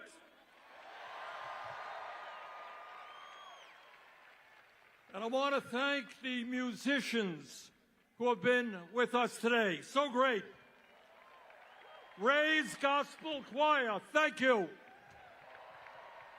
The Red Pears, Jeff Rosenstock, Indigo D'Souza, Dirty Projectors, Joan Baez, Maggie Rogers, Neil Young.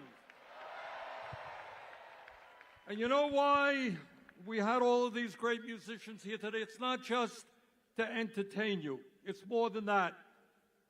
We're going to make our revolution with joy. We're going to sing and dance our way to victory against hatred and divisiveness. So I want to thank all of the musicians who have been with us. And I want to thank the political leaders who have been here, Roe and Pramila and Jimmy. Thank you. And mostly, I want to thank all of you. And I want to tell you something. You are making Donald Trump. We need a medic. Medic. Okay? Okay.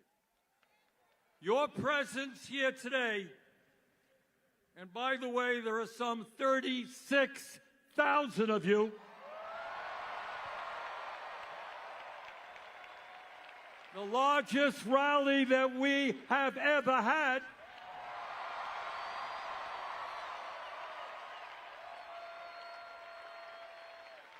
And your presence here today is making Donald Trump and Elon Musk very nervous.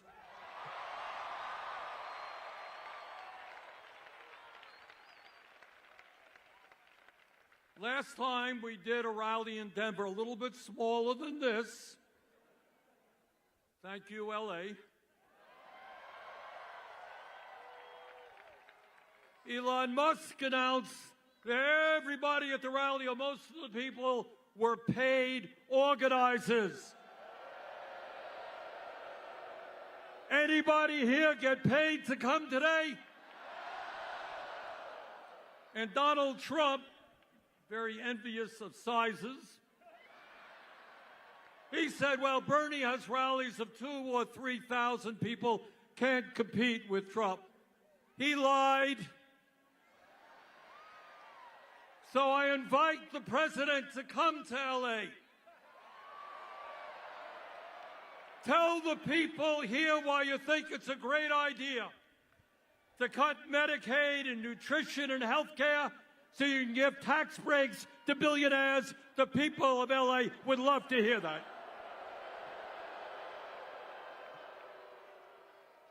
So why are we here in LA today? And the answer is obvious. We are living in a moment of extraordinary danger. And how we respond to this moment will not only impact our lives, but will impact the lives of our kids and future generations. And in terms of the climate, it will depend, we can depend on whether or not the planet Earth survives. That's why we're here today. We're living at a moment where a handful of billionaires control the economic and political life of our country. We're living in a moment with a president who has no understanding or respect for the Constitution of the United States. And let us make no doubt about it, moving us rapidly toward an authoritarian form of society. And Mr. Trump, we ain't going there. We are living in a moment where the Republican Party has, to a large degree, become a cult of the individual, obeying Trump's every wish. And at a time of massive income and wealth inequality, right now as we speak, they are plotting about how they can give $1.1 trillion in tax breaks to the 1% and devastate programs that working families need. You know, it's funny, just yesterday, our good friend Elon Musk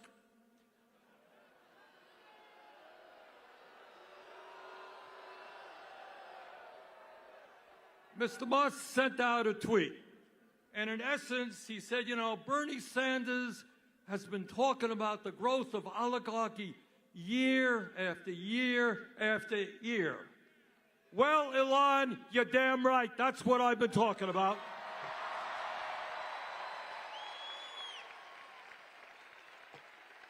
The difference is, I'm no longer talking about how we're moving to oligarchy. I'm talking about how we are living today in an oligarchic form of society. 3 months ago, when Trump was inaugurated, standing right behind him during his inauguration were the three wealthiest people in this country, Mr. Musk, Mr. Bezos, and Mr. Zuckerberg. And right behind them were 13 other billionaires who Trump had nominated to head up major federal agencies. And that, brothers and sisters, is what oligarchy is all about.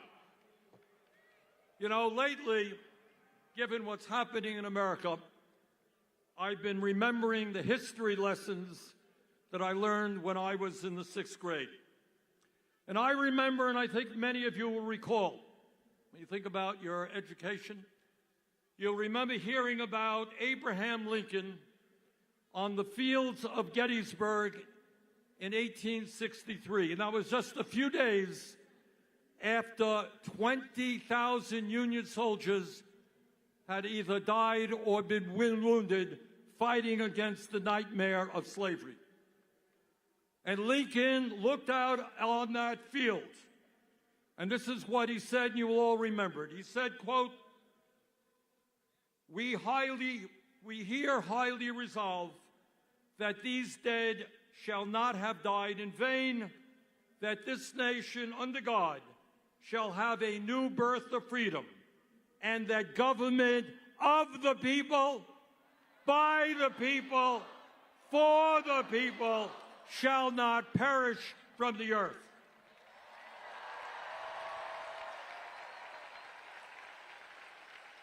And that is precisely why we are here today, to make sure that government of, by, and for the people does not perish, and that we do not become a government of the billionaire class, by the billionaire class, and for the billionaire class.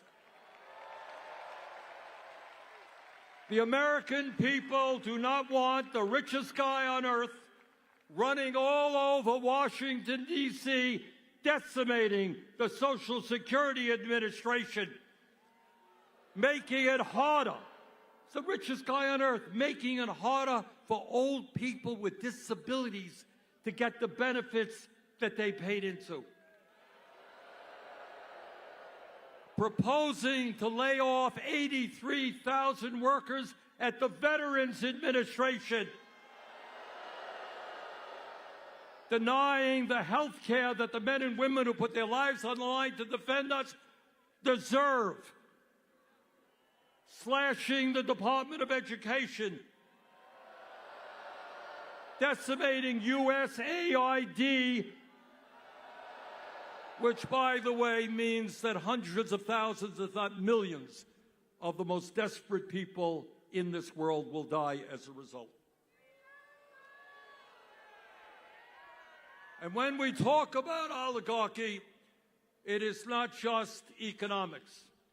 I trust that all of you know that you are living under a corrupt campaign finance system which allows billionaires to buy elections.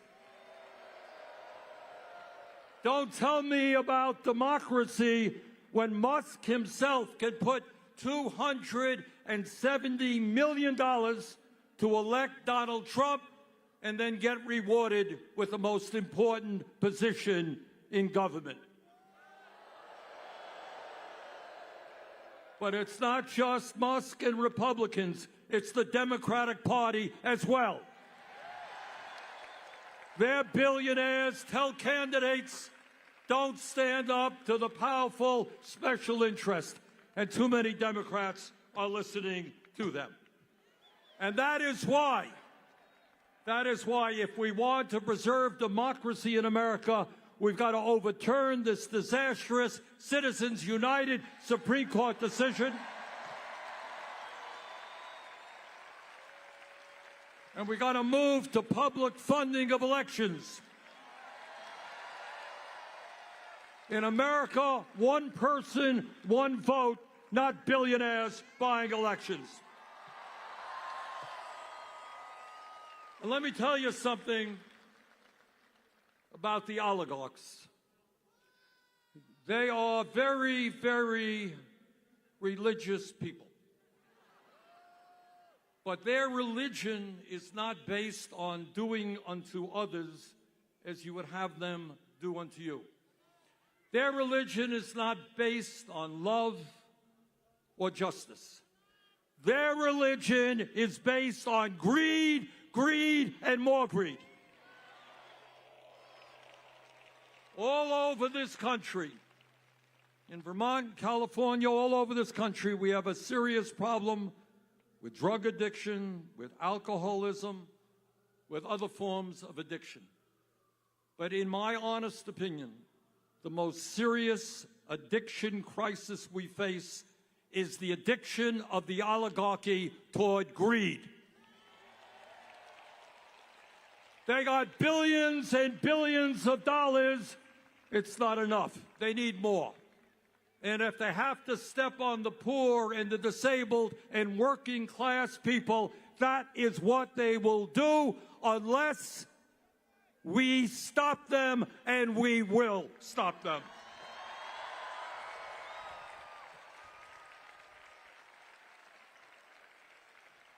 But it's not just oligarchy we are fighting. We're fighting, okay, EMT.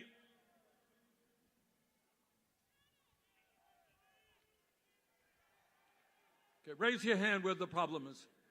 Okay, can we get somebody there? We got it, somebody? Okay, thank you.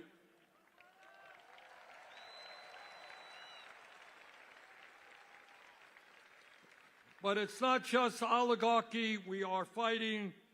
We're fighting a president who undermines our Constitution every day and threatens our freedom of speech and assembly, and whose agents are rounding up innocent people off the streets, putting them in unmarked vans, and throwing them in detention centers. That is what happens in dictatorships, not democracies. And we're going to stop that outrageous action on the part of the president. You know, our founding fathers of this country were no dummies. They wrote a constitution and established a form of government with a separation of powers. Remember we're reading all about that? You got a legislative body, Congress. You got an executive branch, president. You got a judiciary, the federal courts. And they wrote that document because they had just fought a brutal war against the autocratic King of England. And what they understood as they were forming this new country, that they never wanted to see a nation where one person had unlimited power. Well, Trump wants that power. We are not giving it to him.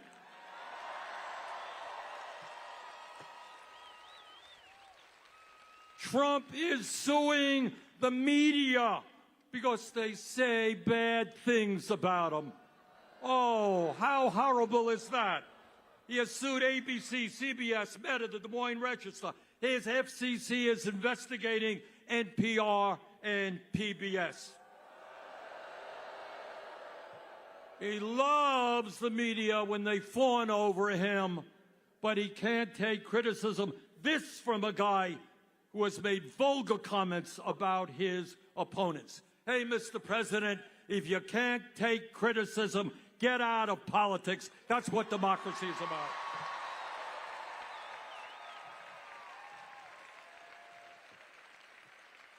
Trump is going after the powers of Congress. He is illegally abolishing agencies that Congress created. He's withholding funding that Congress has appropriated. He is establishing tariffs that he has no legal right to do. But it's not just the media in Congress that he's trying to intimidate. In an absolutely outrageous and unconstitutional way, he is going after the judiciary. His view is if a decision comes down from a judge that you don't like, you try to get rid of that judge and impeach him or her. He is going after law firms that have opposed him and his interest in the past, and disgracefully, a number of these law firms have caved in. He is going after universities.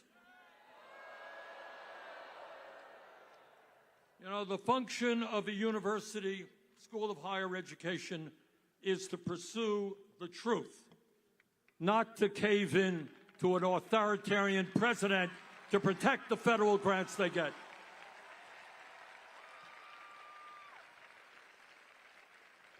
But it is not just Trump's and his administration's domestic policy that we should be concerned about. For the first time in our 250-year history, we have a president who is aligning himself with dictatorship abroad. No, Mr. Trump, Ukraine did not start that war. Putin and Russia did.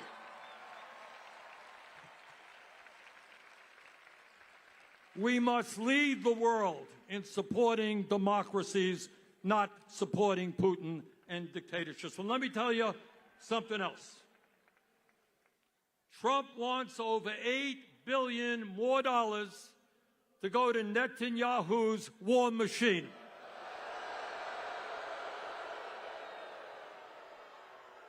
Israel has a right to defend itself against terrorism, but it does not have a right to go to war against the entire Palestinian people.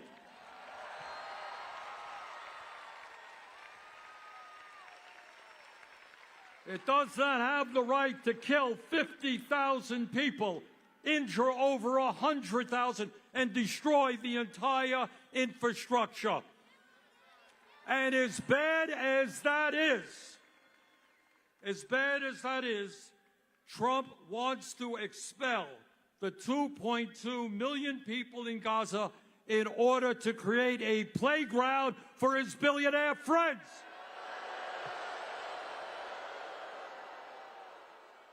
That is beyond insane, and we will never, never let that happen.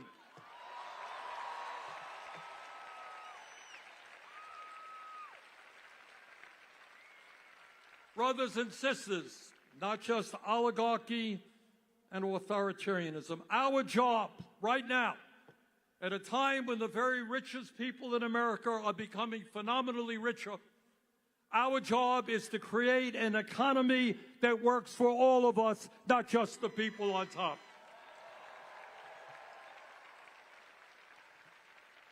All right, I'm going to do something radical here. You ready? I'm going to tell the truth. I'm going to talk about what's really going on in America today, and that is we are living with two Americas.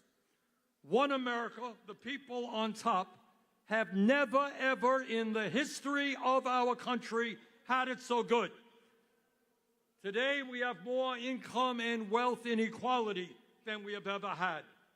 The three wealthiest people own more wealth than the bottom half of American society, 170 million people. The top 1%. 1% owns more wealth than the bottom 90%, and the CEOs of major corporations now earn 300 times what their workers are making. Is there a medical issue? All right, we need an EMT there. Raise your hand, guys.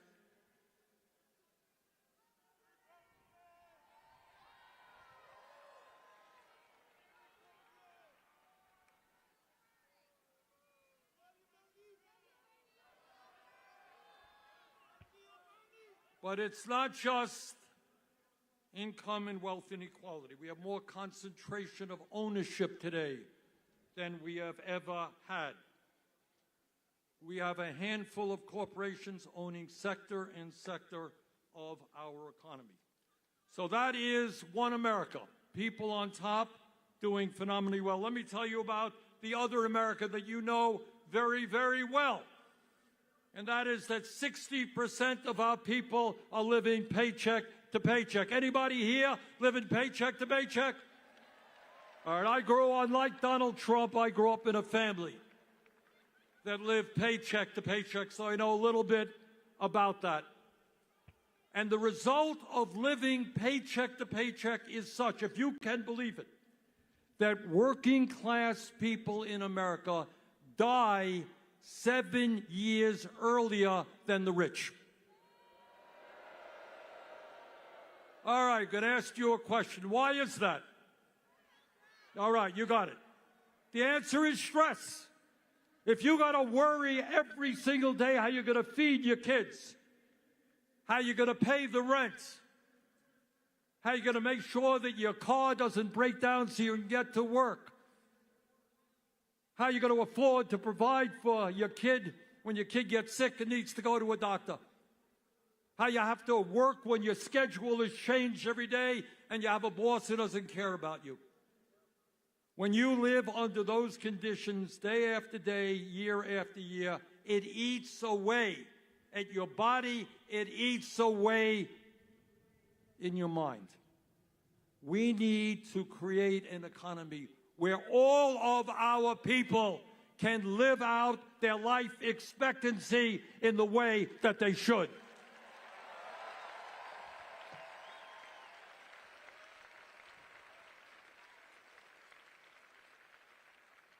And you know why people all over this country are angry? In fact, some of them end up voting for Trump.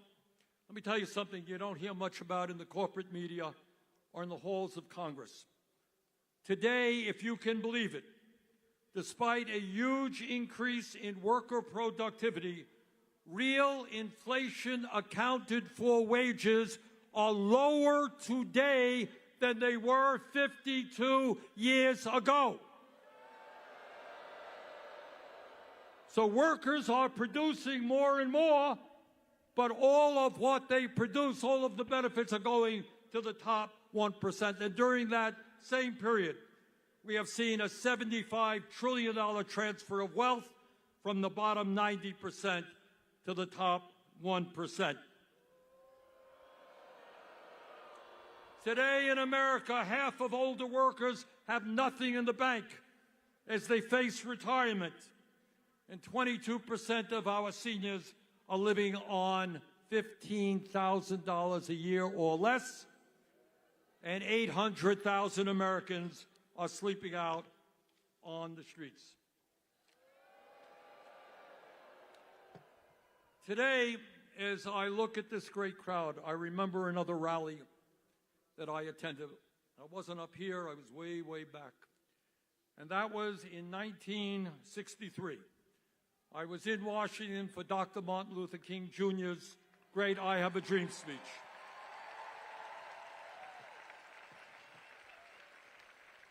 And the truth is, while many, many problems remain, we should be proud that we have made significant progress in fighting racism. And I can remember several decades ago that in the United States Senate, there were all of 2 women, virtually no women governors, no, very few women in the House. Hundreds of women died every year because they could not access legal abortions.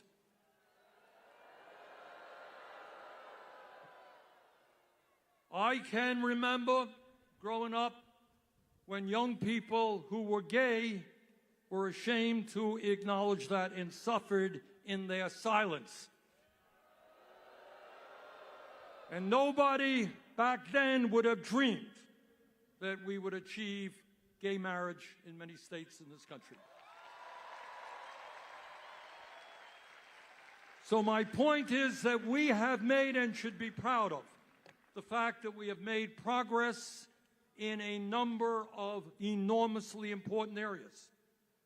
But we should also be conscious that in perhaps the most important issue, the economic struggle that so many Americans are now engaged in, we have lost ground.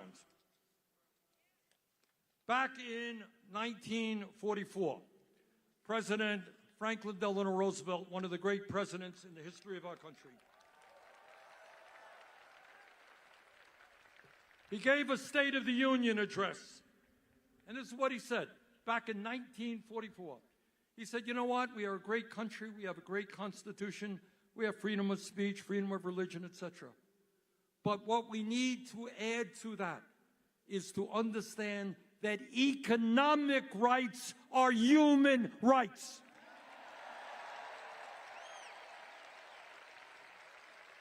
That if you can't afford to go to a doctor, doesn't really matter about voting. If you can't afford to feed your kids, freedom of assembly doesn't matter that much. He said economic rights are human rights. So today, in the year 2025, we have got to pick up that banner. Economic rights are human rights. Every single person is entitled to that.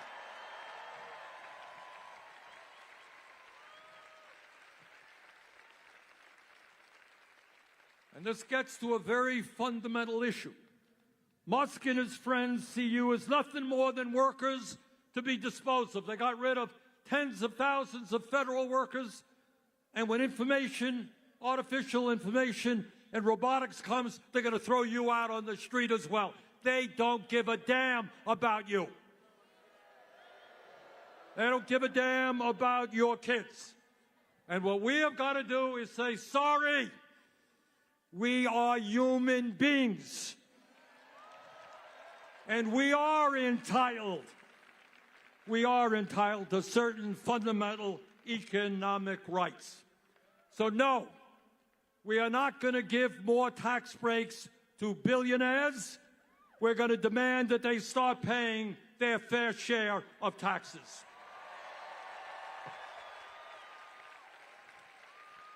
No, we're not going to keep a federal minimum wage of $7.25 an hour. We're going to raise that wage to a living wage. No worker in America should live in poverty. End of discussion.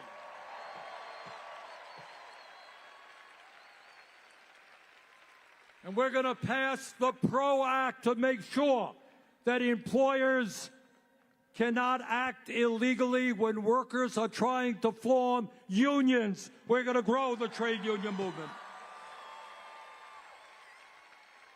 In America, we're not going to turn our backs on our parents and grandparents who helped build this country. We're not going to cut Social Security. We're going to expand Social Security benefits. And by the way, we're going to reestablish defined benefit pensions for workers in this America. Instead of making massive cuts to Medicaid, we must do what every other major country on earth does. It ain't radical. Health care is a human right. We're going to guarantee health care to all. Through a Medicare for all single-payer system. The function of health care is not to make the insurance companies and the drug companies rich. And we're going to stop paying 10 times more for some prescription drugs than the people of other countries. We can lower prescription drugs by 50%.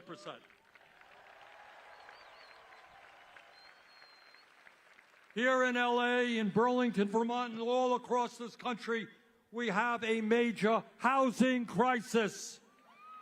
Am I right? And it's not just homelessness. It's people paying 40, 50, 60% of their limited incomes in housing. Instead of spending $1 trillion a year on the military, let's build 5 million units of low-income and affordable housing.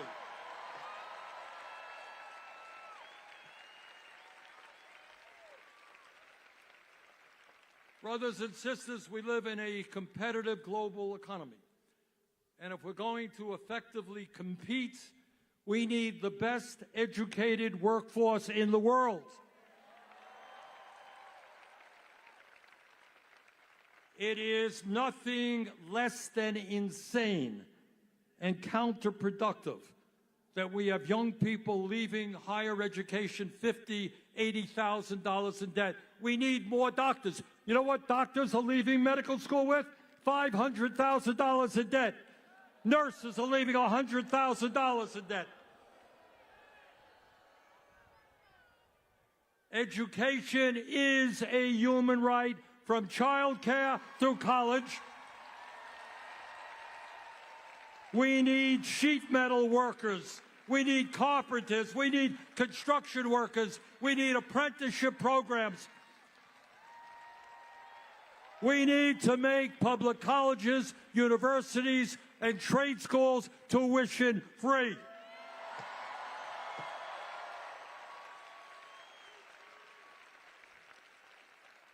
Donald Trump thinks that climate change is a quote-unquote hoax originating in China. This state, California, has gone through enough pain to know that climate change is not a hoax. It is an existential threat to this state, to Vermont, to the whole country, and the whole world. Instead of appeasing the fossil fuel industry who are lying and destroying our planet, we're going to transform our energy system and lead the world into sustainable energy and energy efficiency. And we create millions of good-paying jobs as we do that. Look, I don't have to tell anyone here that this is a difficult moment in the modern history of our country. We've never gone through anything like this. But this is what I do want to say. Despair is not an option. Giving up and hiding under the covers is not acceptable. The stakes are just too high. And let me tell you, when Donald Trump looks out at this crowd and they pay attention to this stuff, and Elon Musk does, you are scaring the hell out of them.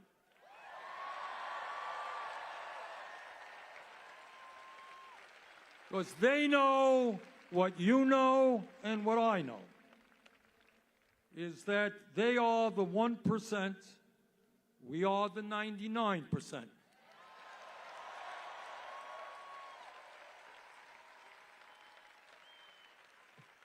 Back in 1857, when abolitionists were working day and night to end the nightmare of slavery, this is what Frederick Douglass, you all remember Frederick Douglass? Very great abolitionist. Listen closely to what he said, because it is as relevant today as it was back then in the fight against slavery. This is what he said, quote, "Power concedes nothing without a demand. It never did, and it never will. Find out just when any people will quietly submit to, and you have found out the exact measure of injustice and wrong which will be imposed upon them. And these will continue till they are resisted with either words or blows or with both. The limits of tyrants are prescribed by the endurance of those whom they oppress."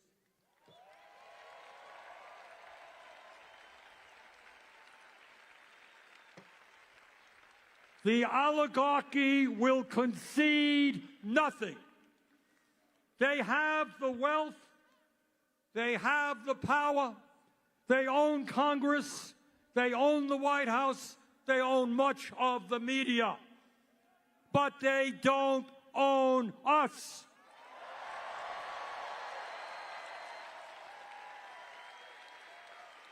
Now, I'm not going to tell you that it's going to be easy. It's not. We're going to have to fight them door to door, workplace to workplace, school to school. We're going to have to educate. We're going to have to mobilize. We're going to have to stand up in a dozen different ways. But from the bottom of my heart, and I've been to every state of this country, I don't care whether you're Republican, Democrat, or Independent, the people of this country do not want oligarchy. They do not want authoritarianism, and they want a government that works for all of us, not just the 1%. Thank you all very much.